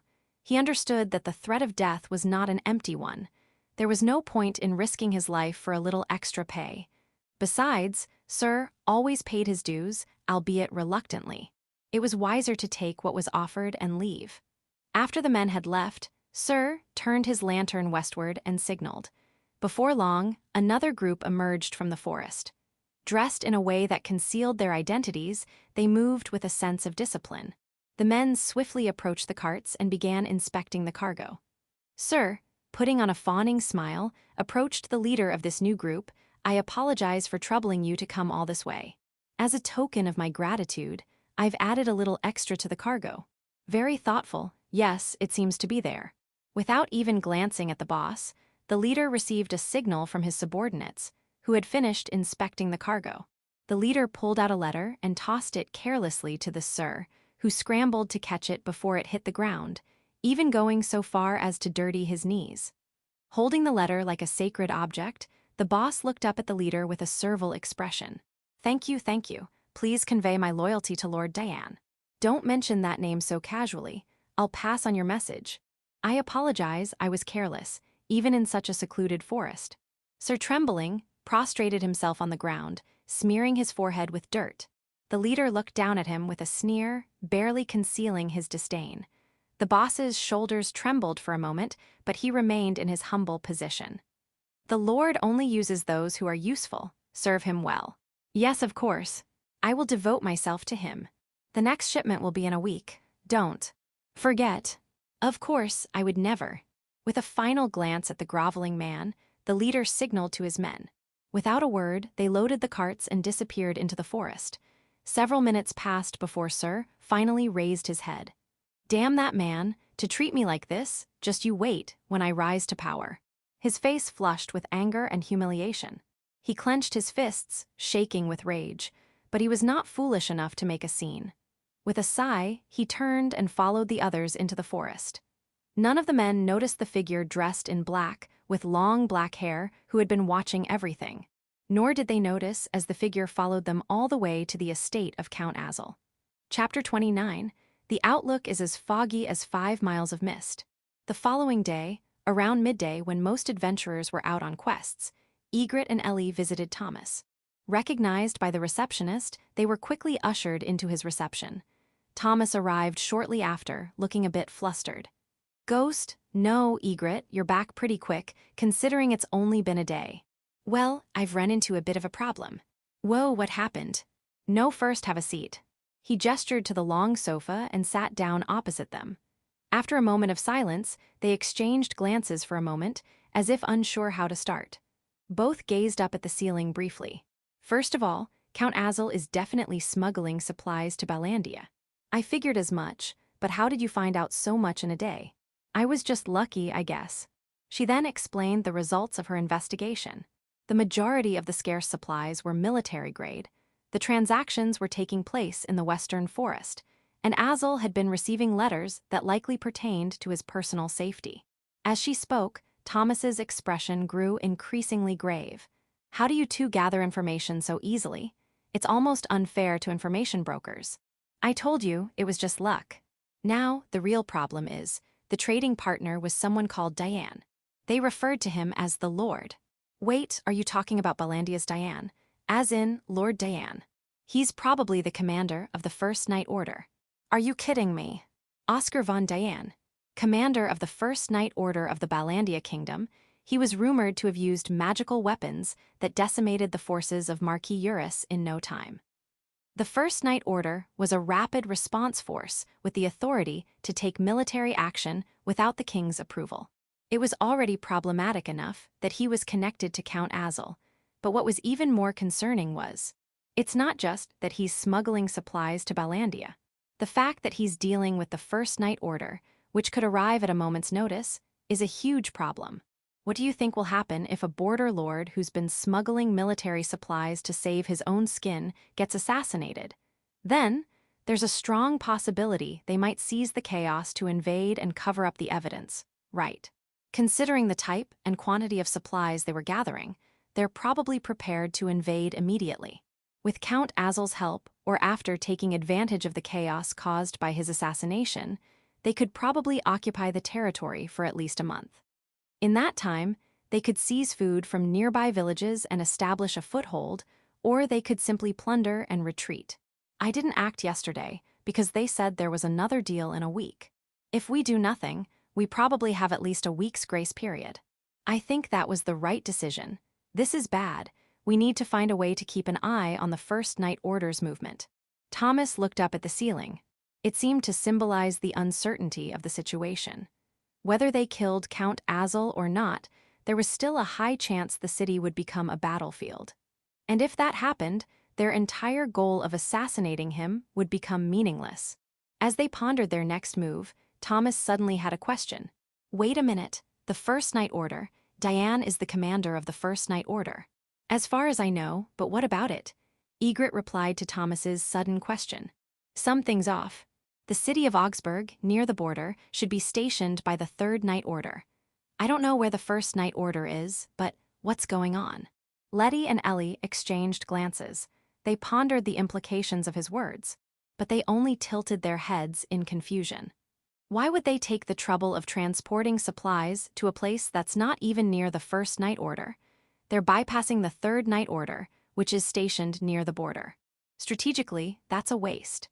Does that mean the Third Night Order is not strong enough and they're considering relying on the First Order?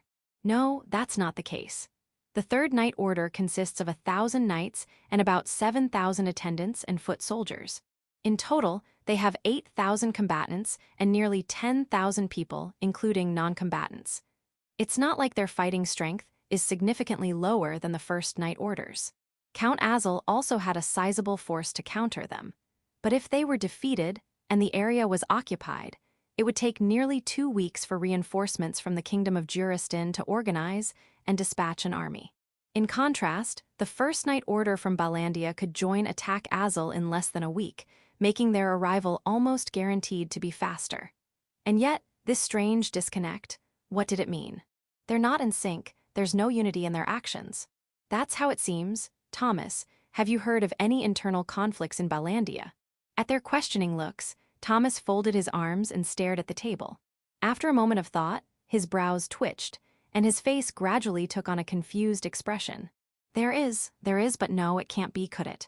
Sorry, but you're going to have to explain that. Sorry, I'm not entirely sure about this, but there's a major conflict in Balandia. There's a faction that wants to expand the kingdom's territory and another that wants to be more cautious. The queen is in favor of expansion, and the leading figure of the cautious faction is the first prince, Crown Prince Reunited. I've heard that he is close to the Third Night Order. The Third Night Order, which was currently stationed in Augsburg. Although the specific chain of command leading them there was unknown, the pieces were starting to fall into place. Wait a second. So, if the Third Night Order is there following the Crown Prince's orders to block Augsburg, and the First Night Order, displeased by this, is stockpiling supplies to bypass them and invade directly, Count Azil's assassination could provide the perfect trigger. If they can capture the strategic base of Azil within a few days, they wouldn't need to worry about resupply for a while. And even though there's a rift between the factions, no army would refuse to support or resupply their allies after capturing a key point. The Third Night Order would be forced to fall in line. That's an even worse scenario than if the First Night Order were stationed in Augsburg and preparing to invade directly. Though there was no definitive proof, the circumstantial evidence was overwhelming. Thomas leaned back against the sofa, staring at the ceiling in defeat. What the hell are we supposed to do? His voice, filled with helplessness, barely escaped his lips. Chapter 30. What a drowning person clings to. The silence in the room was overwhelmingly heavy, far too oppressive. At this point, they had practically no options left. Well, we could always assassinate Diane, but no way, even you wouldn't be able to do that. Besides, this is still just speculation. Even if it comes to it, it would be a last resort. Otherwise, we'd be sending you to your death. To Thomas, who wasn't aware of Egret's abilities, assassination was truly the last resort. Even if they managed to pull it off, unless the First Knight's order plunged into chaos, it would be meaningless. Even after all that, if the vice commander took over, it would just give them an excuse to invade. So, they needed something to stop the expansionists' faction at their source, or at least divide their attention. Perhaps we should contact the Third Night Order. We could ask them to put us in touch with Prince Reunited. If only it were that easy. Unfortunately, we don't have any connections like that. Ellie, who had been pondering with her chin in her hand, offered this suggestion, but Thomas responded with a weary voice. However, Letty, who had lifted her head at Ellie's suggestion, looked at her, then lowered her head again before turning her eyes toward Thomas. Thomas, what if we could get in touch with them? Well, that would be valuable information for Prince Reunited. If he found out that the expansionist faction is trying to start an unauthorized invasion, he could denounce the expansionists. At least, if he stationed the Third Night Order in Augsburg to prevent this, it wouldn't be easy for the expansionists to outmaneuver the Third Order. Yeah, that makes sense. Nodding in agreement with Thomas's opinion, Letty turned to Ellie, who looked a bit troubled but didn't object. Seeing her expression, Letty felt a little uneasy as well. Nevertheless, she turned back to Thomas. Then, let's contact the third night order. It's a gamble, but we don't have any other options right now. I know, but how? Leave that part to me. I don't doubt you, but hey Ellie, can you stop her? I'm sorry, Thomas, but I can't go against Miss Letty. Ellie smiled sweetly as she refused his plea for help. Thomas slumped his shoulders in defeat and muttered under his breath for a while, before eventually giving a tired nod. No choice, this is all we've got left. I'm counting on you, Egret, can you do it? I was the one who brought it up, so yes. Her calm response left Thomas even more deflated. Hey, do you really understand what you're getting into? This is the only option we have, so I guess I just have to do it. Yeah, but sigh. Thomas let out a deep sigh, and after some thought, finally gave a slow nod. All right. Just promise me you won't push yourself too hard. If it gets dangerous, come back immediately. Got it. Egret then stood up soundlessly, and Ellie followed suit. Sorry, Ellie, but you'll have to stay behind for this one. Yeah, I'd probably just get in the way. With a smile still on her face, Ellie nodded without showing any signs of frustration, though she was silently clenching her hands behind her back. After giving a small, apologetic nod, Egret headed for the door. I'll be going then, Thomas. All right, but please don't overdo it. Egret nodded and left the room. Thomas watched her go, then slumped back onto the sofa. Damn, I never thought things would turn out like this. Please, come back safely. He could only pray. Meanwhile, in Augsburg, a city that had once belonged to the Marquis of Eurus, was now a bustling city like Azil. But by midnight, it too fell quiet. Even the third night's orders garrison, stationed there, was silent. They had taken over an old count's barracks, and except for the night patrols, the place was still. This included the room of the night commander, Georg von Leuenfeld. 2 sentries stood outside his door, while he lay sound asleep. With short-cropped brown hair and a similarly trimmed beard, his face bore several scars that gave him a rugged look. He appeared to be in his late 30s or early 40s. A seasoned warrior, even in his sleep, he was trained to immediately wake at any sign of danger. Or at least, he seemed to be. A figure clad in black tapped him on the shoulder. But before he could rise, a hand clamped over his mouth, holding him down. The fact that someone could get so close to him without him noticing, even if he was asleep, sent a chill down his spine. His eyes darted toward his assailant. Her glossy black hair shimmered in the moonlight, and her pale skin seemed to glow. Her gaze was calm, unreadable, and bottomless. She held a finger to her lips, gesturing for silence. Georg considered calling for the guards but decided against it. This woman could have already killed him if she wanted him dead. He didn't want to admit it, but the fact that she had approached him without anyone noticing, even tapping his shoulder, meant she could have easily killed him. He glanced at the window, where the curtains gently swayed in the night breeze. She must have entered through there without him realizing. Satisfied that he wouldn't shout, the woman finally spoke. Good evening, I have some information for you. Are you interested? What? Some stranger coming into my room and offering me information. That's a new one. He forced a grin, though inwardly he was sweating. His mind raced, trying to figure out who this woman was and what she wanted. Yes, it is, and it's urgent. Are you interested in information about supplies being smuggled to the First Night Order? Wait to the First Night Order. From where? You'll have to pay for that. Georg's eyebrows shot up. He was intrigued but cautious. His instincts were screaming at him to remain cautious. And he couldn't let this woman see how interested he was in that information. Fine, how much? Not money. I want you to arrange a meeting with Prince Riohart. How much do you know? Well, who can say? When she mentioned the prince, his expression changed. His eyes narrowed, but he remained calm. He studied her for a moment, then sighed. All right, I give up. I guess we don't have time for games. I'll put you in touch with the prince. You're lucky. He gave her a wry smile, his shoulders sagging in defeat. After all, His Highness is currently staying in this very barracks. He smiled, but it was a cold, predatory smile. Chapter 31, Beyond the Grasped Hand. After deciding to buy information, Georg acted swiftly. Except for slowly pulling his hands out of bed to show he had no hostile intentions, that is.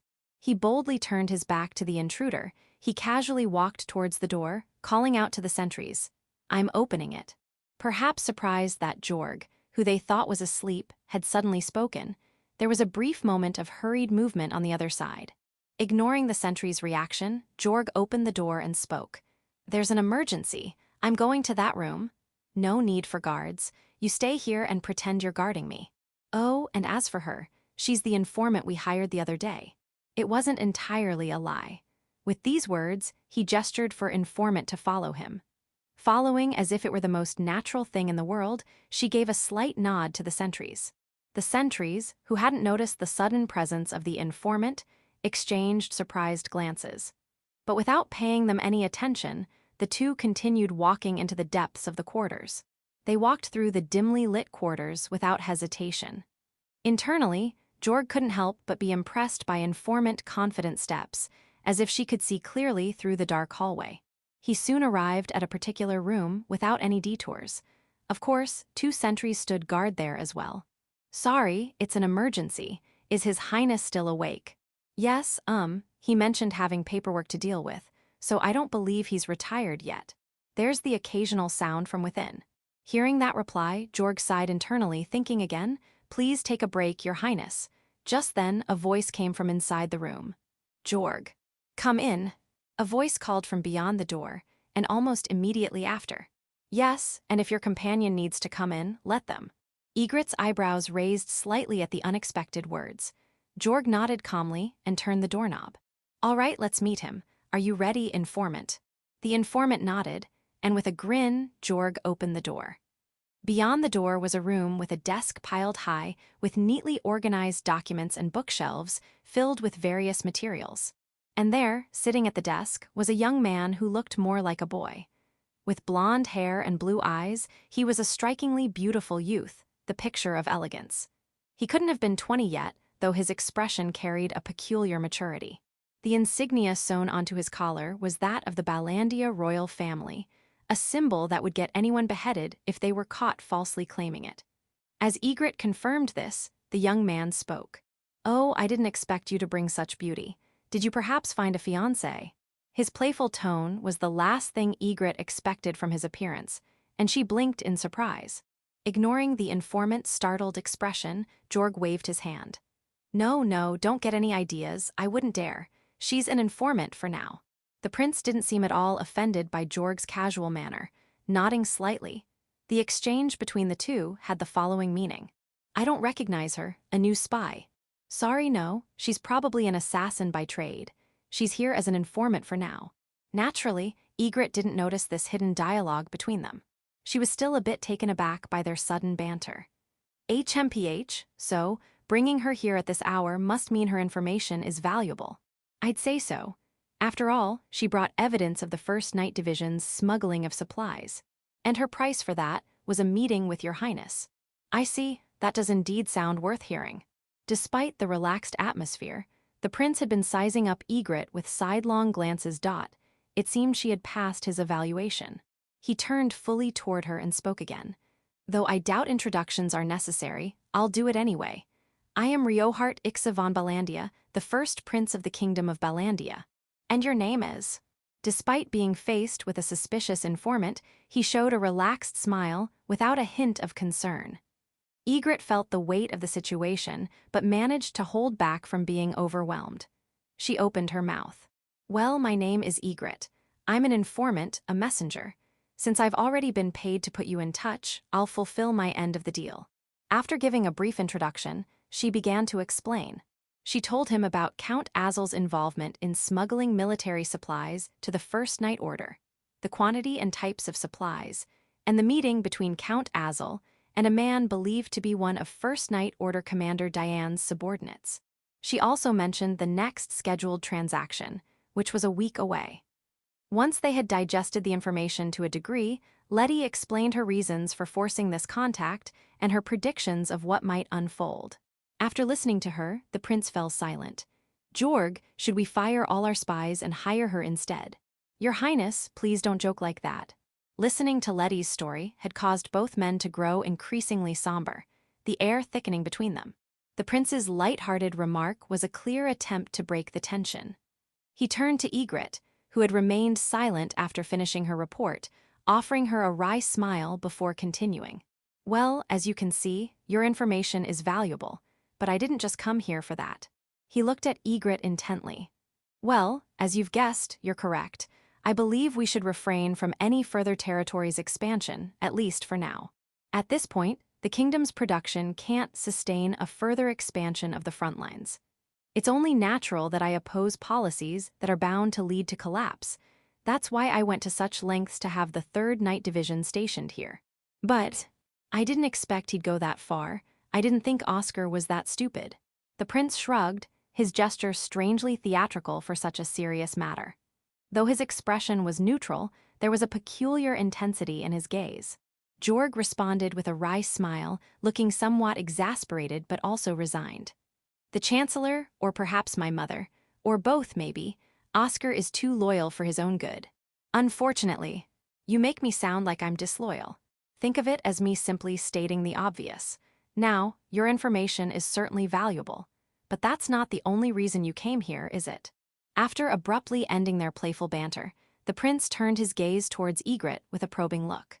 The pressure in his gaze was like that of a seasoned politician, even at his age. If Letty hadn't been accustomed to such gazes, she might have been intimidated by them as well. She nodded slightly at the prince. I want to use your actions based on this information. And of course, you can use us. We don't want to see Azil's town harmed, and you don't want an invasion. Our interests align, don't they? Hearing this, the prince pondered for a moment. He considered Egret's abilities based on what he had seen of her and Jorg, and he thought about the possible courses of action they could take. As he pondered, Jorg subtly shifted his position, placing himself between the prince and Egret.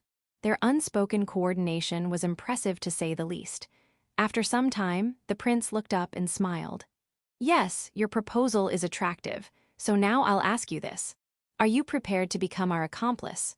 With a gentle smile, the prince posed the question that would determine her future. Egret fully understood the significance of her answer. Chapter 32. A secret discussion among accomplices. An accomplice. Yes, an accomplice. What do you think? The prince's question was met with a moment of silence as she pondered. The prince of the Ballandia kingdom, seeking an accomplice, a partner in crime. Given his status, what kind of criminal act could he possibly be considering for him to seek an accomplice? As that thought crossed her mind, she shuddered. She took a long breath in and out. If you're asking for something that makes us accomplices, and it's as I suspect, I'll need 100 mithril coins for the job. As sharp as ever. What do you think, Jorg? Do you think she's worth that much? Despite Egret's vague response, the prince nodded in satisfaction. He turned his mischievous smile toward Jorg, the man who had brought her here. Jorg's face twisted into a complex expression. That's quite a cruel question. Your Highness, you're asking me, the man she almost killed, to assess her worth. After a brief pause, Jorg added, to be honest, if we can win her over, she's worth every bit of 100 or even 200 coins. Is that so? Well, if you say so, then it must be true. It seems like you suffered quite the defeat. Please don't say things like that, Jorg grumbled. Although his pride as a warrior had been wounded, he still understood what his priorities were. It was only natural for him to frown even more when someone made light of the situation. After teasing his retainer for a while, the prince turned back to Egret. So, I have no qualms about giving you 100 mithril coins. We could even make up a contract if you like. All that's left is for you to make up your mind. His cheerful smile grew more intense. Feeling a pressure she had very rarely experienced, even in the midst of a fierce battle, she consciously took slow, deep breaths. She thought of Ellie, then of Thomas. She considered what she needed to do. She nodded slowly. All right, I've made up my mind. Tell me your plan. Thank you. It's fortunate to have someone like you on my side. Now, where to begin? Well, I suppose you've already guessed. To put it simply, we're talking about the greatest taboo, both as humans and as royalty, patricide. To fix the current situation, this is the only option left. He explained that due to the kingdom's extreme expansionist policies and the Queen's own extravagant spending, supported by harsh taxation imposed on the entire kingdom, those who resisted were harshly punished, often with extreme cruelty. As a result, there was no one left in the court who could offer proper advice. As mentioned earlier, the expansion strategy was not grounded in reality and was based on a precarious balance that could collapse at any moment. Although the prince had tried to advise against it until the very end, His advice had been ignored, and he had recently begun to feel threatened for his own life. The last resort he had considered was, calling it a coup sounds nice, but at the end of the day, it's a child's failure to correct their parent, a mother's murder. But even so, I have to do it, the prince said, his tone suddenly devoid of the confidence he had displayed earlier. Beside him, Jorg stood silently, emanating a resigned air. There were two reasons why I stationed the third knights here in the first place. The first, as you might have guessed, was to warn the expansionist faction. The second was to distance ourselves from the capital, observe the movements of other knights and armies, and find the right moment to attack the capital. Honestly, if the first knights stationed in the northern city of Balstadt had attacked Azil, we would have used that opportunity to march on the capital and leave Azil to fend for itself. The prince spoke matter-of-factly, without any sign of remorse.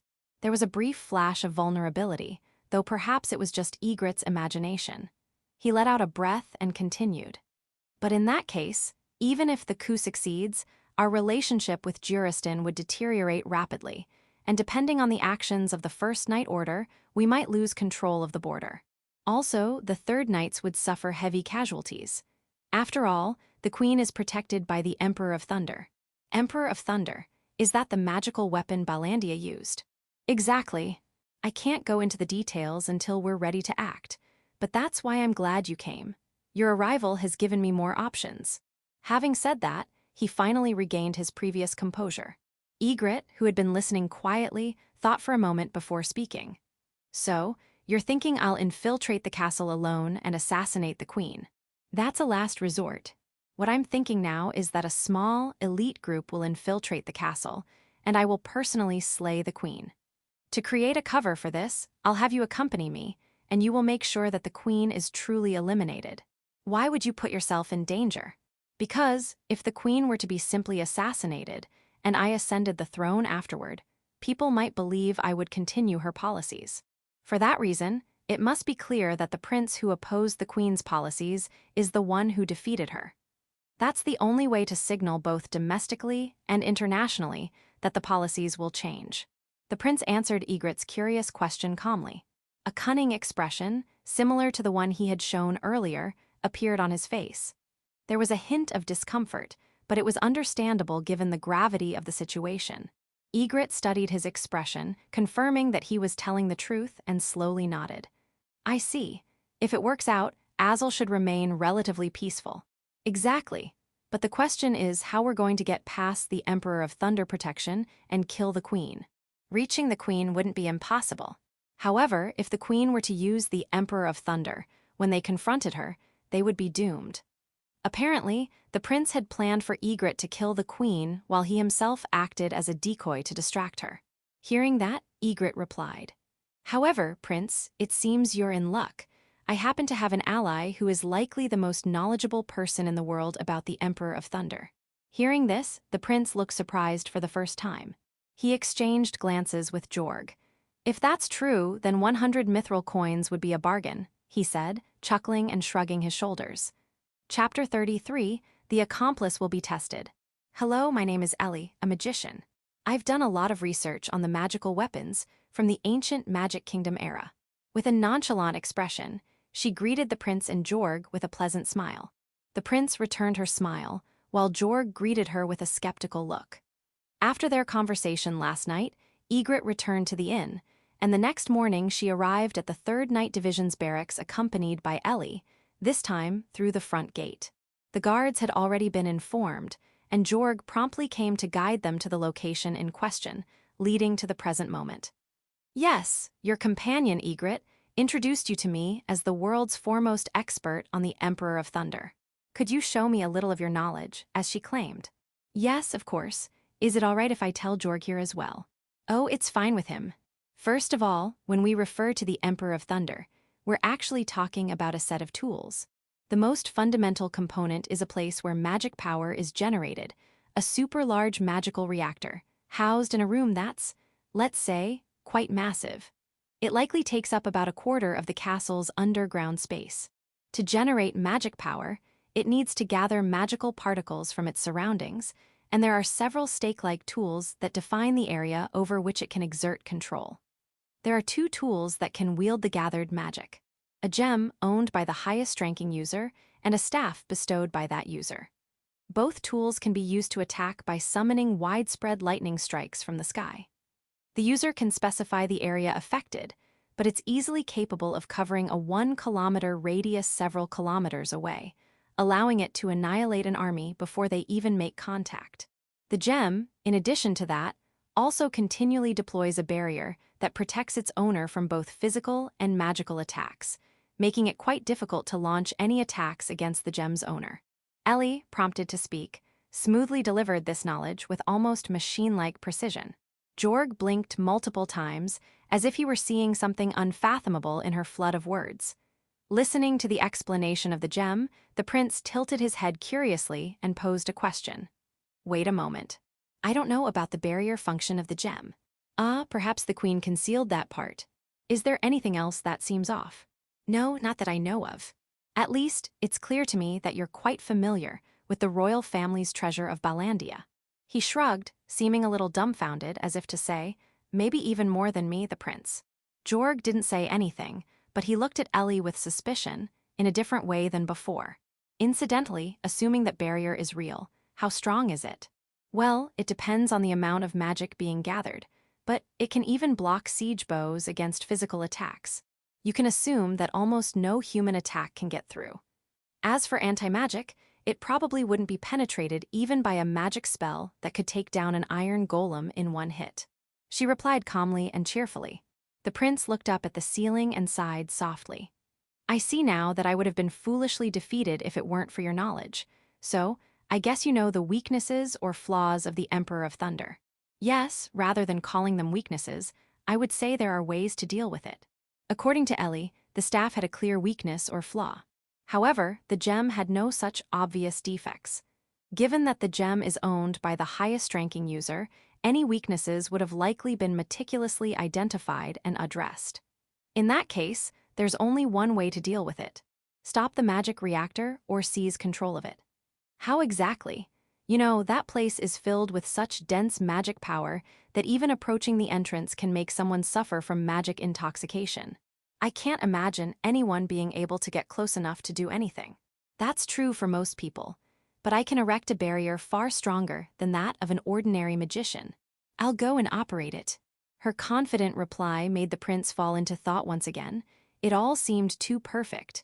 He considered the possibility of a trap. How could he confirm it wasn't a trap? Was it worth risking the potential rewards even if it were? What would happen if he didn't move forward? If what you say is true, I would feel a great benefit from taking you in. But it would be foolish to take your word for it without any proof. I want to try something, is that all right? Yes, of course. What do you want to try? Well then, as Ellie readily agreed, the prince felt that maybe there was no need to even test her. Still, he proposed having the magic attack of a Night Division magician test Ellie's barrier. Ellie easily nodded in agreement. Then the prince looked at Egret, who had brought her along.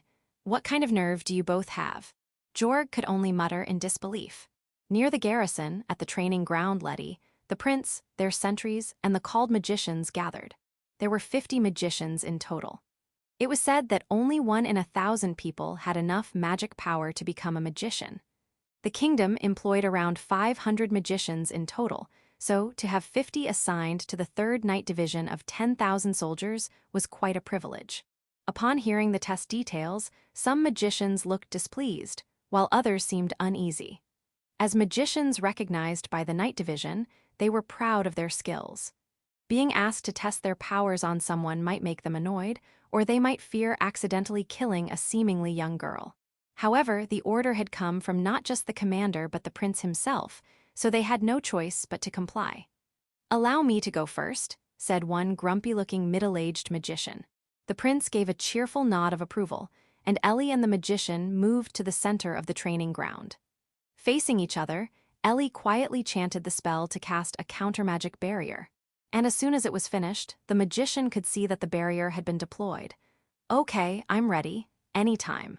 HMPH, let's see how long you can say that. Flame Lance. The man suddenly cast a spell. A giant spear of flame appeared suddenly and flew straight towards Ellie. This was a technique called short chanting, where only the spell's name is spoken without a full incantation.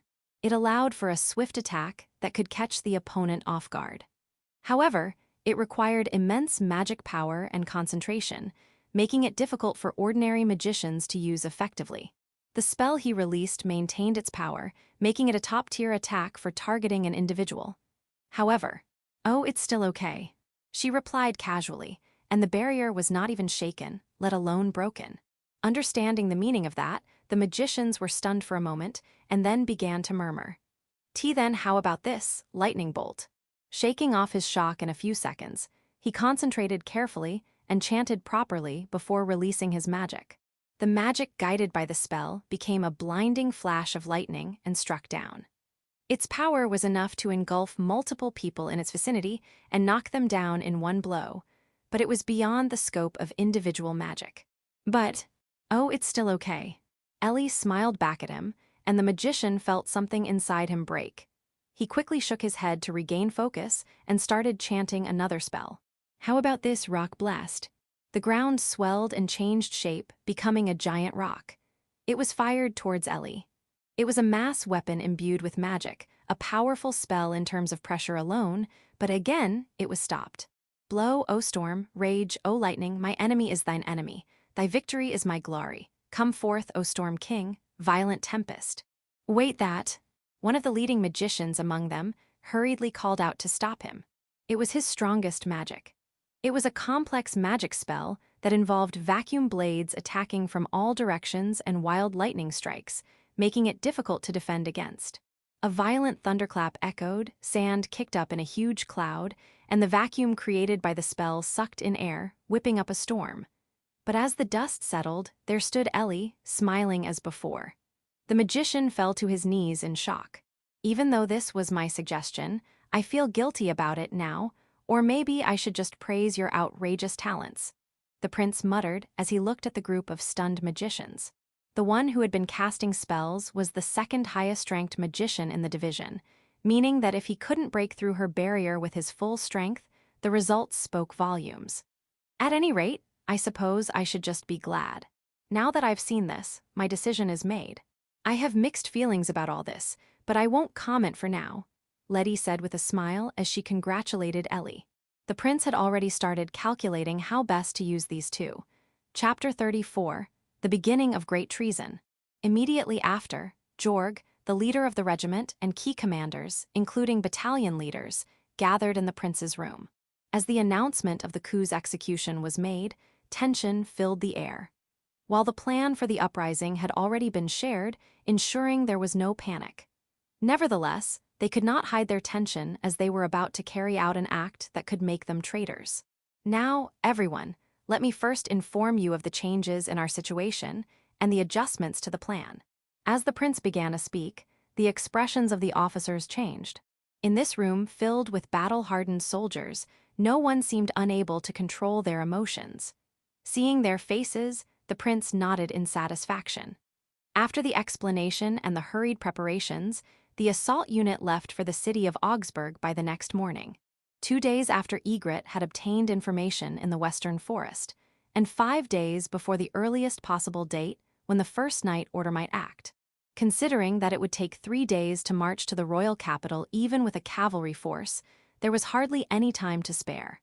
Therefore, they prepared hastily and set out the next morning. "Your Highness, won't our movements be noticed by the other side's spies?" "Yes, in fact, we intend to use that to our advantage." The prince had nodded when one of the battalion leaders raised this question during the briefing. The plan was as follows. Initially, the entire 3rd Knights were to march, but this was changed. Only 300 knights, lightly armored and prepared for combat on foot, would conduct a rapid assault.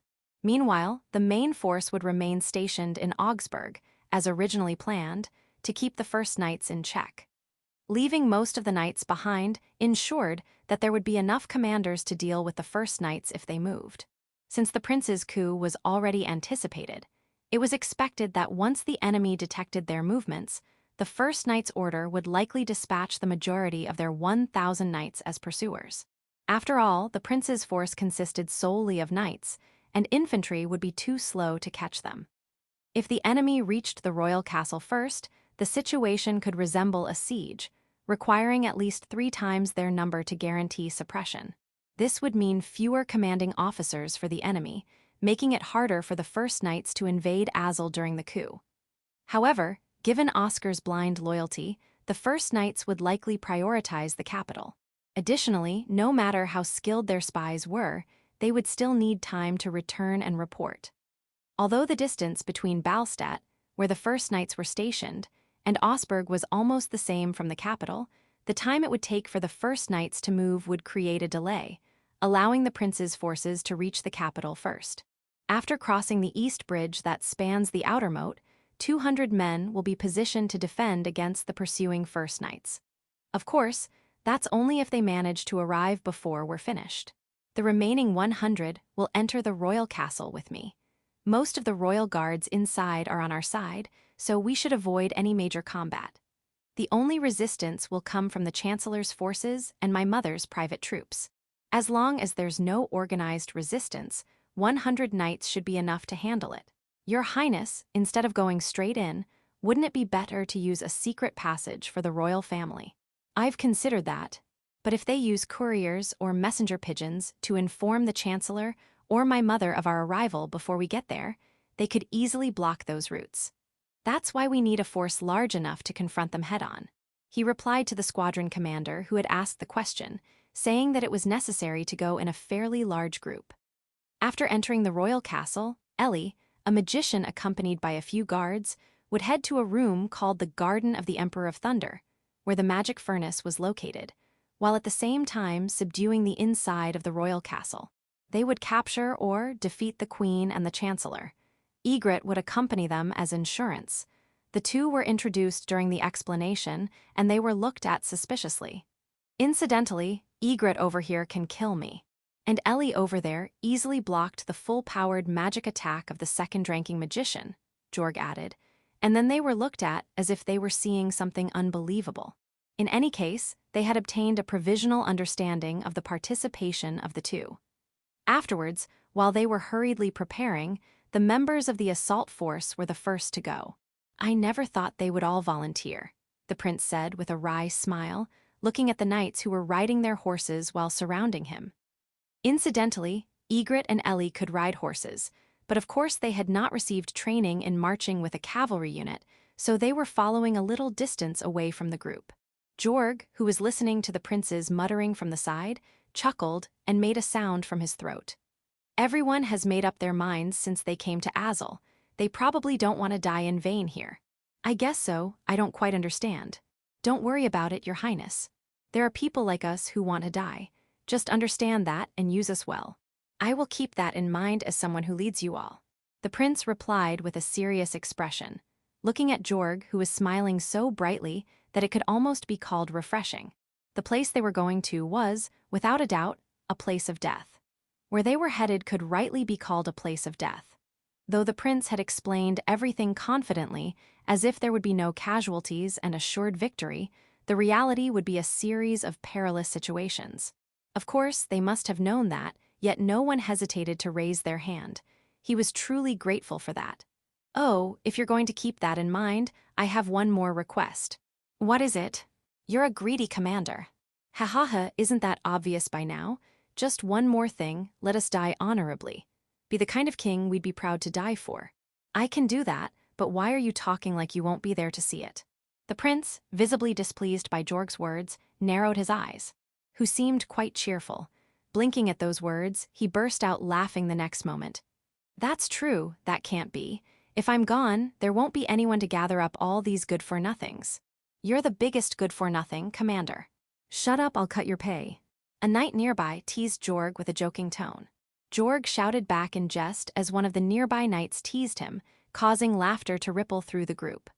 Watching them, the prince wasn't sure whether he should laugh or remain serious. But one thing was clear. The lives they entrusted to him would not be wasted. With that conviction firmly set in his heart, he spurred his horse onward toward the capital. Section: Audiobook by Masquerade at Masquerade Audiobooks. Chapter 35. The Bridge of Parting. They had ridden their horses for 3 days straight. With minimal rest, the assault force led by Prince Riohart pressed forward in a forced march, reaching the outskirts of the royal capital. Along the way, scouts confirmed that a detachment, just as expected, had left Ballstatt composed solely of knights. Scouts were stationed in the path of their approach. According to their reports, the first Knight's Order were estimated to catch up in about 2 hours. "So far, everything is going as planned," said one. "No, things are a bit off. I expected them to arrive a little later," the prince responded. Within 2 hours, they would likely reach the royal castle and secure control of the castle. However, it will be likely impossible to ask the first Knight's Order to surrender, as the king, within mere 2 hours. The prince's expression darkened at the thought. "Don't worry, we've accounted for this. Besides, as desperate as we are to die, we might cling to life longer than expected. Just focus on your task, Your Highness." Despite these words of reassurance, the prince, who was sending this man to what could be his death, didn't know what expression he should wear. "I know, but I guess I'm just not experienced enough. It's not often one gains experience in such a way." "Well, you will have time to gain that in the future. We're just about to cross the bridge." At Jorg's words, the prince looked up. The bridge spanned the outer moat, a large river running through the plains around the capital. It was about 100 meters wide. Naturally, the bridge built to cross it was wide enough to accommodate 20 men side by side, constructed sturdily from stone. Once they crossed, they would part ways with the troops remaining here. And the one who would command those troops was, of course, Jorg. Though the prince thought he was prepared for this, he realized his resolve was still too weak. He needed to steel his resolve before crossing this bridge, if only time would slow down. As he was lost in thought, an unexpected sight caught his eye. "Hey, Jorg. There's a bunch of scrap in crates piled up by the bridge. Since the operation was decided, I sent a fast messenger ahead, and I asked an old friend of mine to gather materials we could use for barricades. Seems like the guy went above and beyond." Jorg squinted at the scene, a playful smile on his face. The prince couldn't help but chuckle, feeling a bit foolish for worrying so much. Of course it was presumptuous of him to worry about a man like Jorg. After all, this reliable man beside him was far tougher than a young man like himself. "I've heard that the heir to the Leuenfeld family was undefeated in street fights," the prince remarked. "Haha, just youthful recklessness. Though I feel like I haven't changed much, just gotten older." Finally, the prince felt like his usual self again. If this was part of Jorg's calculation, it was both annoying and amusing. Then finally, they crossed the bridge. The prince had steeled his resolve. "Well then, Jorg, the rest is up to you. Don't worry, leave it to me. You're in good hands," Jorg said, thumping his chest in confidence. As they reorganized the troops, Egret and Ellie caught up from behind. "Hey, Egret and Ellie, thanks for your hard work. All right, I'll leave His Highness in your hand." "Got it. You should be careful too." "Yes, Sir Jorg, good luck." Though they hadn't known each other for long, their farewells were brisk, but that only made them more reliable. These two were experienced, not given to unnecessary sentiment or excessive nerves. The 100 knights accompanying them were all hand-picked elites, and with these two by his side, the prince was in more than capable hands. A confident smile spread across Jorg's face as he realized this. "Then, Your Highness, this is where we part ways. May fortune favor you. And you as well, Jorg." The prince was wearing a better expression now, Jorg thought. And with that, he felt like cracking a joke, glancing at the prince with a mischievous grin. "Oh, one last thing, Your Highness. It's fine if we stop them here, but would it be all right if we kill them too?" At that arrogant, defiant remark, even Prince Riohart blinked in surprise before bursting out laughing. His laughter echoed for a moment before subsiding. "Yeah, go ahead. It'll make things easier for us." "As you wish, Your Highness. We'll deliver a glorious victory." Exchanging smiles and nods, the prince turned his horse towards the royal castle. The knights, along with Egret and Ellie, followed him. The knights remaining behind stood in salute as they watched them leave. After the prince and his group left, Jorg and his men hurriedly began constructing barricades. They were all skilled at such tasks, and they worked quickly. By the time the scouts reported the inevitable appearance of the First Night Order, they had created a temporary fortress. "Whoa, they even got us crossbows. How many do we have? What, 100? That bastard really went all out, didn't he?" The troops were quickly split into 3 groups. One group, armed for close combat, was stationed in front of the barricade, while 50 crossbowmen were deployed on each side. Jorg would command the center, while the 2 battalion leaders would take charge of the flanks. Just as they finished the deployment, the first night order came into sight. All right, let's get this show on the road. Hey you guys, this is it. Are you ready? Of course, what about you, Commander? Are you shaking yet? You're such an asshole, Jorg barked, laughing. None of them weren't afraid. They all feared death, but they faced that fear with smiles and stood their ground. As their commander, Jorg's role was to give them the final push they needed. Hey, what do you think of our prince? He's something special, might be even better than the old king. Right. Even though he's still young, he came up with most of this plan himself. And despite how tough he is, he spent the whole time worrying about sending us to our deaths. He wrestled with it, made up his mind, and resolved to do it for the sake of this country's future. His voice grew serious as he spoke, his words measured and deliberate. He looked around at his men. Each and every one of them wore a serious expression despite the grins on their faces. Listen up, His Highness has made his decision. He's ready to bear the burden of our wives and children. So all we have to do is one thing, make this as grand as we can. Don't leave behind any disgrace. You bet. There's no coward here, you bastard. You think we'd disgrace ourselves? Not a chance, Commander. Good answer, you bastard. They laughed and turned around. The enemy was just about to reach the bridge. With a loud clap, Jorg slammed his fists together. Let's give them hell. A thunderous roar of approval echoed in response. Chapter 36, A Leap into the Future. Without looking back at Jorg and his men, the prince and his knights marched on their horses. Was it his imagination, or did the main street leading to the royal castle seem less crowded than usual? He couldn't help but smile wryly at the thought that this might also be Jorg's doing. That cheerful yet meticulous man probably had a hand in everything. I'm still treated like a child. Since he was young, he had been able to handle most things on his own. He was probably an easy child to raise. Mature, or some might say, unlovable. Yet still, he thought, meeting an adult who made him feel he had much to learn was something he felt genuinely grateful for. And because of that, he regretted sending him into that perilous situation. Still, he didn't regret his decision.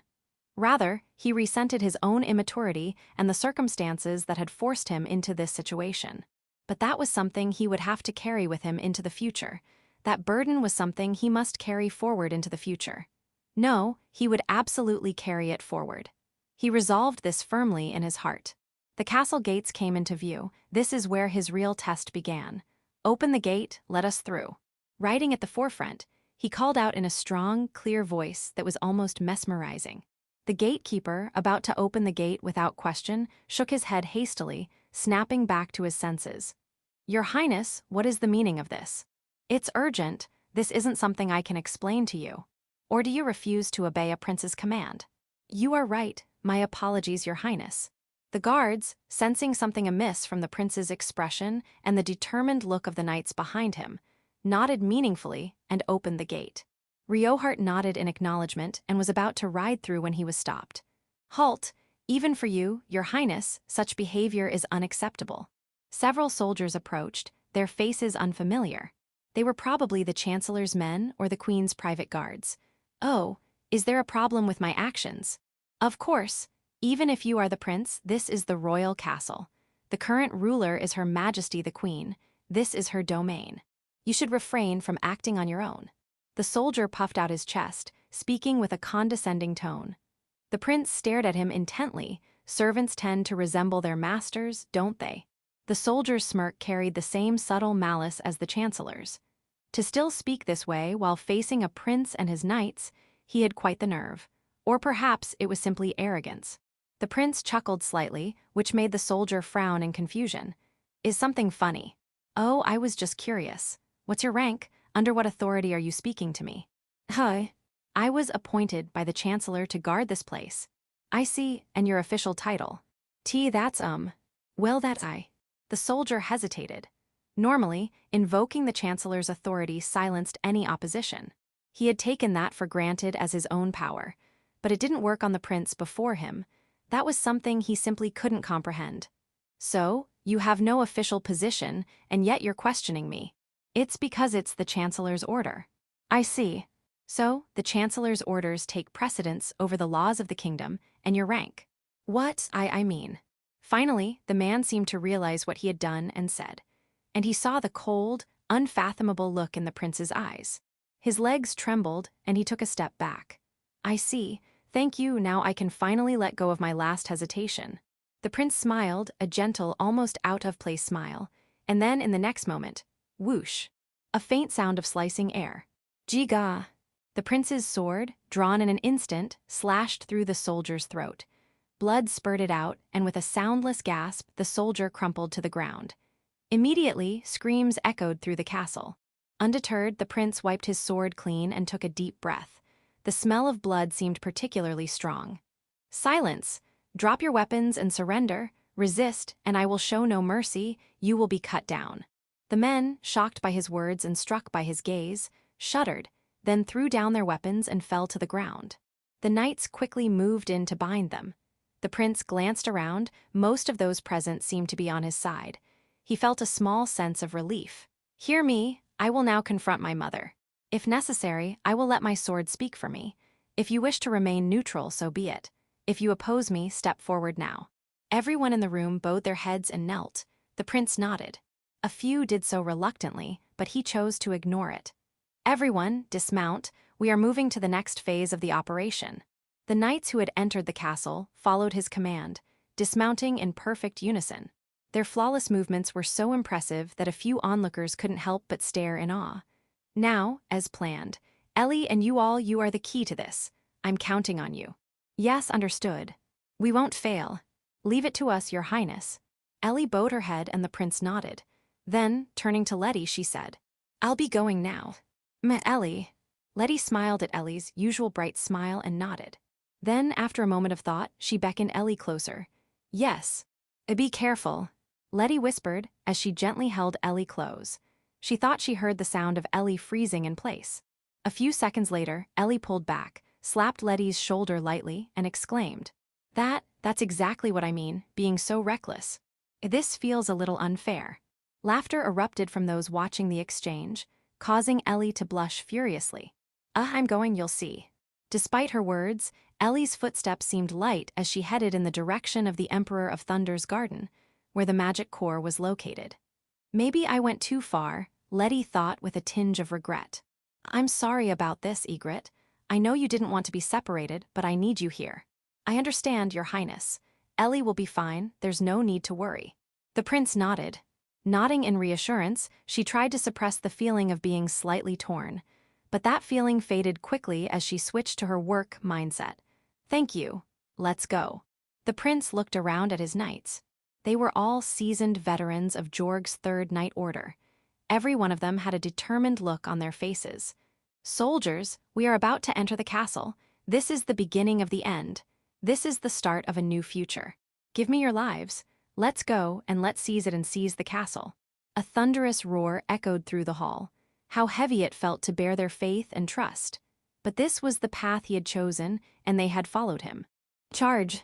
At the prince's command, 90 knights charged, swift and orderly, as they began their assault on the castle. Chapter 37, The Invincible Girl and What People Say. Ellie, having parted ways with Letty and her companions, was running with her 10-knight bodyguards, trying to avoid the commotion caused by the prince. Along the way, they occasionally encountered the Chancellor's subordinates, but a few soldiers were no match for the skilled knights, who swiftly cut them down. They raced toward the back of the royal castle, barely slowing down. Ellie's senses gradually started to detect the leaking mana. We're almost there, just a little more, let's hurry. When she called out to the knights, they nodded vigorously. They then turned into the corner. Look out! The knights instantly raised their shields, standing in front of Ellie. Clang, clang, a series of sharp, heavy sounds echoed. She recognized those sounds all too well. Dozens of arrows were embedded in the knights' shields. Looking beyond the bend, she saw a group of about 20 soldiers. They were armed with short bows and were firing volleys of arrows with well-trained precision. Ellie quickly assessed the situation, her eyes scanning the area. The knights were still holding strong. She focused on the soldiers. Mana bolt. With all her might, she unleashed a bolt of mana. It was far more powerful than any typical mana bolt cast by ordinary mages. The glowing arrow expanded like a net, then shot toward the soldiers, piercing through their armor and blowing apart their upper bodies. The few who avoided the initial blast were so stunned by the sight that they hesitated, stopping mid-draw with their bows. Then another barrage of mana bolts followed, mercilessly striking them down. It couldn't have been more than 20 seconds. The knights, who had been acting as a shield, turned around in disbelief at Ellie's overwhelming firepower. Even though they were accustomed to battle, the sight was shocking. Ellie? No, Miss Ellie. No, Lady Ellie, what was that just now? What? It's just a mana bolt. No, it wasn't just a mana bolt. That was insane. Who on earth are you? They had heard rumors of her fending off attacks from a second-ranked mage's offensive magic. They knew she could cast powerful barriers. But they had never heard that she had such incredible offensive power. Come to think of it, since she could cast strong barriers, it made sense that her magical power would be immense, and therefore, her attack spells would be formidable as well. Yet looking at her gentle appearance, it was still hard to believe. Come on, don't just stand there. Let's go, we should be there soon. Yes, ma'am. Despite feeling baffled by her sudden shift in demeanor, the knights resumed their run, with Ellie following closely behind. It seemed that calling it just a mana bolt had successfully downplayed her ability. They continued to encounter more soldiers along the way, but the knights, having witnessed Ellie's power, were able to cut them down, and Ellie finished off any who managed to get through. The way they cooperated and adapted to the situation was a testament to Jorg's training. They ran and ran until they finally reached the square where the entrance to the Garden of Emperor of Thunder was located. Just before they turned into the corner, the knights, having learned from experience, signaled Ellie to halt with a hand gesture. One of the knights peeked around the corner and turned back with a grim expression. I didn't expect this many. There's about 50 of them lying in ambush. They're really going all out. Ellie took out a small mirror and used it to peek around the corner. Sure enough, a large number of soldiers were waiting with bows and spears.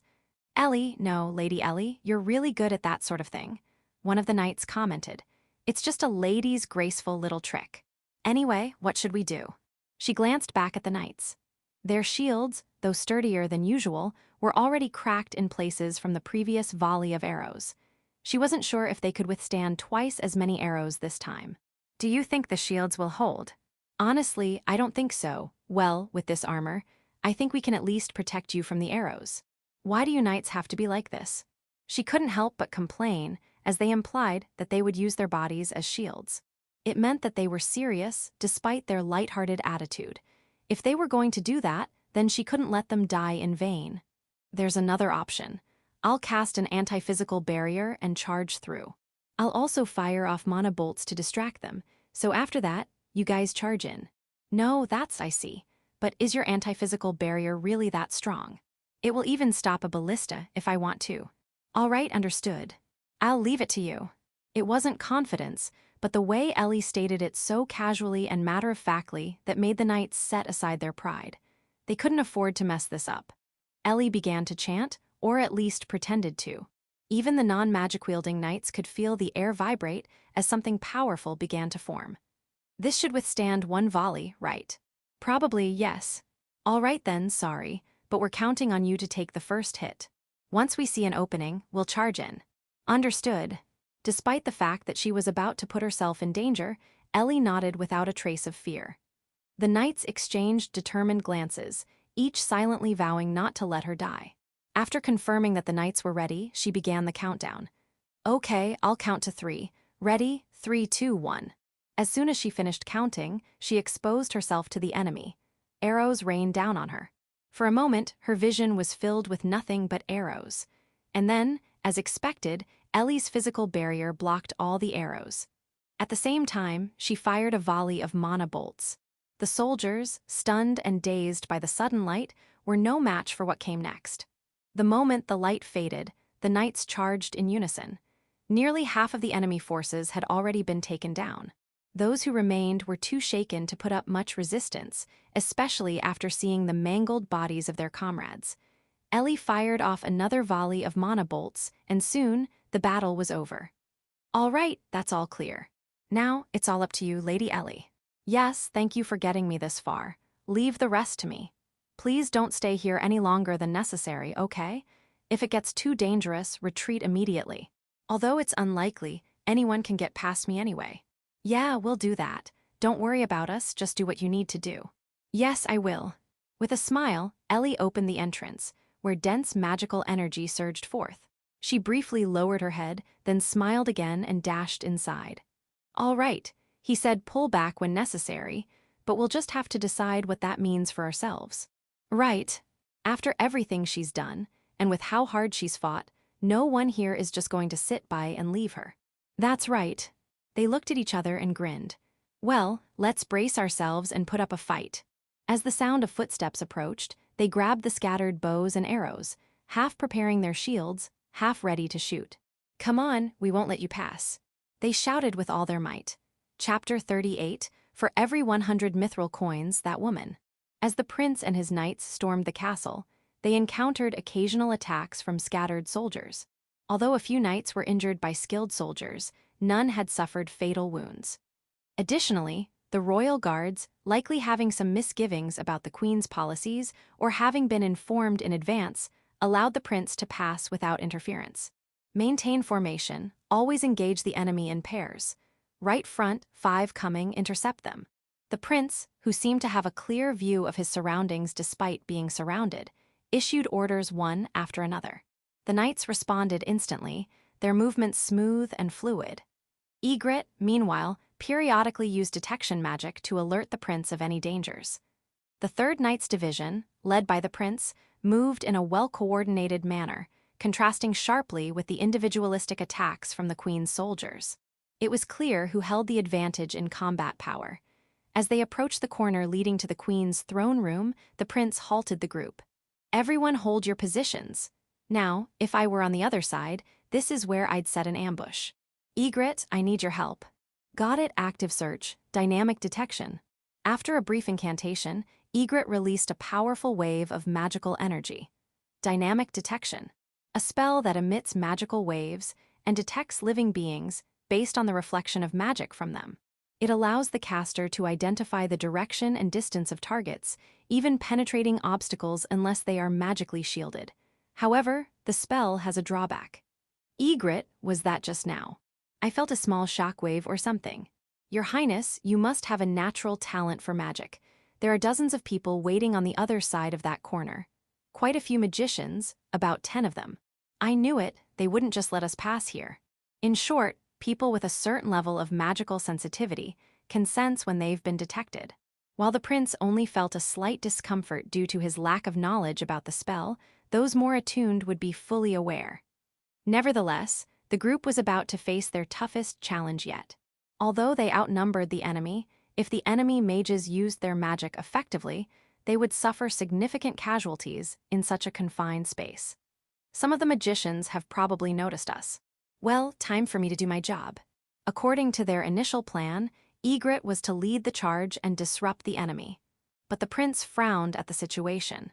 There were more enemies and magicians than anticipated, and though everyone faced danger, Egret was in the greatest peril. Yet, seeing her calmly call it her job, he steeled his resolve. Let me adjust the plan slightly. After your charge, we'll follow with a slight delay. That way, the enemy will be scattered and will likely suffer fewer casualties. That's fine with me, but are the others okay with that? Hey, don't underestimate us, miss. We've got our pride and lives on the line too. Besides, we haven't faced much resistance so far. Egret raised an eyebrow at the prince's serious expression, but the knights grinned broadly and gave her a thumbs up. Seeing their confidence, she decided that there was no need for further concern. All right, let's do it that way. Egret, I may have hired you for this job, but I'm not putting everything on your shoulders. I know. Well, here I go. Are you ready? Yeah, we're ready. After getting a response from the knights, she paused for a moment. With a flick of her wrist, she threw a black cloth. It fluttered in the air for a moment, almost resembling a human figure. The next moment, arrows were fired at the cloth with a thud. At the same time, Egret dashed forward. A little earlier, just after Egret had cast dynamic detection. Naturally, the 10 magicians in the ambush realized what had happened. What? They've noticed us. What are you talking about? I'm telling you, they used magic on us. Can't you feel it? The head of the soldiers and the head of the magicians exchanged hushed words. The approaching group had paused, and a faint magical shockwave had been felt. It was clear they had been detected, and the magicians urged the soldiers to change their strategy. However, the soldiers' leader, who lacked magical sensitivity, couldn't understand the situation. This only heightened the tension between the two groups, one being the Queen's elite magicians and the other, soldiers loyal to the Chancellor. As they were arguing, something black fluttered in the air. The archers hurriedly shot at it, but it was just a piece of cloth. Cloth?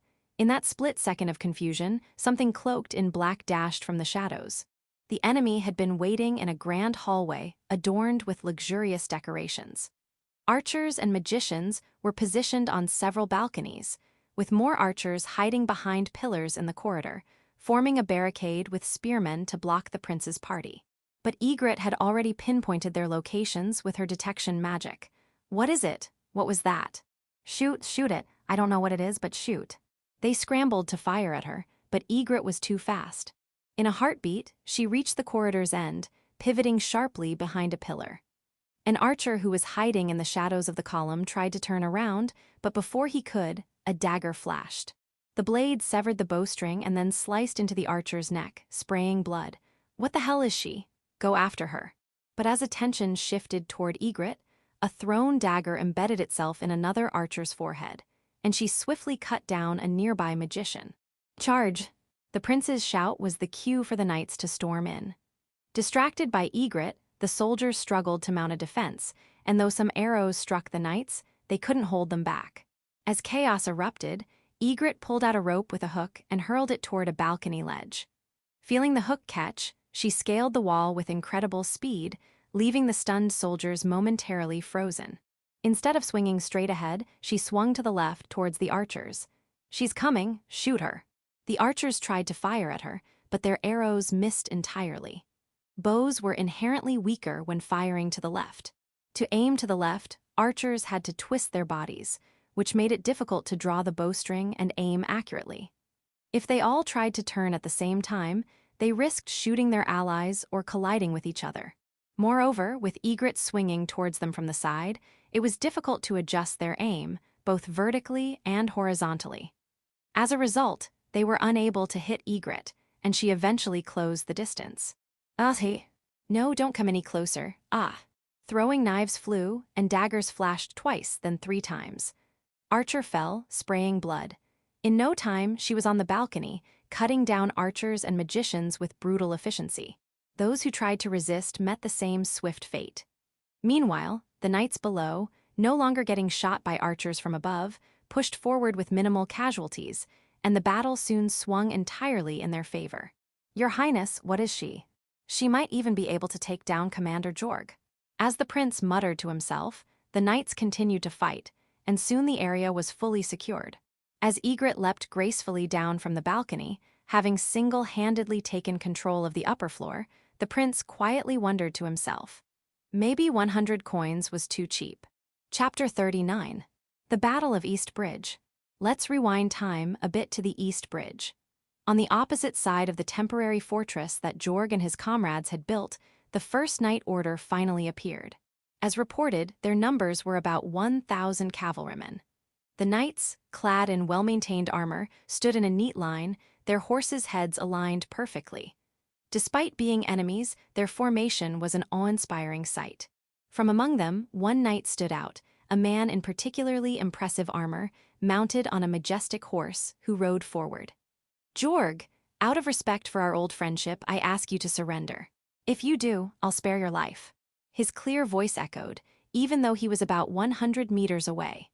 This was Oscar von Diane, the commander of the First Knight Order. His voice, honed through years of command, was clear and authoritative. Without leaving the barricade, Jorg shouted back. How kind of you. I'm so touched I could cry.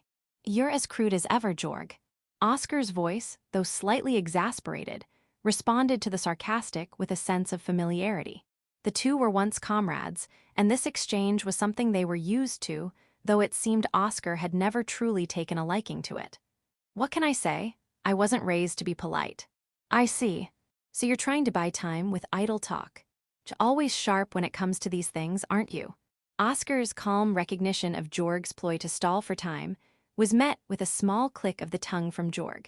The less time they had to clash head-on, the better. After all, their forces were outnumbered 5-1. A direct confrontation wouldn't hold for long. He wanted to buy as much time as possible, but it seemed things weren't going to be that easy. But it wasn't time to despair just yet. Hey, Oscar, as an old friend, let me give you some advice. Let's settle this with our fists, man-to-man. Throw away that staff and come at me.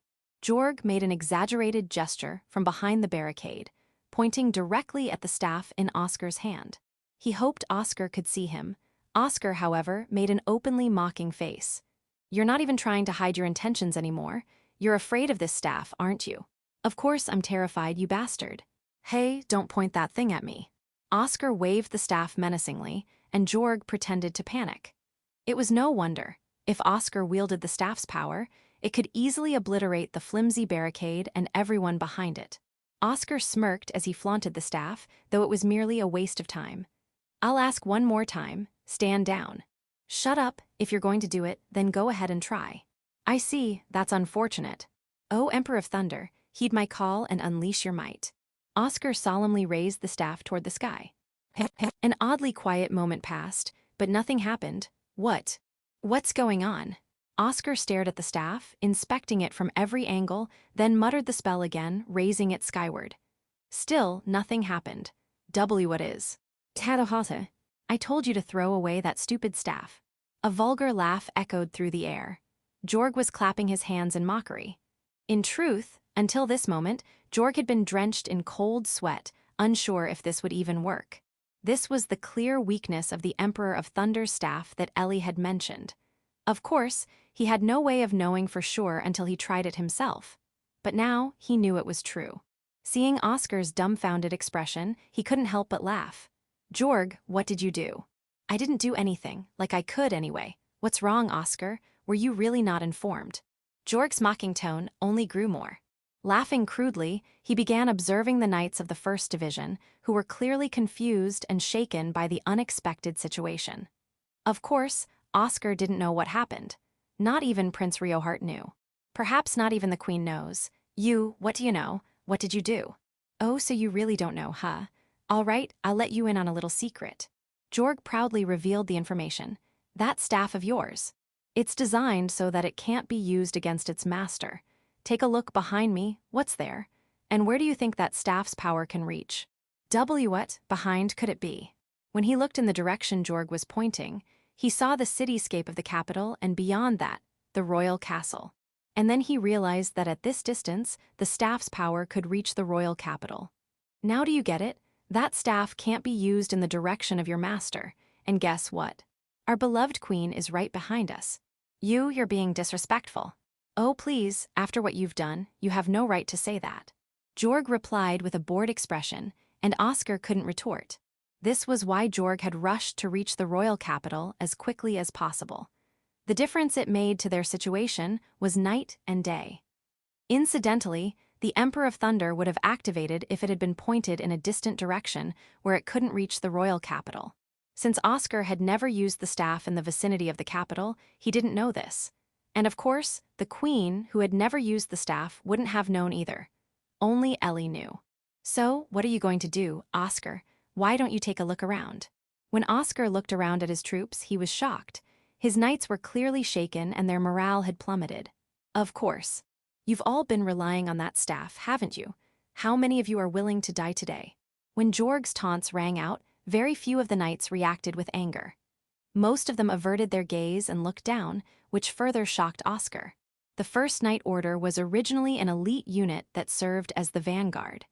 Their status was equal to that of the Royal Guard. However, since acquiring the staff, their victories had come with little to no losses. As a result, the First Order became known for being unbeatable, attracting second and third sons of noble families who joined to earn honor, often through hefty donations. As a result, no one had noticed. They lacked experience and a willingness to die, and Jorg, who had been through many battles, had sensed this. He had taken a gamble based on Ellie's information, and it had paid off. Do not falter. We outnumber them 5-1. We cannot lose. That's true, but the first 200 of you will definitely die. We'll take you down with us. So, what'll it be? Are you ready? Just as the knights began to rally, Jorg's words sent a cold wave of hesitation through their ranks. They faltered, pushing back against the knights behind them. Oscar, who had been stunned, suddenly had an idea. He gripped his staff again and pointed it behind him, and then he unleashed the power of the Emperor of Thunder, directed at his own men. A deafening roar and blinding flash of light filled the air. When it subsided, though they were nearly on the verge of collapsing, the knights had halted in their tracks. Don't retreat, I'll aim it again. If I point it behind me, I can still use the staff.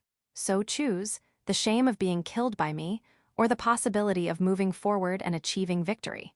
The knights turned pale at the meaning of his words and looked at each other. Jorg, who had been listening, muttered, "That's the worst way to command your troops." Nevertheless, the knights, desperate to avoid certain death, began to move forward. Very well, worthy of the first knight order, forward. Slay the traitors. With those words, he pointed his staff forward. The knights charged forward with a desperate look in their eyes. Unfortunately, they lacked the ferocity of seasoned warriors. As they reached about 2/3 of the bridge, just before they made contact, they heard a command. Fire. There was a strange sound, like multiple objects being released at once. He. Shield, shield. Screams quickly rang out, followed by urgent shouts to raise shields. It was a barrage from the crossbow units stationed on both flanks. The arrows flew in diagonal, crisscrossing patterns, fired simultaneously. If this had been done with guns or artillery, it would have been called a crossfire. Normally, volleys were fired in a line at the front of the enemy formation. But these arrows were fired diagonally, crossing each other, and would hit almost anyone who wasn't in the front line. As a result, the enemy formation suffered widespread casualties. The crossbows can't fire again right away. Now's our chance, came the commander's voice, taking advantage of the brief lull in the hail of arrows. Just as they were about to advance, they heard another command. Fire. Once again, they heard the sound of arrows being released. Once again, the screams of the injured rang out. What is? Looking closely, the crossbow units on both flanks had switched out their frontline shooters. The units had been split into two, allowing them to fire 2 successive volleys. While crossbows are powerful weapons, they require both strength and time to reload. This tactic was devised to compensate for that shortcoming, though only for a single round. Though a third volley couldn't come immediately. I don't want to die, I don't want to die. Stop pushing, stop. This second volley was enough to crush the morale of the knights, who had been forced into advancing under threat. They stopped and started shoving each other as more knights pushed from behind. Then, the thunderous roar of the Emperor of Thunder echoed again. They trembled and, with tearful faces, desperately tried to move forward again. It's finally time, boys. Not that there's any point in asking at this stage. Looking at the expressions of the knights up close, Jorg smiled with relief. Finally, they would engage in close combat. And no matter how seasoned the knights were, there would be casualties. Yet, every one of them had braced themselves for this, their faces set with steely resolve. They're coming. Frontline, brace yourselves. Stand firm. As the enemy approached the barricades, long spears came crashing down. The sound of metal clashing rang out, and armored bodies fell. Yet the enemy kept advancing, prompting the second row to thrust their spears forward. To support them, the crossbow unit, having barely managed to reload, fired another volley. Then there was the sound of metal clashing and the unpleasant smell of iron. A merciless slaughter unfolded before them, a mundane, hellish battlefield where life was snuffed out all too easily. Chapter 40, Homecoming or something similar. Stepping into the vast room known as the Garden of the Emperor of Thunder, her anti-magic barrier deployed as she scanned her surroundings. The dense concentration of magic, swirling around her like glittering particles, was almost dreamlike. Yet, knowing that this was the once bustling place, filled with countless instruments and devices, now desolate and abandoned, filled her with a sense of melancholy. The strategic class magic weapon, Whiskeref. This place, once the source of the power that wreaked havoc in various regions, had been filled with instruments and devices brought in to control or harness its power, with many sorcerers stationed here for research. But now, all that was gone. While some remnants of the past still remained, the passage of time was undeniably evident. Moreover, for so much mana to be leaking out, is the control system failing? That's right, in the past, there hadn't been this much mana leakage. When the prince had explained it, she had thought it might be a bit harsh for people today, but this was on another level entirely. Even Ellie would struggle without a barrier. Controlling the strength of her barrier, she suppressed her urge to hurry and approached cautiously. The closer she got, the more she felt the physical pressure of the magic, as if it might repel her, and each step forward felt like pushing against an invisible force. In this light-filled space, where nothing but light could be seen, her sense of time and distance began to blur. Each time she started to lose track of how far or how long she'd walked, she shook her head lightly to clear her thoughts.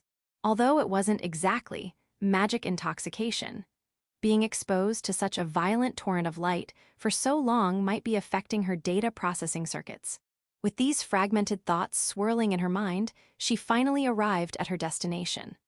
The core of Whiskeref, the massive mana reactor.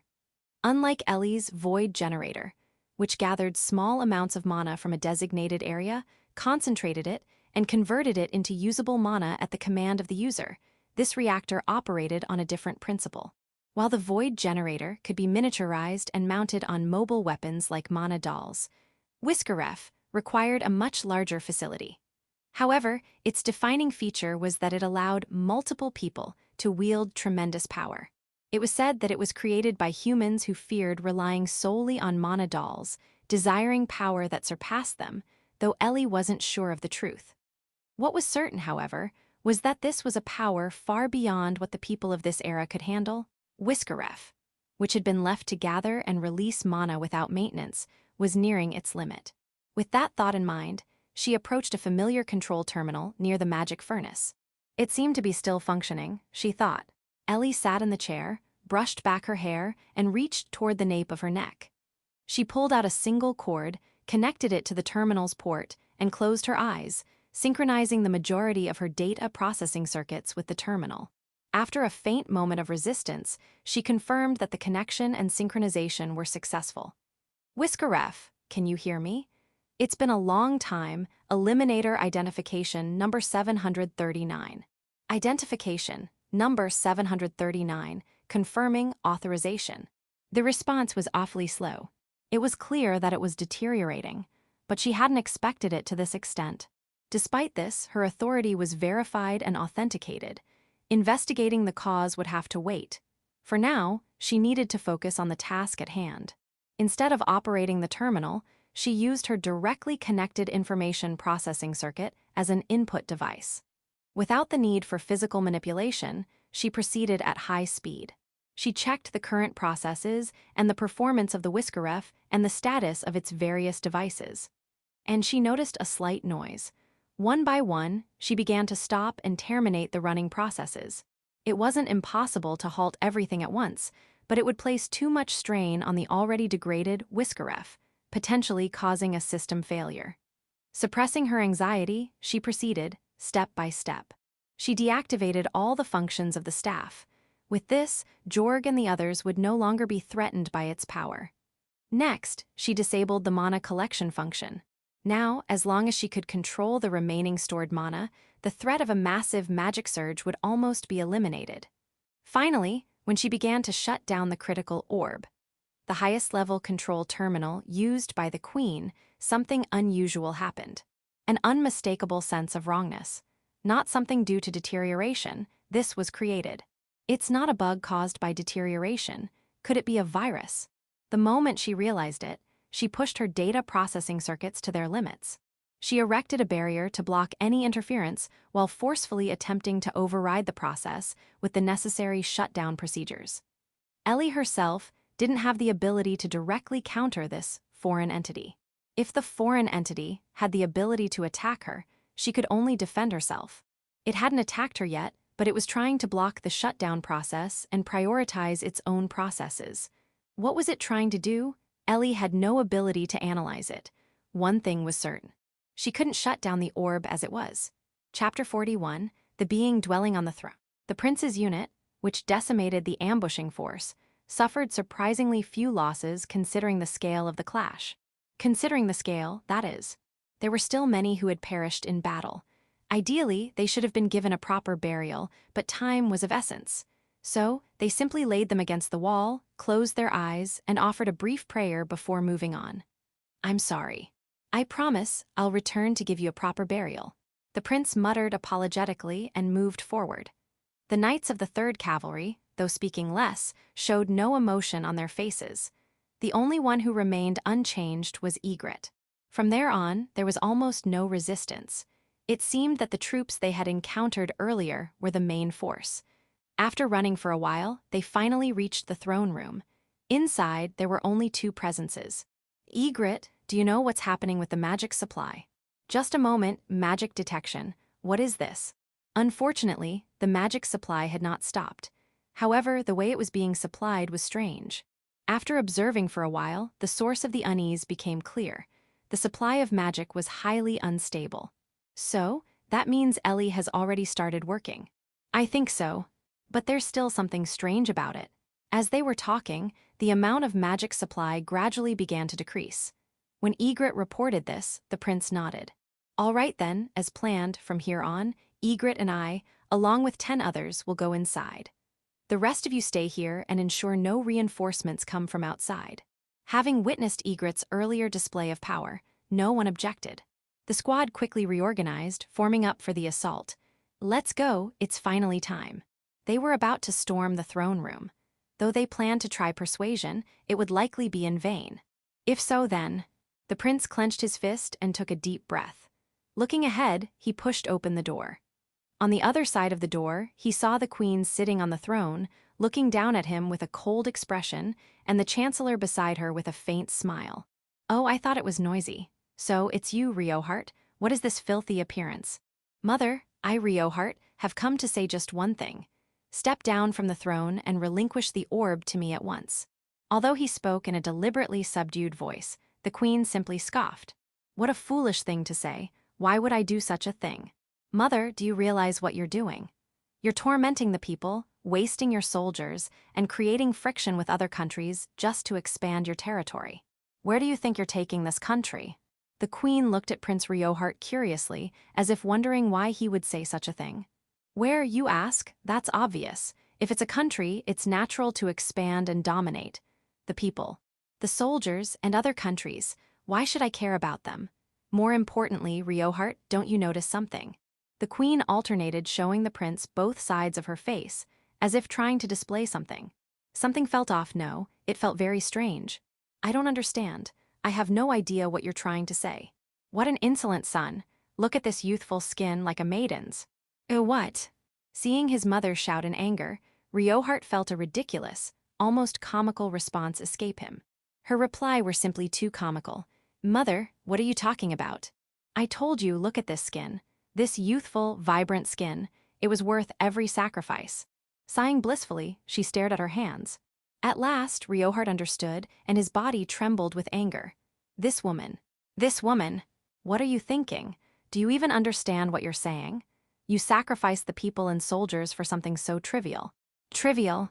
You don't understand the value of this skin. I don't understand, not at all. Do you realize how many lives were lost because of this? You're just a man, of course you wouldn't understand. How about you, woman? Surely you understand the value of this skin. Egret, who had been struggling to keep up with the situation, was startled by the sudden question. She stared at the queen's skin and tilted her head. I'm sorry, but I don't really understand. That's what I'd expect from a mere girl. It doesn't matter anymore, as long as I have this. The queen gazed at the orb in her hand with utter delight. What was this strange feeling? Chancellor, you've done something, haven't you? The prince turned his suspicious gaze to the chancellor, who had been watching the exchange with a smirk. It was just an intuition, but it seemed to be correct. Oh no, I've done nothing. I merely assisted Her Majesty in following her will. All I did was give her a little push. The chancellor's repulsive grin filled Reohart with certainty.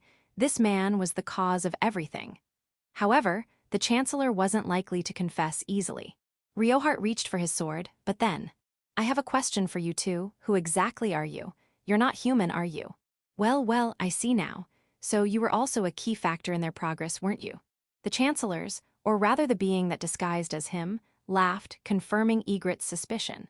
The prince, realizing the truth, grimaced. What? The chancellor was definitely human, so you. Ha ha ha, exactly. I am no mere human. Now that you know, there's no need for further discussion. You shall all perish here. As the chancellor began transforming into something inhuman, Egret vanished and appeared before him, her short sword silently plunging into his left side. How did you know? How did you target my magic core? Your speech was too long. While the prince and the chancellor were exchanging words, Egret, who had guessed from their conversation that the chancellor was a demon, had used her magic detection to locate the chancellor's magic core, the heart of a demon, the source of his demonic power. She struck his left side, a spot one wouldn't typically target on a human. With a sharp crack, something shattered. No, I was so close, but I won't go down alone. A farewell. She pushed the blade in further. With one final push, Egret shattered the magic core completely. The chancellor's magic dispersed and vanished. Only 3 people in the room could sense its disappearance: Egret, the prince, and one more. Hearing a thud, the queen looked up. Chancellor, Chancellor. Reunited, where has the chancellor gone? Mother, what are you talking about? He's right there, collapsed. You should prepare yourself for what comes next. The queen, finally looking away from the orb, gazed around in confusion, as if she hadn't seen any of the earlier commotion. The prince answered her with pity in his eyes suddenly. Chancellor, Chancellor. The queen shrieked, pulling at her hair and thrashing about in a fit of madness. The prince and his knights recoiled in shock. Then, clink! That barrier's still up. Egret's short sword, which she had instinctively swung to attack, was deflected, so she had to take a step back. Chancellor, bring back my Chancellor. Her scream, distorted into a shrill, grating sound, caused even Egret to shudder. As everyone stood frozen, the orb in the queen's hand began to pulse, emitting a sinister light. It was undeniably light, but it was also dark and murky. The magic surrounded the queen, entwining and consuming her. Power. Give me power, more power, give me all your magic, give me all your power. The queen's voice, once loud and clear, now distorted into a roar of incomprehensible noise. After the magical light and the roar ceased, it was still in human form, but it was no longer human. It was an abomination, an unspeakable monster. Chapter 42. The river runs red with blood. The sharp clangs of metal striking metal echoed through the air. Shouts, screams, and roars, some filled with meaning, some seemingly devoid of it, filled the battlefield. Countless silent corpses littered the ground, marking the passage of time since the battle had begun. The thick stench of blood made it seem as though even the river itself runs red with blood. The hell where human lives were being wasted in vain continued. The Third Night Order fought back, fending off the relentless assault, or rather, the desperate clinging onslaught of the First Night Order. Despite managing to repel them for a while, the longer the battle dragged on, the more losses they incurred.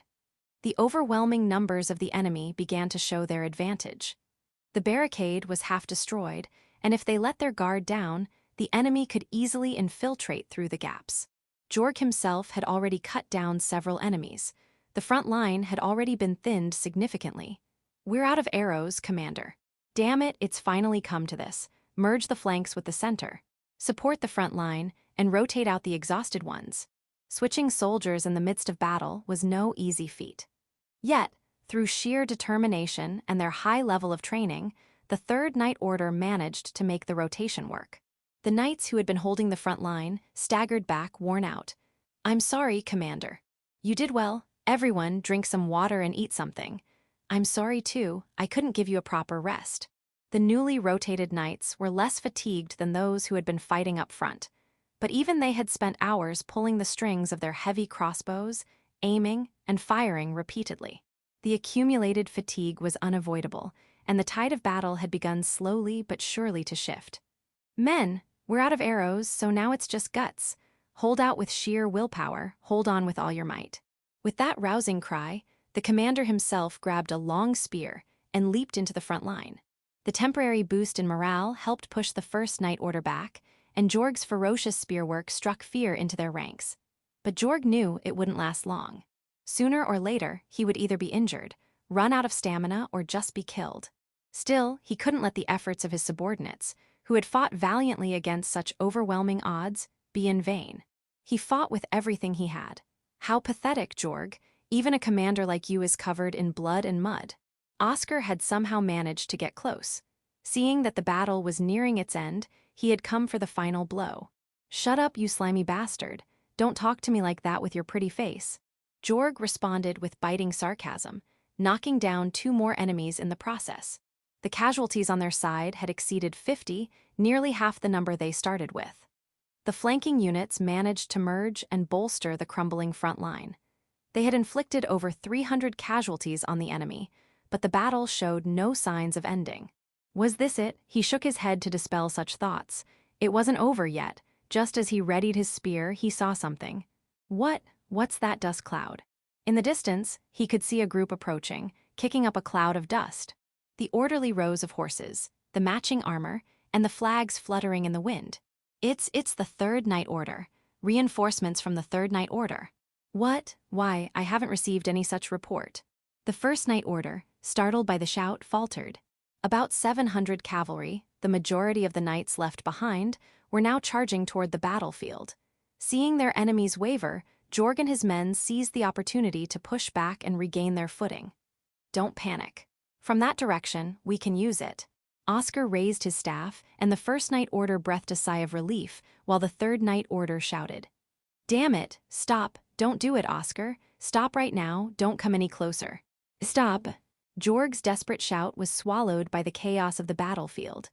Oscar shot him a cold smile and turned to face the rear. This time, show me your true power, staff of the Emperor of Thunder.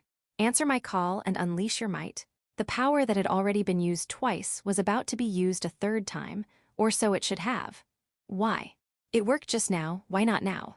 Oscar was extremely agitated by the staff's failure. Could it be? He involuntarily looked back towards the royal castle. Ha ha ha, she did it. Ellie, you've really pulled it off. This is a huge victory. A cheerful laugh echoed through the battlefield. Of course, it was Jorg's. What nonsense are you babbling about? Who is this Ellie? Who is she, you ask? She's our trump card. The cutest, most extraordinary girl. His face, covered in blood and mud, was twisted into a grin. His blood-stained, mud-covered face twisted into a grin, his eyes gleaming.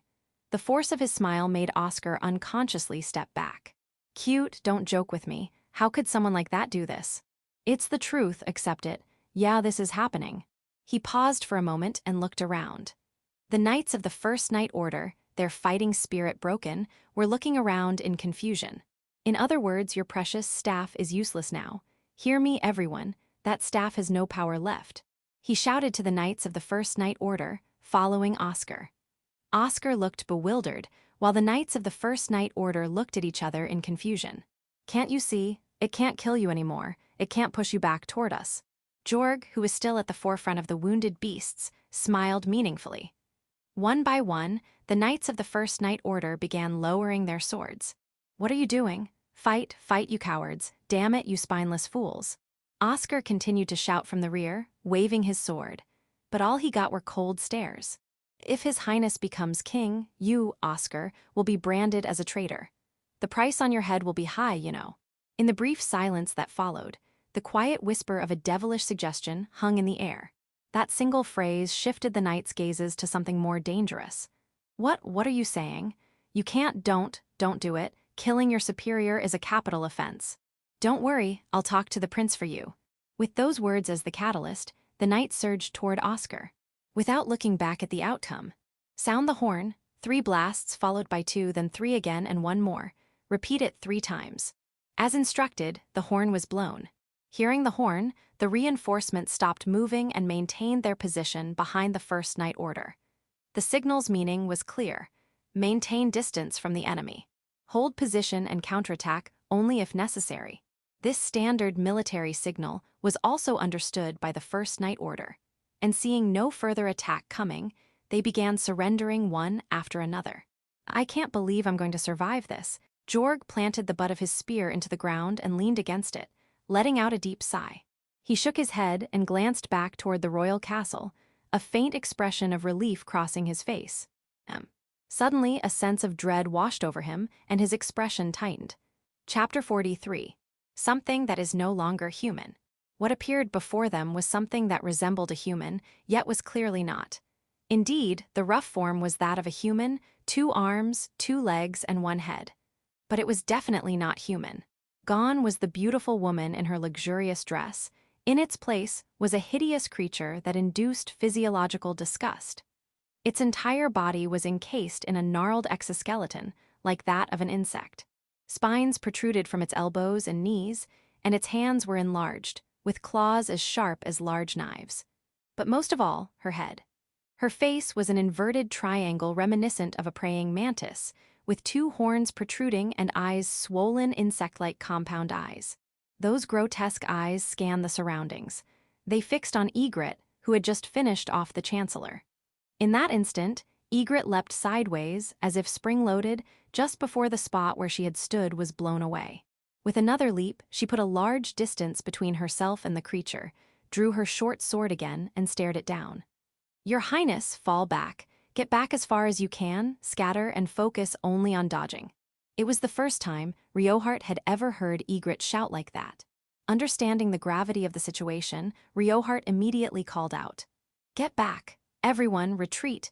Scatter and evade at your own discretion." The knights hurriedly backed away, scattering, while keeping their gaze locked on the transformed queen. No one was foolish enough to put up unnecessary resistance. After all, they couldn't see what was happening. Although some had managed to barely follow Egret's movements, they couldn't keep up with the queen's. Egret took deep, rapid breaths, forcing air into her lungs. If she slowed down even a little, she would be killed. The tension was so palpable, it felt almost physical. Slowly, the queen, who had torn up the floor with her claws, rose to her feet. She turned toward Egret with a deliberate, slow gaze.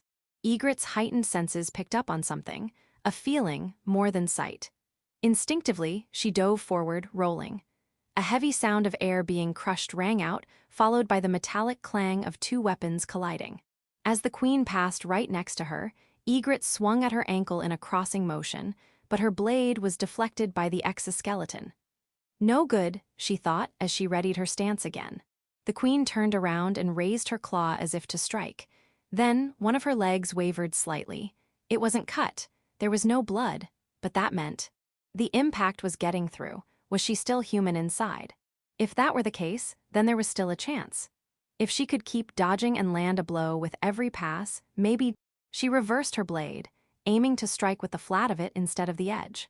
She needed to inflict impact without breaking the blade. In the next moment, the grotesque creature, furious at the insolence of the one who had wounded it, roared. "Gyuai." The roar was like a concentrated blast of magic, and the more attuned to magic a person was, the more they felt it. The intense pressure made Egret's head swim, and she fought desperately to keep herself grounded. Then, her still-functioning senses caught a cold, chilling presence. "Watch your feet, dodge the magic," she shouted as she fought to keep her balance. She couldn't even look around. She was too focused on the deadly magic gathering at her feet. If it connected with the ground, she could easily imagine the devastation it would cause. But she was surrounded by a dense concentration of magic, and all she could do was dodge. Syoo. Just barely dodging, a lightning bolt struck the spot where she had been. The prince and some knights, in an area where the lightning wasn't as concentrated, managed to evade after sensing it. A few knights weren't as lucky and were hit by the lightning. Without a moment to breathe, the lightning continued to rain down, forcing them to dodge and flee. Damn it! Egret sensed a presence leaping toward her as she dodged lightning, throwing her off balance. She deliberately fell, rolling away. The force nearly knocked her sword out of her hand, but she held on and quickly got back to her feet.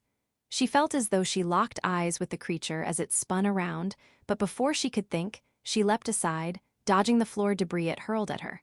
Ignoring the pain from the flying shards, Egret rolled forward, jumped again, and heard the floor shatter behind her as she spun and got back on her feet. Her breathing was ragged, and she couldn't calm it down. She raised her small sword again, glaring at the grotesque creature, and noticed something odd about its left knee. While it could still walk, its right leg had enough strength for jumping. Before she could fully comprehend it, the creature lunged at her. She rolled to the side and twisted her body. A heavy sound echoed as the floor shattered. She threw her dagger towards the sound, and it struck with a clang. It seemed that the creature had sunk deeper into the floor with the force of its jump, and her attack had landed on its weakened leg. But it was too light. It barely seemed to have any effect. Egret inhaled deeply, trying to take in as much air as she could during the brief respite. But before she could even exhale, she was already dodging again. This time, her short sword missed its mark as she tried to strike in passing. She knew she was being worn down, but there was no choice but to keep going. She was still alive. The prince and the knights were still alive. So giving up was not an option. With renewed resolve, Egret glared at the grotesque creature and readied her small sword again. Chapter 44, The Only Way Forward. How much time had passed? Where were Egret and the others now? What if the enemy soldiers weren't able to slow them down, and they ended up facing the queen faster than she anticipated? That had to be avoided. If I couldn't stop the orb, if I need to prevent it from being used, there is only one way forward. The moment she realized that, Ellie began the process without hesitation. I'm sorry, Whiskeref. I wish we could have parted ways more peacefully. Murmuring this in her heart, she began a different procedure. Interfering with the control system of the magic power reactor, she altered the control values, creating a bottleneck in the flow of magic power. She restarted the halted magic collection and set the collection speed to its maximum. A situation where magic could hardly flow, yet a massive amount of magic was accumulating. The magic reactor started to make a strange noise. It seemed the foreign entity lacked any advanced self-judgment ability. As long as Ellie didn't interfere with it, it wouldn't interfere with her either. Whatever its plan was, if it intended to use magic, that plan would fall apart as soon as the magic stopped flowing. Even if that flow was blocked physically. As the magic power flowing into the reactor reached its critical point and overflowed, control became impossible. In that moment, without finishing the shutdown process, Ellie ripped the cable from the connector and turned on her heel. The intense shock from forcibly pulling the cable out seared into her head, but she suppressed the pain and sprinted toward the exit with all her strength. An abnormal vibration, a sound she had never heard before. Ignoring them, she ran desperately for the exit. But, I'm really sorry, Letty. I won't be able to see you again. What flashed in her mind was the face of her beloved master, a sensation that felt like even that was being blown away. Ellie, who had been running to get as far from the magic reactor as possible, was swallowed by the mana explosion, a dazzling torrent of light. At the same time, in the throne room, how many times had she dodged? How many times had she managed to land a hit? Her weary mind pondered such questions. Even with her mind clouded by fatigue, she reacted to every movement she sensed and dodged. She had finally managed to land another blow. Her grip faltered on her dagger, and she had to readjust her hold. She then jumped as high as she could. She no longer even had the time to catch her breath. Her lungs burned, and she could hear her own ragged breathing. But despite all that, her legs still moved. She told herself that and jumped sideways. She heard the familiar sound of destruction and felt sharp fragments cut into her flesh. Not yet, not yet, not yet, not yet. She kept telling herself that. She couldn't die here. She couldn't let this happen, because there were people waiting for her. Just as that thought crossed her mind, there was a massive, otherworldly explosion. A violent sound, accompanied by a shockwave that felt like being struck by multiple lightning bolts. Ellie. For some reason, she thought of her. For a moment, her movement stopped. The monster wouldn't miss such an opportunity. She snapped back to reality, looked at the monster, and felt a different kind of confusion. The monster had stopped moving. It suddenly clawed at its throat and arched its back, letting out a scream. Its movements were like those of someone drowning. Suffocating? No, but it's close. This is. It must be Ellie. Ellie must have done it. But if that sound was the price she paid, it seems she doesn't have time to worry about such things. The source of Ellie's suffering. It must be her, since she had given Ellie such a hard time. She took a deep breath as she met the monster's glaring eyes. Yes, it's me. I'll put you out of your misery. She deliberately provoked that monster, who was once the queen. If Ellie had done this, then she, as her master, couldn't give up either. With renewed determination, she readied her dagger. The monster leaped at her, screaming. Due to its suffering, it was no longer as fast as before. Nevertheless, it was still agile and its claws were still deadly. With extreme caution and as much boldness as she could muster, she ducked to avoid its claws and swung her dagger. A heavy clang echoed as her powerful, weighted strike landed on the monster's right knee. It stumbled and staggered. This was it. She then had a sudden intuition. Following her instinct, she slid in and attacked. The monster, having regained its balance, didn't immediately notice her approach. She swung her dagger at its unprotected side. As she dodged, she struck its exposed side with the back of her dagger. Even a short sword is still a steel rod, hitting its rib cage while its body is twisted, especially on its already injured side. Gya. The shriek that followed was likely a scream of agony. Clearly, it writhed in pain, shaking its head. Ura. It tried to release a bolt of lightning in anger. She couldn't stop it, but too slow. The bolt, fired without aiming properly, was easily avoided by Egret, who could sense the magic. The lightning, fired without a proper energy supply, only served to further weaken the monster. Guau, Warawha. For a brief moment, a human-like voice could be heard, but it didn't deserve any sympathy. She stepped forward once more. Dodging the monster's flailing arms, she struck its arms, elbows, shoulders, and any other exposed area, weakening its movements. Clang. A dull sound came from inside. She must have finally broken a bone. Ithurts, It seemed to have regained its senses from the pain. Its voice was becoming more human-like. Sorry, but it's time for you to rest. Egret wasn't in the condition to take any gambles. If she showed any mercy, she didn't know if it would end up recovering. There was no room for hopeful guesses with this creature. She struck its arms, legs, waist, knees, and shoulders relentlessly, denying it any chance of counterattack. When it stumbled, she swung her dagger and aimed for its neck. Thud. Something pierced deep. Her dagger was embedded in the monster's neck. Even though its magical energy was fading, its exoskeleton was still alive. Thwack! She struck the flat of her blade with her palm, driving it deeper. Farewell. With the dagger still lodged in its neck, she drew it across in a swift motion.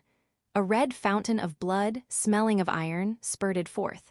Chapter 45. A hand, reaching yet unreachable. Without avoiding the spurting fresh blood, but rather embracing it, Letty grabbed the creature's neck with her left hand and dragged the aberration to the floor. She twisted the tip of her dagger into the crushed wound before slicing through its throat.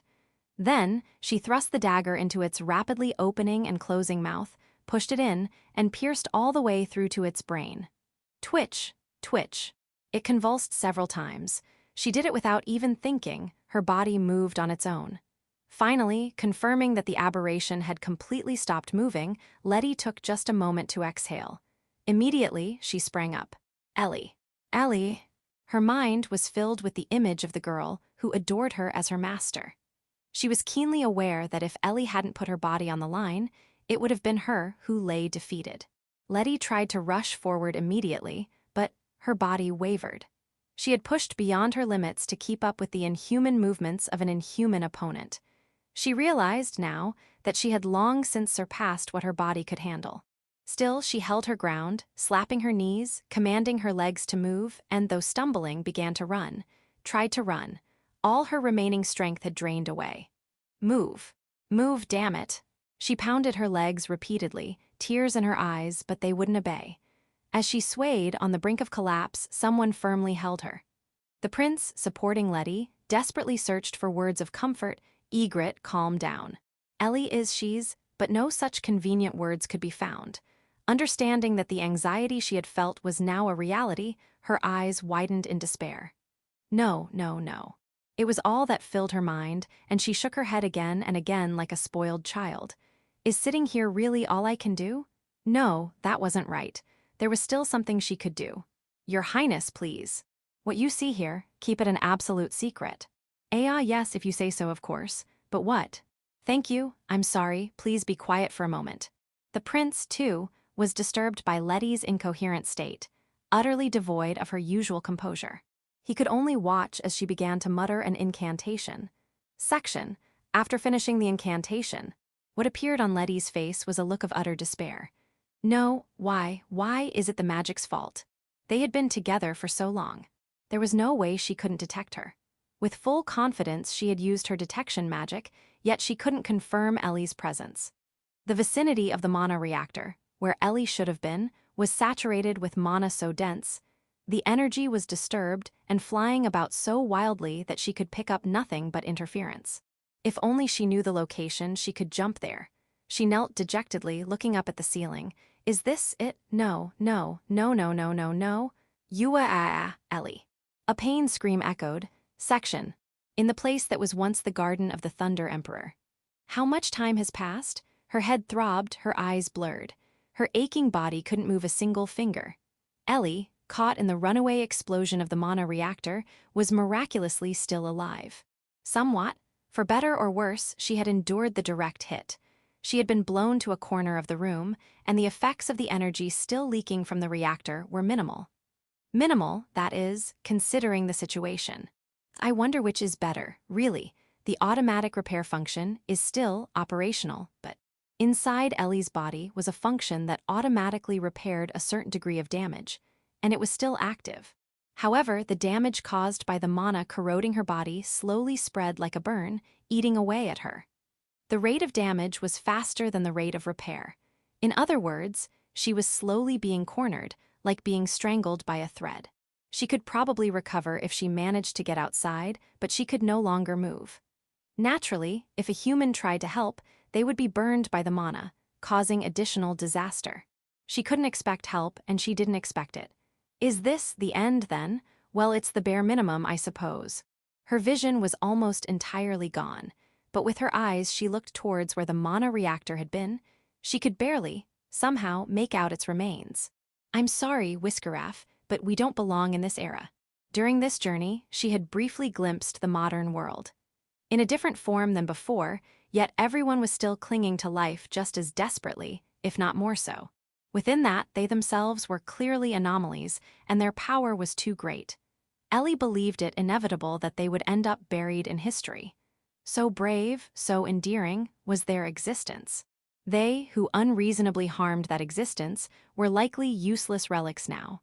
Such was her honest and pure acceptance, and yet, there was still a part of her that couldn't accept it. I'm sorry, Letty-san, I really want to see you again. Her master, whom she encountered by chance in this era.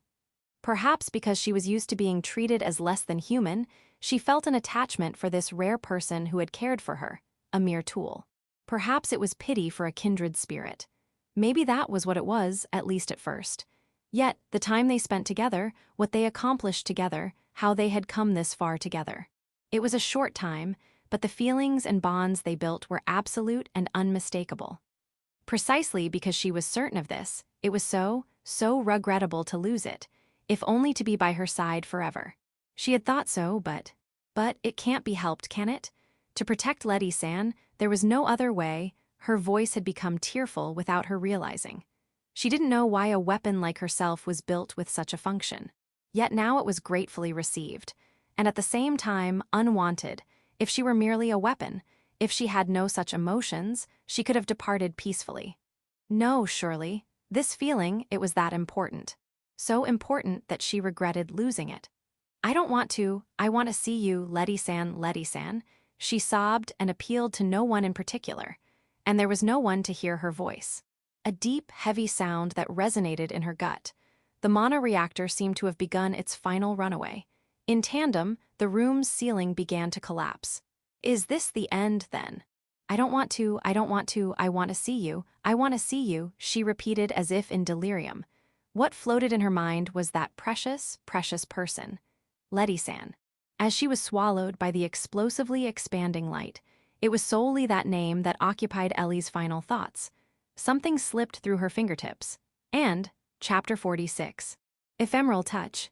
The loud, heavy sound of a massive structure collapsing echoed in the distance.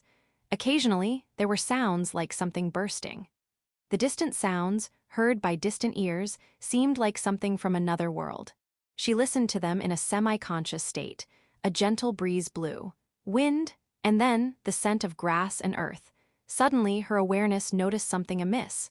I thought I was going to die, a mutter, as if complaining. It was unmistakably familiar. Without a doubt, probably very close by. The scent of someone she had hugged countless times, felt so often. Ah, her hand was firmly grasped. Though she tried to confirm her form, her body, sprawled on the ground, couldn't move properly, perhaps due to mana poisoning. So she squeezed back. "Thank goodness, Ellie, you're alive." A voice filled with genuine relief, as if it had finally sunk in from the reciprocating squeeze. It was the voice she had longed to hear, the body warmth she had longed to feel. So, naturally, the words that escaped her lips were, "It's not thank goodness, you idiot. Why, how could you come when you couldn't when you shouldn't have? Are you an idiot? You're an idiot, you really are an idiot." "Yeah, you're still as unreasonable as ever, Ellie." Despite being thoroughly verbally abused, it was abuse filled to the brim with unmistakable relief and affection. Ellie still couldn't see much, but she felt like she could imagine the expression on her face. "I'm not unreasonable. You shouldn't have been able to come, a human couldn't have endured it, so why?" Well, you see, because I wanted to see you, because I didn't want to be apart." At such a direct confession, Ellie froze. She gripped the hand tightly. She tried to think of something to say, tried to think. Couldn't think. "I wanted to see you too, you idiot. I wanted to see you, and now." Her body moved just a little. Somehow she twisted and rolled. With movements slower than a caterpillar, she clung to Letty, who was lying beside her. Letty probably couldn't move much either. Still, she slowly moved her arms and hugged her back. "It's Letty-san, it's Letty-san. Letty-san, Letty-san, Letty-san." The warmth she clung to was familiar to her body. The scent, the body, the fingertips, everything was nostalgic and precious. "Geez, Ellie, you're so foo-foo, like a child." A familiar voice, but an unfamiliar tone. She tried to lift her head suddenly, but her body wouldn't move, and she let out a groan. "Letty-san." Just now." It was something strange. Not strange, but different from usual, I guess. Perhaps foo-foo. For some reason, I feel very exhilarated. No doubt, it was faint but unmistakably. She was smiling. "It's good that we're alive. Ellie and me, we're alive the same as ever. When I thought that, it was somehow, I don't know what this is. It's a little different from fun. I think it's happiness, or something like that." This is happiness, heh, hee, yes, you're right, I must be happy. That Ellie is alive, that I'm alive, that we're back, happiness. Her gentle, pleasant laughter was endlessly comforting, familiar to her ears. It made her want to listen forever. I'm alive, I'm back. She came for me. The realization washed over her. "Letty-san, you idiot. It's not happy when you do something so reckless." But it couldn't be helped. I wanted to see you, besides, it worked out. Letty probably understood perfectly well that she was just trying to hide her embarrassment. Instead of becoming annoyed, she seemed a little happier. With hands that still barely moved, she patted Ellie's back soothingly. "Worked out, you say? Huh. Oh, right, why are we here?" "No, where are we?" Ellie tried to look around, but her neck wouldn't move. She shifted only her gaze, taking in the completely unfamiliar grassland. "I wonder where it was so sudden. The coordinates were a mess." "Sudden is it, eh?" "Sir, how did we get here? Can you leap with two people?" "It seems I can." She must have been embarrassed. "I'd never tried it before," was mumbled in a very, very small voice. And Ellie's ears caught it perfectly. "You just winged it. Like that, like that. Don't you realize if something had gone wrong, we would have been burned up together?" Well, that might have been the case, huh? It's not huh. You're cute, why you're cute, but that's that and this is this. Am I being praised, or insulted? I'm insulting you, you idiot." "No, no way." Gradually, Ellie began to piece together what had happened. Now that she had survived and her head was somewhat clearer, no matter how she thought about it, it was clearly outrageous. "No, first of all, how did you even get there? I assumed detection magic didn't work in that situation, right?" "Yeah, I really had no idea, but I just wanted to go. I couldn't think of anything but Ellie, and suddenly there flashed into my mind. And I just jumped." "That was a complete guess, wasn't it? But you were right there, Ellie, weren't you? So I quickly picked you up and immediately jumped. It was, well, quite very hard though. The mana concentration was enough to incinerate a normal human in just 1 second. Only because Letty held an extraordinarily high amount of mana for a modern human was she able to endure it for only a second or so. Her saying, "I thought I was going to die," was by no means an exaggeration. What do you think would have happened if we had appeared somewhere further away? Well, I did think about that for a bit, but I thought, Oh well. It's not oh well. If something like that had happened, I would have had to watch Letty Sand die. Yeah. I'm sorry, I'm really, truly sorry. I didn't have the presence of mind to think that far.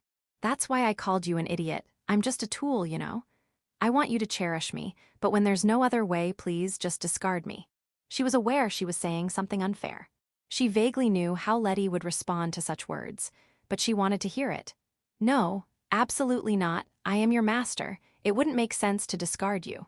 Clear, definite, the words she desired were spoken. Ah, yes, just as I thought. She's always been that kind of person. Ellie tightened her grip on the arm she clung to. Letty-san, you idiot, idiot, idiot, but that's why I love you. Thank you is probably the right response. I'm sorry, Ellie. I'm like this, so I can't say it clearly, but I'm sure I like you too, Ellie. Ellie hugged her tightly, with arms that still lacked strength, yet with all her might. The sensation of being clung to was, somehow, comforting. Letty still didn't quite understand, but if she had to name the feeling, that's probably what it was. It felt ticklish somehow, and she couldn't help but let out a little chuckle again. Looking up, the sky had gradually shifted from blue to red without her noticing. Under their embrace, it shone unusually warm and bright. Chapter 47, As King. What happened? Was that Egret? Her scream echoed, and immediately after, a look of realization had crossed her face. The resolve in her eyes solidified, her form shimmered, and then she vanished. The sight was uncannily similar to the fairy tales he'd once heard. The prince shook his head in disbelief, but seeing the same expressions on the knights around him, he knew it wasn't his imagination. So that's it, she. And yet, it's quite different from what the stories say, isn't it? He couldn't help but let out a chuckle, and, to his surprise, he felt a sense of relief that she was as she was. After a moment of laughter, he composed himself and looked at the knights, who were staring at him in bewilderment. I believe those present here are knights among knights.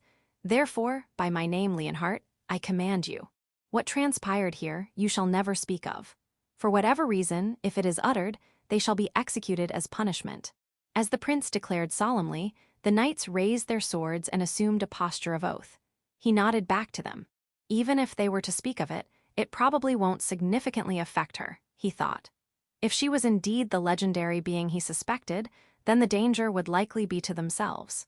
She had killed the queen, just as the legend foretold, and she had helped the prince, unlike anything in the legend. The Reaper, also known as the Kingslayer, a being who would appear from nowhere, slay the king, and then vanish without a trace. That was the tale, but it seemed not all of it was true. With this, everything is over. Now, let the cleanup begin. Bear with me just a little longer. He raised his voice as if motivating himself. This was the true beginning. To reclaim the 5 years in which so much was lost. To give a brighter future to as many people as possible. He was about to head outside. He cast a glance at the fallen queen. Her form, half returned to human from its monstrous state, was almost pathetic, but he felt no sympathy. Mother, this is goodbye. I will become the king I believe in. The path ahead would surely not be smooth. Yet he was the one who had decided to walk it. Casting aside familial sentiment, he stepped out of the throne room. Section. Damn it, you guys, why did you come? I told you to stay put. Finally, a moment of respite. He looked around at his subordinates, who had rushed in as reinforcements at the risk of being completely wiped out. Well, you see, the vice commander said, I'll handle the rest, you all go. Knowing the commander, he's surely overdoing it, and sent us. He said that, did he? Don't give me that, even though it helped. Jorg said, exasperated as he looked around. Comrades who had put their bodies on the line, literally gambling their lives, and who had ultimately fallen. If reinforcements hadn't come, he would undoubtedly have been among them. He felt both gratitude and regret. He took a deep breath. The familiar, rusty smell of iron. He would surely be thrown into such a world again. Yet, if he could still stand for what he believed in, then that in itself would surely be the best outcome. Suddenly, he heard a voice. Jorg, are you all right? He spun around as if struck, in time to see the prince galloping towards them with his knights. Ah, there's a lot fewer. Thinking that, he raised his heavy, exhausted arm to his liege. Against all odds, I survived, and your highness, are you safe? They say experience makes a man. If so, how much has this young man accumulated? He's gained an air of dignity. Jorg thought, quite uncharacteristically. And for what must have been the umpteenth time, he felt reassured. It seems I've made the right choice. I never thought you'd actually pull it off. This is all thanks to them. And perhaps the vice commander too. Saying this, he proudly surveyed the subordinates behind him. Every single one of them exuded confidence, as if saying, we did it. He narrowed his eyes, knowing it was true. Is that so? I'll hear the details later. I'm sorry, Jorg, everyone. Just a little more, I need your strength. Of course, if it's His Highness's command. By the way, where are Egret and Ellie? He had fully expected everything to be successfully concluded, and for the two of them to be there. But they weren't, and the prince's expression told him something was wrong. His relaxed expression tightened. I can't go into detail, but the two of them are missing. I order you to search for them. You must find them. At his desperate voice, and above all, his expression, everyone simultaneously saluted in understanding. It was an endearing sight, seeing the earnestness of a young man, a thought Jorg decided to keep to himself. Leave it to us, even if it costs me my life, I will surely find them. You, the reinforcement squad, immediately form into pairs. Squad leaders assemble, will divide the search areas. He whipped his tired mind and voice into action, barking out instructions one after another. Whatever needed to be done didn't matter. If it meant saving those two, who had performed so outstandingly, no amount of hardship was too great. Jorg, and indeed all the knights, thought so. The search teams were formed, bustling but disciplined. Before long, the teams were organized and the knights dispersed. Section, and less than 2 hours later. Before night fell, the two were discovered nestled together. The knights who found them seemed very awkward. Chapter 48, Necessary Cleanup. I can't say the two of you survived unscathed, but it's good that you're alive. Truly, this incident could only be resolved thanks to the both of you. I thank you from the bottom of my heart. It was the day after the coup d'etat that shook the royal capital. Things had somewhat settled after the immediate chaos had been minimally dealt with. Leonhardt, seated on the throne, addressed the two in the throne room of the royal castle. The two were kneeling, a posture of respect for an audience. Their expressions, however, were their usual ones, far from deferential. The two, once found, had been hastily brought back to the royal castle and taken to the court physician. Intensive treatment was administered to them as they were suffering from severe mana poisoning due to intense exposure to dense amounts of energy. Beyond mere sickness. Somehow, though, they were now able to walk and sit. No, not at all, it is too great an honor, Letty replied with a respectful posture and deferential words. Ellie, positioned diagonally behind her to her left, simply bowed her head in silence. That's really transparent, isn't it? Let's stop, Leonhardt said with a wry smile, waving his hand. Following his signal, everyone but the bare minimum staff disbanded. Nevertheless, my gratitude to you two is genuine. It was chaotic at first, but I truly believe meeting you was a great stroke of luck. If not for Ellie, he would have unknowingly embarked on a reckless battle. If not for Letty, they would have been cut down long ago. His gratitude towards the two felt endlessly insufficient. But I apologize. I cannot officially acknowledge your achievements. This matter has too many confidential aspects. Especially you, Egret. Ultimately, it was the prince who defeated the queen. To maintain that formality, their contributions had to be omitted. Especially the fact that Letty had slain the queen in a duel. And another thing, it was imperative that she not be identified as a reaper. Yes, that's perfectly fine, of course. Besides, it would be troublesome for us to stand out too much anyway. Their easy agreement only deepened his sense of apology. If only they were a little more greedy, it would be a mutually beneficial situation. Your contributions this time were truly immense. Therefore, since I cannot officially reward you, I will make sure your compensation is substantial. Inside a leather pouch brought forward by his subordinate were 200 mithril silver coins. Also, if there's anything we can do for you, please don't hesitate to ask. Still feeling it wasn't enough, he added that last part and Letty nodded. Then, there's something I'd like to ask. Anything. Though, of course, nothing completely impossible. To be honest, he hadn't expected her to request anything. She seemed so selfless, but being proven wrong made him rather pleased.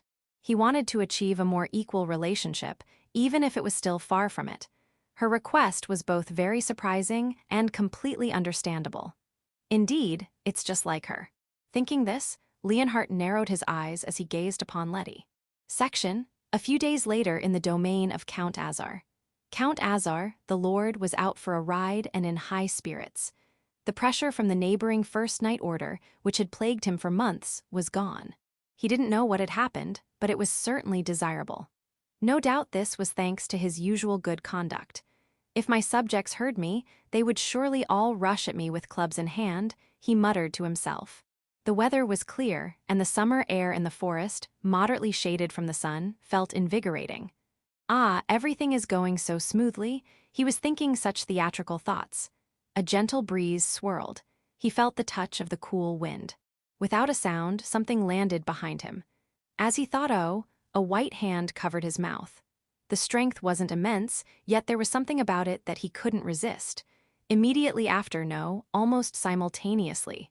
Sleep. Something cold effortlessly entered the back of his head. Twitch. His body arched, then immediately went limp. He was pulled forward and swung around, a moment of weightlessness. He had no time to understand that he had just been thrown. His consciousness, his semicircular canals were in disarray. Falling, that much was certain.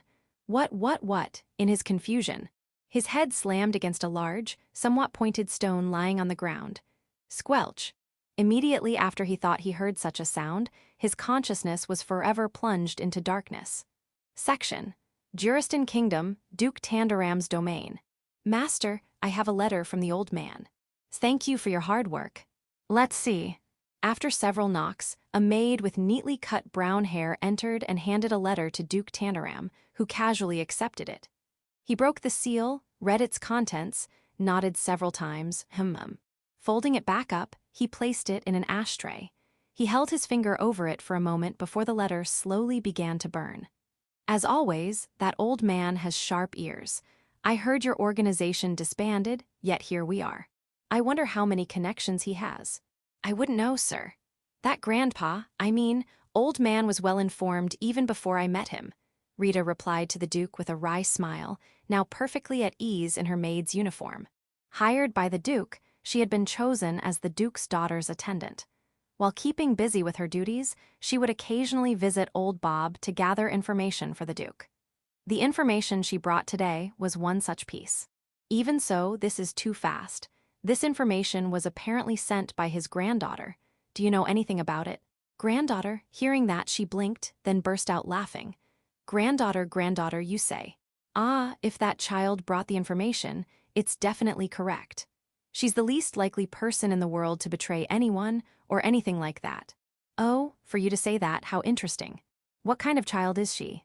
Though seeming like idle chatter, that would be a naive observation. The Duke's eyes, never neglecting to recruit talent, held an unfathomable light. Well, she's a diligent child.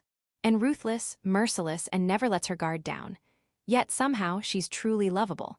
She figured the granddaughter the old man was talking about was her. It hadn't even been a month since they parted, yet she felt a surprising sense of nostalgia. Then, does that make me his daughter or also a granddaughter? She intended to ask him next time. The Duke observed Rita with interest as she wore a joyful smile. Section: A few days later. At an emergency convened meeting, it was announced that Count Azar had suffered a riding accident, unfortunately hitting the back of his head on a stone and dying. While his young son would inherit the territory, the need for a guardian was raised. However, due to Duke Tandaram's prior preparations and recommendation, one was swiftly appointed. It was an exceptionally quick assignment. The one sent was Count Eurus. He was the former frontier count's brother, a court noble without territory, but a man of excellent repute for both character and ability. The Duke's decision to send him proved remarkably successful, to restore his brother's honor, and above all, for the welfare of the Azar domain residents and the former Eurus frontier county. His efforts would be remembered for generations to come. In particular, his success in single-handedly taking over negotiations with Valandia. By skillfully bringing about a ceasefire agreement and treaty signing, he gained great renown. It was truly fortunate that Valandia, amidst its own turmoil, had offered ceasefire negotiations. Little did they know that this good fortune was brought about by the actions and wishes of a single girl. Chapter 49. What was grasped? The timeline shifts a bit. This part takes place between the sections about Count Azar and the Duke in the previous story. One day, about a week after the upheaval in the Valandian kingdom, Letty and Ellie, who had returned from the Valandian royal capital and were finally feeling back to normal, visited the Adventurers Guild in Azar. With things mostly settled, they had come to report what had happened. The moment the two appeared, the receptionist dashed to the back. She quickly returned with a breathless Thomas. You two, you're safe." "Yeah, we're back." Letty greeted Thomas casually, while he looked overwhelmed as he gasped for breath. The moment he heard her words, Thomas crumpled to the floor. "What's wrong? Out of shape." "And no, there's no way. Jay just come here, you two." Thomas hastily got up and led them to their usual back room. Section. No, how in the world did things end up like that? Thomas cradled his head in his hands after hearing the full story from the two. He had known that Letty was taking Ellie, but the ensuing whirlwind of events, the danger the two faced, and their survival, he didn't even know where to start or at what part to be surprised at. Of course, Letty had vaguely described jumping and what Ellie had done. Well, I guess a lot of coincidences just piled up. "We never thought it would turn out like that, you know. If we had known, we could have prepared a bit more. I guess that couldn't be helped, we were short on time after all." "Oh, that's true." The two in question, meanwhile, were completely unconcerned, oblivious to Thomas's state. Watching them exchange words as if nothing out of the ordinary had happened, he sighed for what felt like the 100th time. "So, why are you two, the ones directly involved, so calm?" Because it ended safely, didn't it?" "It did not end safely. I mean, you came back alive, but still." "Ah, what was it about these two's composure? Is this the courage of people who have been through hell?" No, he had been an adventurer too, but not to this extent. Something was different about these two. "All right, well, I understand you two went through something incredibly difficult. I was feeling pretty listless until you came back. At any rate, these two had returned. That much was certain." "You two, you did incredibly well, thank you." Thomas bowed deeply. Letty waved a hand lightly in response. "It's our job, you know." "Oh, right, I have a small favor to ask you, Thomas." A favor, what is it? I'll grant anything right now." He thumped his chest, and she nodded in acknowledgement. "I'd like to borrow a pigeon to get in touch with old Bob." That's easy, but why?" "Well, I just took care of the Count on the way back, so I figured I'd ask him to handle the aftermath." So casually, just when he thought things had finally settled down, they dropped this in his lap. How could she talk about such things so easily? Wasn't that the original request?" "It was, so that's why things have been stirring around the Count's manor. I made it look like a writing accident, so it's probably the cleanup for that." "I see. So you'll have old Bob arrange things with the Duke or someone like that then." "I've already taken care of things on the Valandian side." Thomas stared intently at Letty, who stated this so matter-of-factly, thinking things like, what is with her efficiency? She was certainly competent in the field. Though Thomas wasn't aware, Ellie had previously extracted information about Count Azar's hobby of horseback riding. He hadn't interacted with Letty that many times, so perhaps it was useless to even think about it. "If you've done all that, then it's just a matter of old Bob handling it, huh?" Probably. With this, it would all be over. The town would no longer be embroiled in such turmoil, and he couldn't imagine old Bob failing. Concluding this, he flopped back onto the sofa with a thud, letting out a huge sigh of relief. Struggling to hold back large tears, Thomas spoke with a trembling voice. "You two, you really, truly, did an amazing job." He gazed up at the ceiling. He couldn't look at their faces any longer. Section. Well, two beautiful young ladies like yourselves, I'm sorry, in such a cramped place, I'll get things ready right away. No, even if I'm the one who brought them, don't overdo it. Just let me handle it. But you're always so helpful. Don't worry about it, it's nothing. They both exchanged glances at Thomas's uncharacteristically kind and gentle voice. They had been brought to Thomas's house. As a token of his appreciation for their hard work, he had invited them to dinner. His wife, as he had mentioned, didn't seem to be in the best condition, and Thomas was busily supporting her. He skillfully helped with taking care of the baby and preparing dinner, providing precise support to his wife who was also working hard.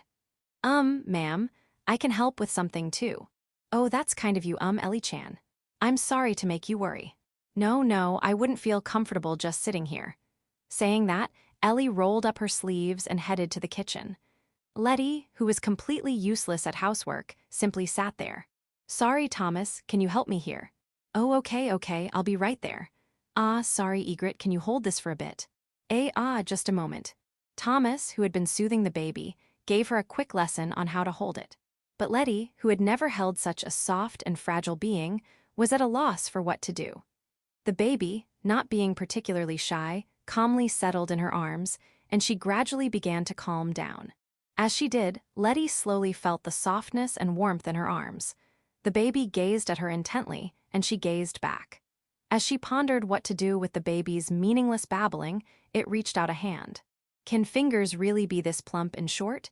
A small, fragile, soft hand that seemed impossible to belong to a human. It grasped a lock of her hair, playing with it like a toy. Saying, it put it in its mouth. She blinked in surprise, becoming rigid while letting it do as it pleased. And no, that's dirty. Oh, I'm sorry, Egret-chan, that child grabs everything. At his wife's voice, she became flustered, saying, When she tried to gently brush its fingers away so as not to hurt it, it grabbed her finger instead. Weak, yet she couldn't shake it off. Her finger was repeatedly squeezed, as if to confirm something, and the baby's eyes stared intently at it. What is this? Such a weak and fragile being, yet why was it so? Suddenly she looked up, Thomas bustling about, his wife smiling gently, Ellie helping with a cheerful face, and the baby clutching her finger. Was this what she had achieved? Was this what she had protected? She still couldn't put a name to the warm feeling rising in her chest. Section.